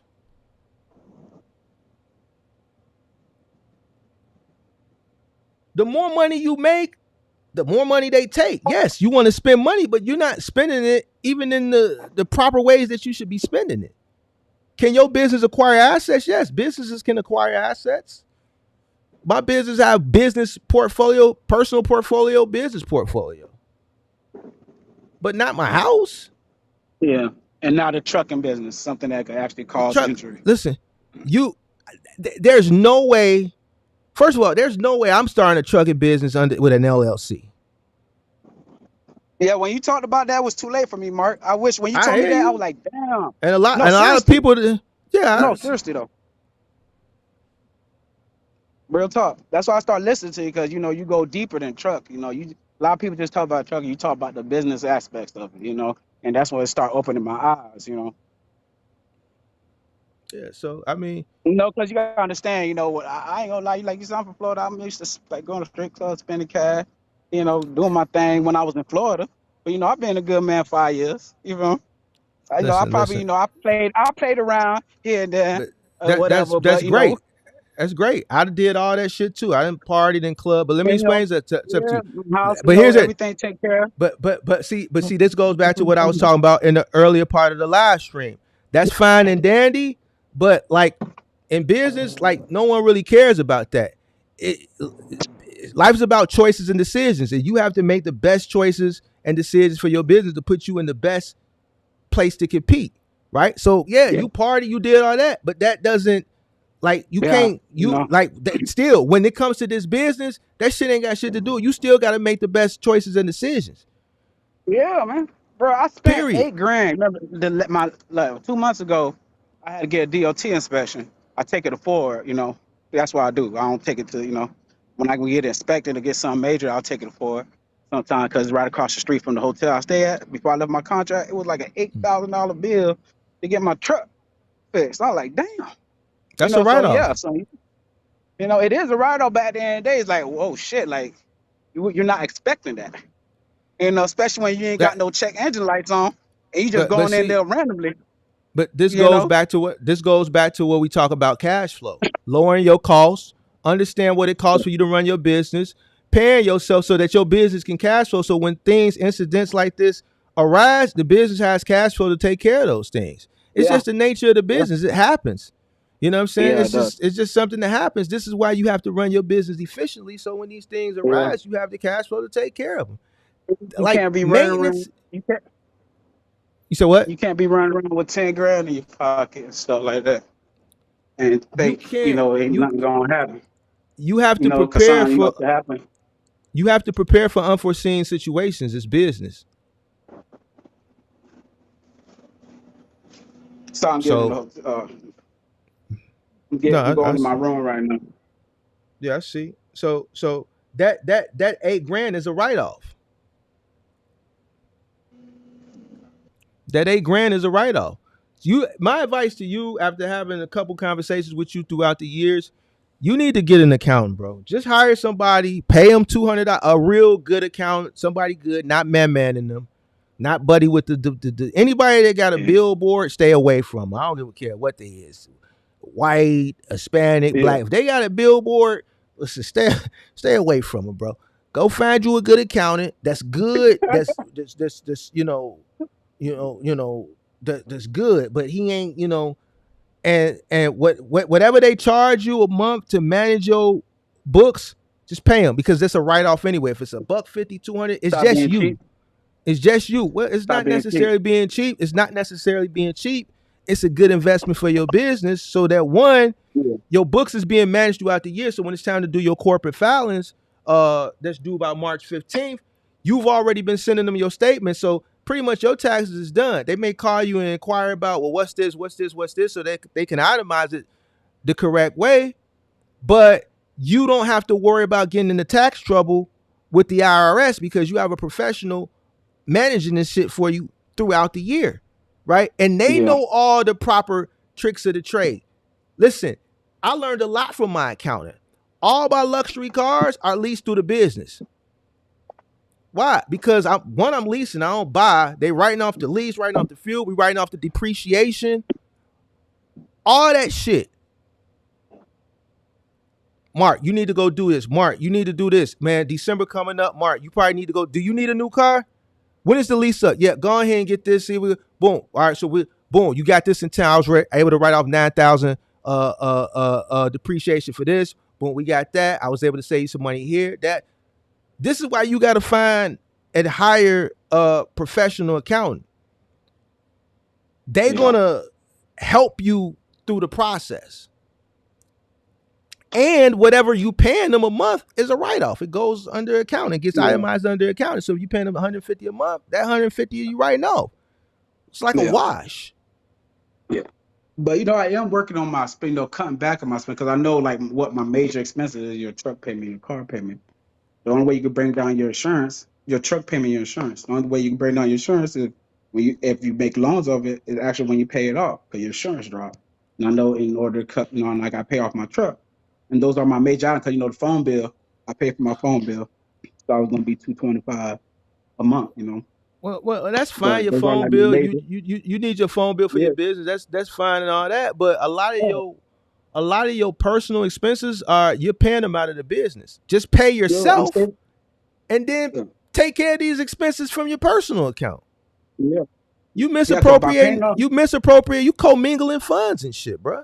yeah, cause by paying off my first truck, dude, cause my first truck, my truck payment's 440, my insurance was 700 on it, cause it was split. So basically, like now I'm saving like what 1120, 1140, 11,040 whatever a year, you know. Mm-hmm. So it's like, okay, I already know, like, damn, that's money I could put in my, like, I ain't gonna lie, that helped me out paying it off because that was an expense. I think that was helped me save a little money. But I know, like, taking care of, like, there's certain things, like I know I gotta pay myself, but for my daughters, I know I gotta get them a car. You know, they gonna be out. They have a bright future, you know. So I know I gotta And pay that's myself. good. But I'm buying them their car in 2 weeks. Well, who's buying it? Well, Who's buying they're it? buying it. I'm helping them purchase it. Helping them how? From where? Is Lou Send them some Jackson cash. paying it, or is Lou Jackson LLC is paying for it? Hey, Lou Jackson LLC is sending them a check to help them pay for their Bro, vehicle, and it's gonna be under their mom name because I was gonna put it under my name, but I like, nah, I don't want them getting my name on it. hey man, you gotta get your shit Yeah. together, bro. How I'm supposed to how I'm supposed to help them purchase the vehicle, there, Mark? I gotta help them with the car, What and you I haven't mean? been That paying myself. you've been talking. Listen, you've been talking about purchasing this car since I first met you.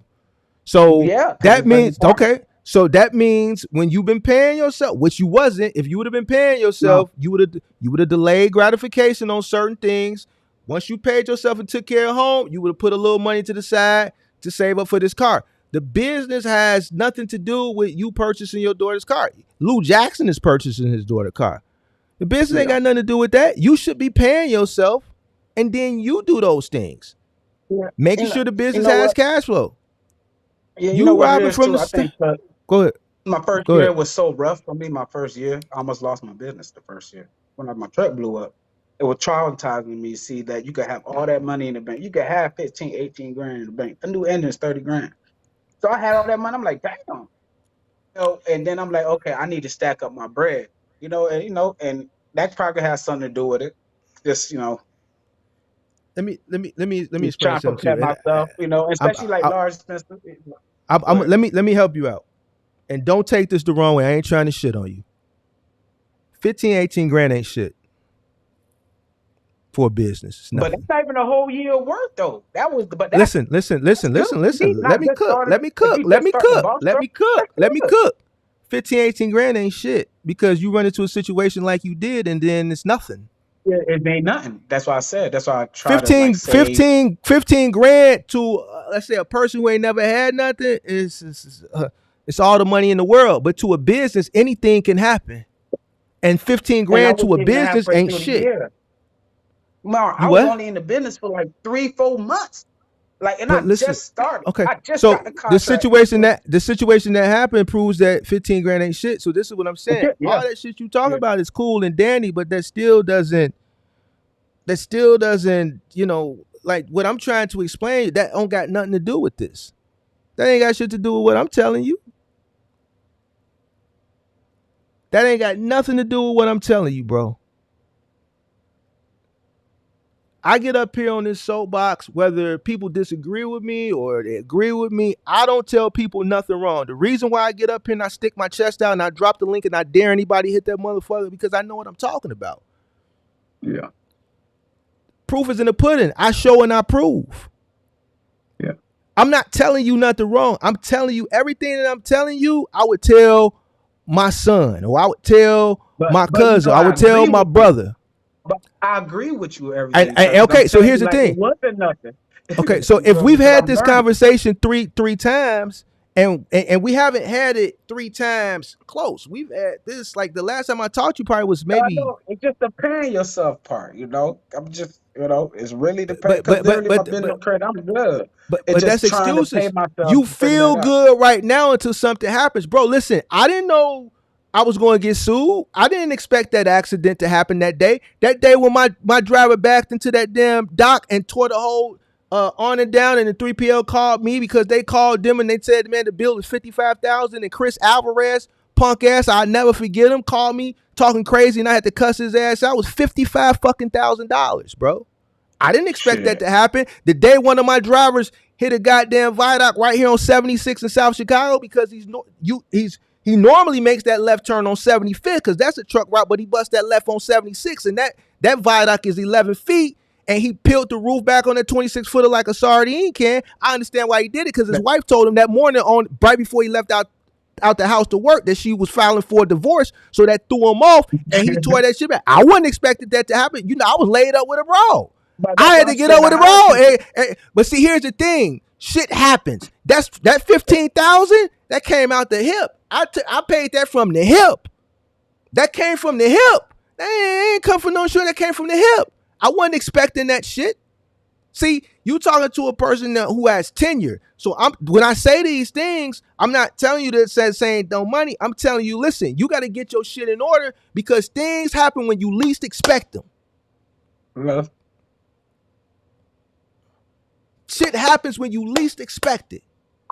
When you think everything is going good, is when shit hits you. It hits you when you don't need to hit you. Right before you got kids, right before the holidays. You got a little vacation plan with your boo bae. You already robbing from sustainability business. Something go happen with your truck right then. You thought you was finna go on a cruise. You had your little 2,500 set to the side. Boom, something happened with your truck. It happened when you least expect it. This is why you always got to do what's in your best interest.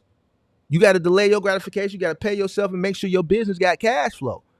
Without cash flow, you don't have no business. Anything can happen, bro. And it may not, I'm a single owner operator, none of that shit gonna happen. It might happen to you. It might be uncontrollable. It might be an unforeseen situation that's beyond your control that affects you. This is what I'm saying. This is why it's important. You got to learn how to pay yourself a modest amount, depending on what your business makes. Because technically, if you really do things the way you supposed to do things, and then you look what you make, look after all your costs, and then I still got to pay myself and still cash flow the business, what you've been spending 9 times out of 10, listen, the business may not be able to afford to pay you enough money to be able to afford the lifestyle that you've been living. I 100% know that you've been robbing from the sustainability business. Oh, I know. I tell you. Okay. Of course. All right. So as long as you've been in business, I haven't been paying myself. I've been robbing for 4 years, man. Well, that's not robbing. That's neglecting. That's one, you're neglecting yourself. 2, that's poor bookkeeping.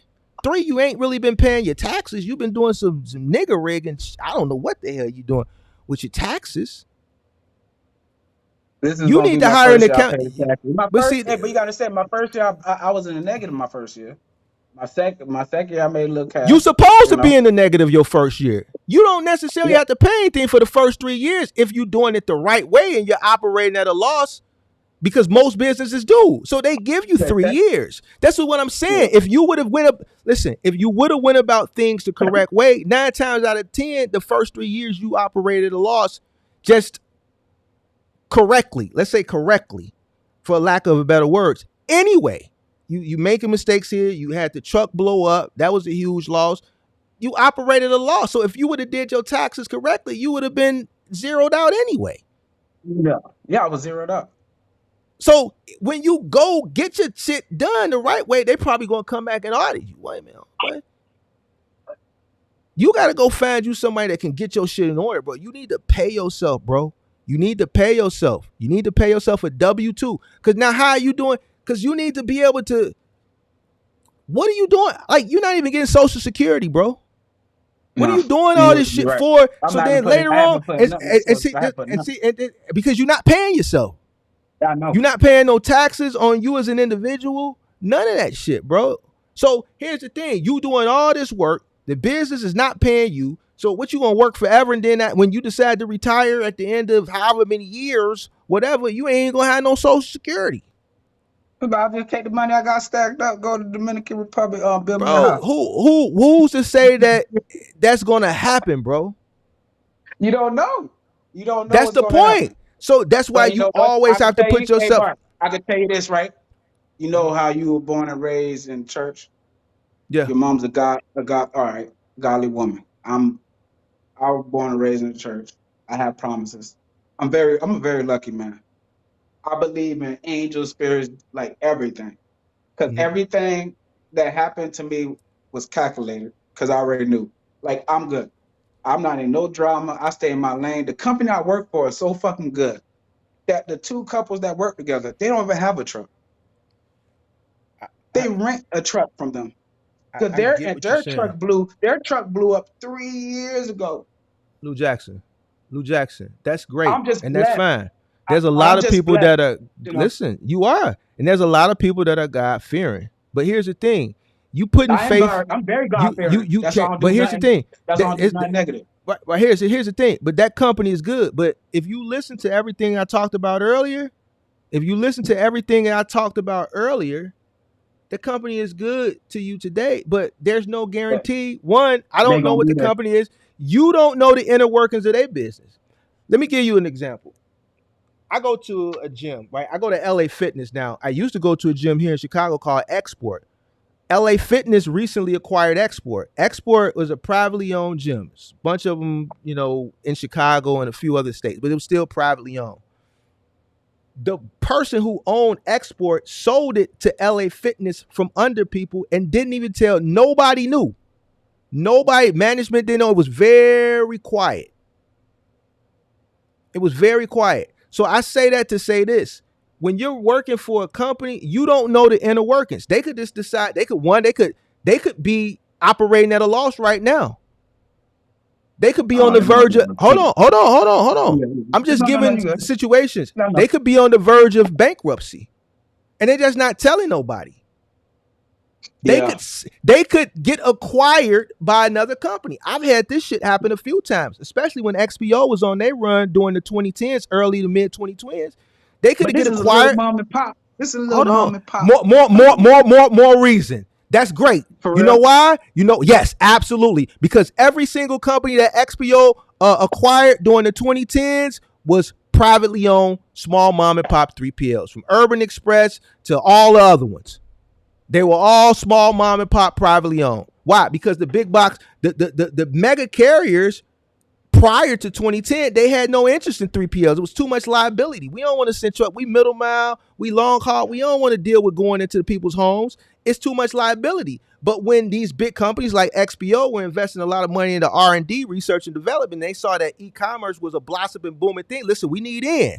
All right, instead of us building out this lane, let's just go acquire these privately owned companies. It's a privately owned company. It gets acquired. Let's say it gets acquired. Now you fold under them. They say, we don't want you. See, what I'm telling you is in business, you can't think shit is going to last forever. Anything can happen, especially when, like, you're not in the inner workings. You don't know, and they're not going to tell you. They're not going to tell you, listen, we fucked up out here in these streets. We damn near on the verge. We got about 3 months. Man, you're going to find out the day when it's just like Foxtrot, the grocery store, a few months ago. They sent an email that morning, like, listen, to every single Foxtrot across the country. And they said at noon, lock the doors. Man, we don't got no money. Send everybody home. They were open for business. They sent an email to every single manager at every single Foxtrot grocery store across the country. They said, listen, at noon, close and lock the doors. We're done. We're bankrupt. We can't make it. They never tell you. And I'm not saying this is going to happen, but I'm saying as a person, you can't think, you have to always prepare for the worst. Yeah. This is what I want you to understand, bro. All right. Yeah, of course. But look, when I'm home, right? Look how different I am. I'm home.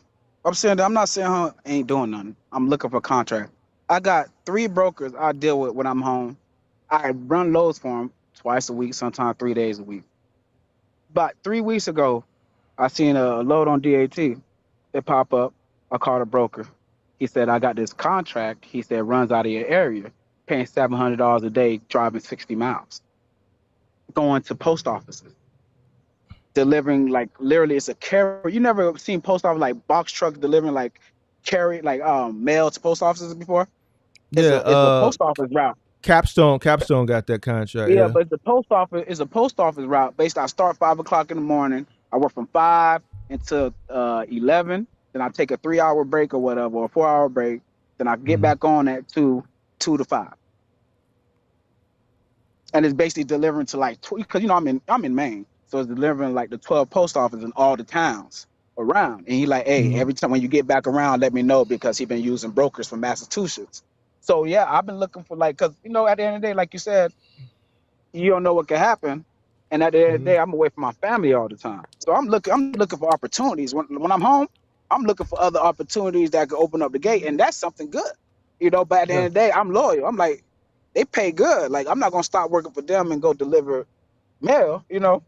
You can be loyal, just But don't be loyal to a default, because nobody is loyal to you. Like, I proved it. Amazon ain't loyal. Ain't nobody loyal in business. This is capitalism. Everybody is looking out for their best interest. Listen, if yeah, I'm but if I'm the mom and they pop give me and the we most know, miles, Mark. I Like hear me and the what you manager saying. like this.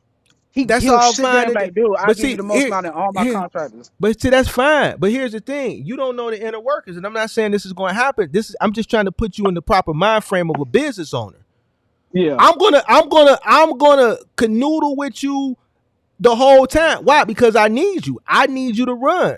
We trying to save this thing. If I let people know that we messed up out here and we on the brink of losing, all y'all gonna walk away. It's still a Oh yeah, you better possibility get we my can last save this check. thing. Right. So you ain't gonna find out until it's the last day. Yeah. Listen, man, when we was running for a particular 3PL and they lost a particular contract, I found out through the grapevine. They didn't let us know. They Yeah. didn't let us know until the last week. They knew. They knew 60 days. It's just like Amazon DSP. I did a video because I got some of the termination letters for some of the DSPs. Amazon makes the DSPs, when they let you go, they make you sign an NDA. They say, look, this Oh, you 30 days. This is it. But here's the thing: you can't tell none of your drivers for 15 days. You can only tell them the last 15 days. Why? Because they don't want them to walk away. They want them yeah. to continue to run, and then they're going to transition those drivers into other DSPs. They don't want them to know too soon. It's a Yeah. reason why. We still need you to make money. Yeah. We still need you to make money. We're not going to tell you until the last minute. Yep. Everybody going to do what's in the best interest of them. You can't put faith into other businesses. Yeah. If you was running for me and I'm using you and I need you, I'm not going to tell you certain things that is going to result in you looking for other opportunities. No, I'm going to try to You hold don't on want you you don't want me to to the stay last. here. Yeah. So you would tell Exactly. me like you can retire with the company. I'm Da, going to all sell you that a good stuff. dream. I'm going to sell you a Yeah. dream. Yeah. I'm Big using dream. you. I'm using you. So I'm not saying don't run with him. But this is verbiage that you were saying, like, man, like, man, don't think that It just, motherfucker yeah. won't, bro. Listen, everybody looking out for them. Yeah. I know they be trust me. I started my contract 2 weeks late this year. I was supposed to start 2 weeks ago. That They that's made I that's came to Ohio 2 weeks ago. It was on a Friday. I called them like, hey, y'all ready for me on Monday or later? Oh, we pushed it. We had to push the contract back 2 weeks. So I left the house early. So like at the end of the day, it depends. Like people gotta be able to buy the product for them to be able to sell it. Because I deliver basically like outdoor supplies, the tractor supplies, Kroger's, like the outdoors. That's my area. So during like between March all the way into October, I'm busy. Water what's the hoses, company? everything. Tractor Supply. That's the company. Yep, with tractor supply. They outsource to Rody too. Yep. They But outsource I to got in Rody. good. I got in good because my homeboy, not my homeboy. Remember I told you I ran into the warehouse, but the same dude with the warehouse, basically his nephew, he was a younger cat, and basically he decided just to keep me on running with him, and it was like it was like a blessing. So literally they put me on. Even my brother-in-law, and he collect carts for Tractor Supply and Home Depots. He got his own region. All the Home Depots and Tractor Supply and Lowe's and like the Massachusetts and New Hampshire area, he do Yeah. delivery route for all of them. Mm. So like I could say, it's all about who you know and all about, if you are able to go in the right warehouse at the right time when they really need you, because they need me. And guess what? They can rely on me. When they need me on a Saturday, Sunday, when the other driver say no, I'm picking that shit up. When I get back from running the route, I could be gone all day. They say they need another one. Hey, I'm back on it. Just man, just that's great. That's good. Continue to do that, but just keep, put your do what's in the best interest of you. Always Yeah. keep that in the back of your mind, bro. Oh yeah. All right. And this is an old family company too. They've been operating for like 40 years, man. I swear, like very long time. And they deal with the outdoor markets, and they deal with like Listen, freaking and like that's why you have Costco. to be careful. That's why you have to be careful. Companies like that, especially in today's time, we see a trend. Companies like that in today's time, the younger generation doesn't want to take over the family business, Yeah. right? So you see family-owned But they companies got their like that. kids. But that's the crazy thing about I it. I They I, grew I up in hear the it. warehouse, and the kids are even working in that, like their I hear daughters. you, And she but like, yeah. Tractor Shall I be? Supply is they if this is the Tractor Supply that I'm talking about, they got them here, way out. They're normally Yeah, way out in rural yeah. areas. So if it's I still go privately Michigan, owned, all over there. yeah. So if it's still privately owned, I mean, they can get acquired. If it's a profitable business that's still privately owned, that's operating in a multitude of different states, if a company wants to add that to their asset portfolio, they can definitely get acquired. And then they may transition from dealing with direct independent owner operators such as yourself to outsourcing it to a 3PL. And then you're going to have to stop and reapply with them. But guess what? The money that you're making now because you're dealing with them directly, even if you go reapply with the 3PL, you're not going to make that money because they're taking Oh 45% hell off the no. top. But this is what I'm trying to Woo, tell you. It's still privately that's gonna owned. be that So hurt.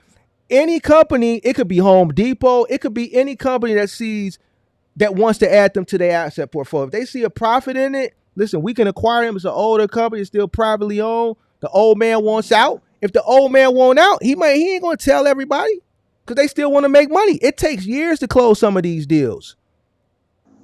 It takes years to close some of these deals. And they ain't gonna tell us. And they're not gonna tell you.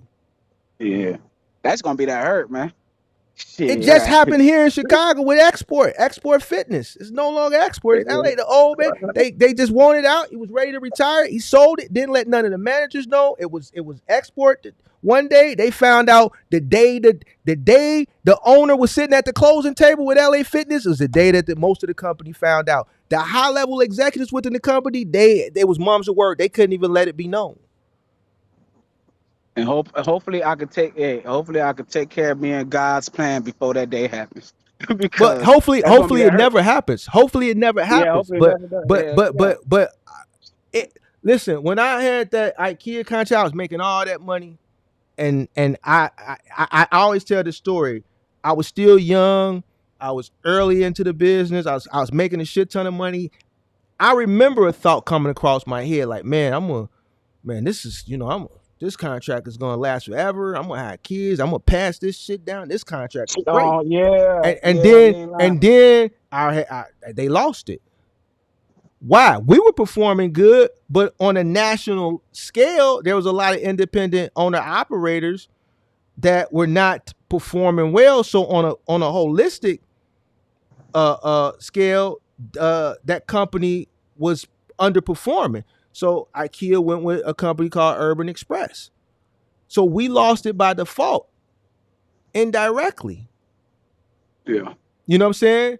So I had to go chase that contract down 2 more times because then when I went over to Urban Express, we were getting paid. We still get a guarantee, but we were making $75 less, which is fine. I still had a huge profit margin because back then labor cost wasn't that much. But then guess what? We ran with Urban Express for 6 to 7 months, and then what happened? XPO acquired them. So now we got folded under XPO, and guess what? Once XPO got in there and they finally, all right, so check this out. All right, the way Urban Express ran things, that was great, but check this out, pimp. We need you to add a $3 million umbrella to your insurance, and we need you to add workers' comp. My insurance was going to go through the roof. It wasn't worth it. So I had to walk away from that contract. After chasing it down, You see what I'm saying? Amazon wants to have a So $2 million umbrella. right. So the point that I'm trying to make is when you're dealing with contract work, like it could be shit that's out of your control, like with the retailer and the contractor. If they fall out, they gonna move on. And then you gonna have to go chase that shit down, or you gonna have to walk away. You don't have any control on how long that relationship lasts when Yeah. it's involving their relationship. There's plenty of times that has happened to me. I've taken loads. I've operated plenty loads at a loss. I've operated loads at a loss. In that situation, those IKEA trucks, while I was trying to set those trucks up somewhere else, I had to run phone books because the phone books presented themselves at the time. They paid nothing. I was losing, but I didn't want to lose the workers. So I had to operate those trucks at a loss for a few weeks while I onboarded with another company because I didn't want to lose the workers. So in situations like that, I operated at a loss knowingly. But this is why you have cash flow. Yeah. Because it was beneficial for me to operate at a loss to keep people. I've told this before, Select, which is now got acquired. Select, one of the last 3PLs out there, 2-3 years ago, got acquired by a big 3PL, AIT. I operate Select at a loss majority of the time because I still had a social responsibility to keep brothers that was in the neighborhood working. So you know what, we got some trucks. Let's run this contract at a loss, but I'm making so much profit here because I still have a social responsibility to hire young brothers in the neighborhood to keep them off the street. And one of the main guys that I had running, operating at a loss, Tyler, he still succumbed to the street.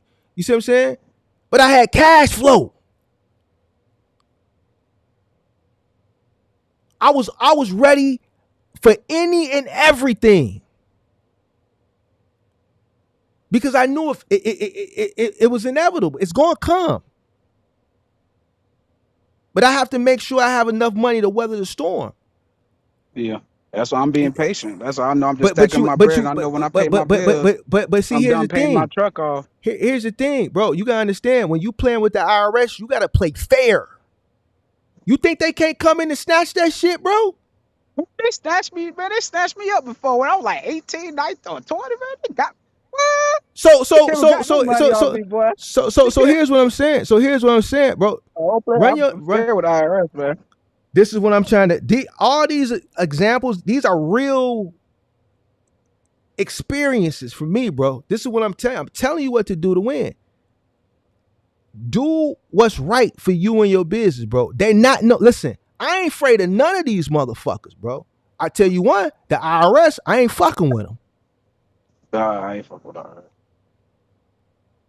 I talk shit. I challenge all your favorite box truck super content creators and shit. I ain't scared of none of these motherfuckers. The IRS, I'm not fucking with them, bro. Come get, listen. Just take whatever you want. Come get it. Just leave me alone. Yeah. We on the up and up with them. That's why I have a CPA. Let them do their job and pay myself. I know. Yeah, trust me. You know, you've been telling me for 2-3 years. I've been telling you for two years. So, bro, yeah, 2 years. Yeah, 2 years. I ain't been on you 2-3 years. Yeah, I'm about to say 2 years. 2 years. That's what he said. Yeah, for real, pay myself. No, I'm working on that because I just feel like that's like literally. I just feel like I'm scrambling right now because I got some money in the bank. I know, like, okay, the year not even over yet, and I'm good right now. So I'm like, okay, what can I start doing to like invest my money wisely? Purchase another tree. You know, when you try like, okay, don't buy nothing. Don't buy shit, bro. Hire a CPA and let them audit you, bro. Please get you a CPA. If you want to invest in something, do you some research, find you a good CPA, and hire them. Say, man, please audit me, bro. Here's everything. Hopefully you got everything streamlined. Tell them. Yeah, because I use everything through my business debit card. Everything I spend is through my business account. Even when I could do a withdrawal or transfer some money, I like literally I mark that shit down, or I have my girl mark it down like my transaction. Like I don't like literally because that's the only way I pay myself. Like I use my business for everything. So everything is basically transaction. Like I don't even like pulling money out the ATM. Well, you shouldn't be pulling money out the ATM for a business. You a business. Whatever your business needs, Yeah, you could but write sometimes you can need some little cash in your pocket real quick. Hey, shoot. for what?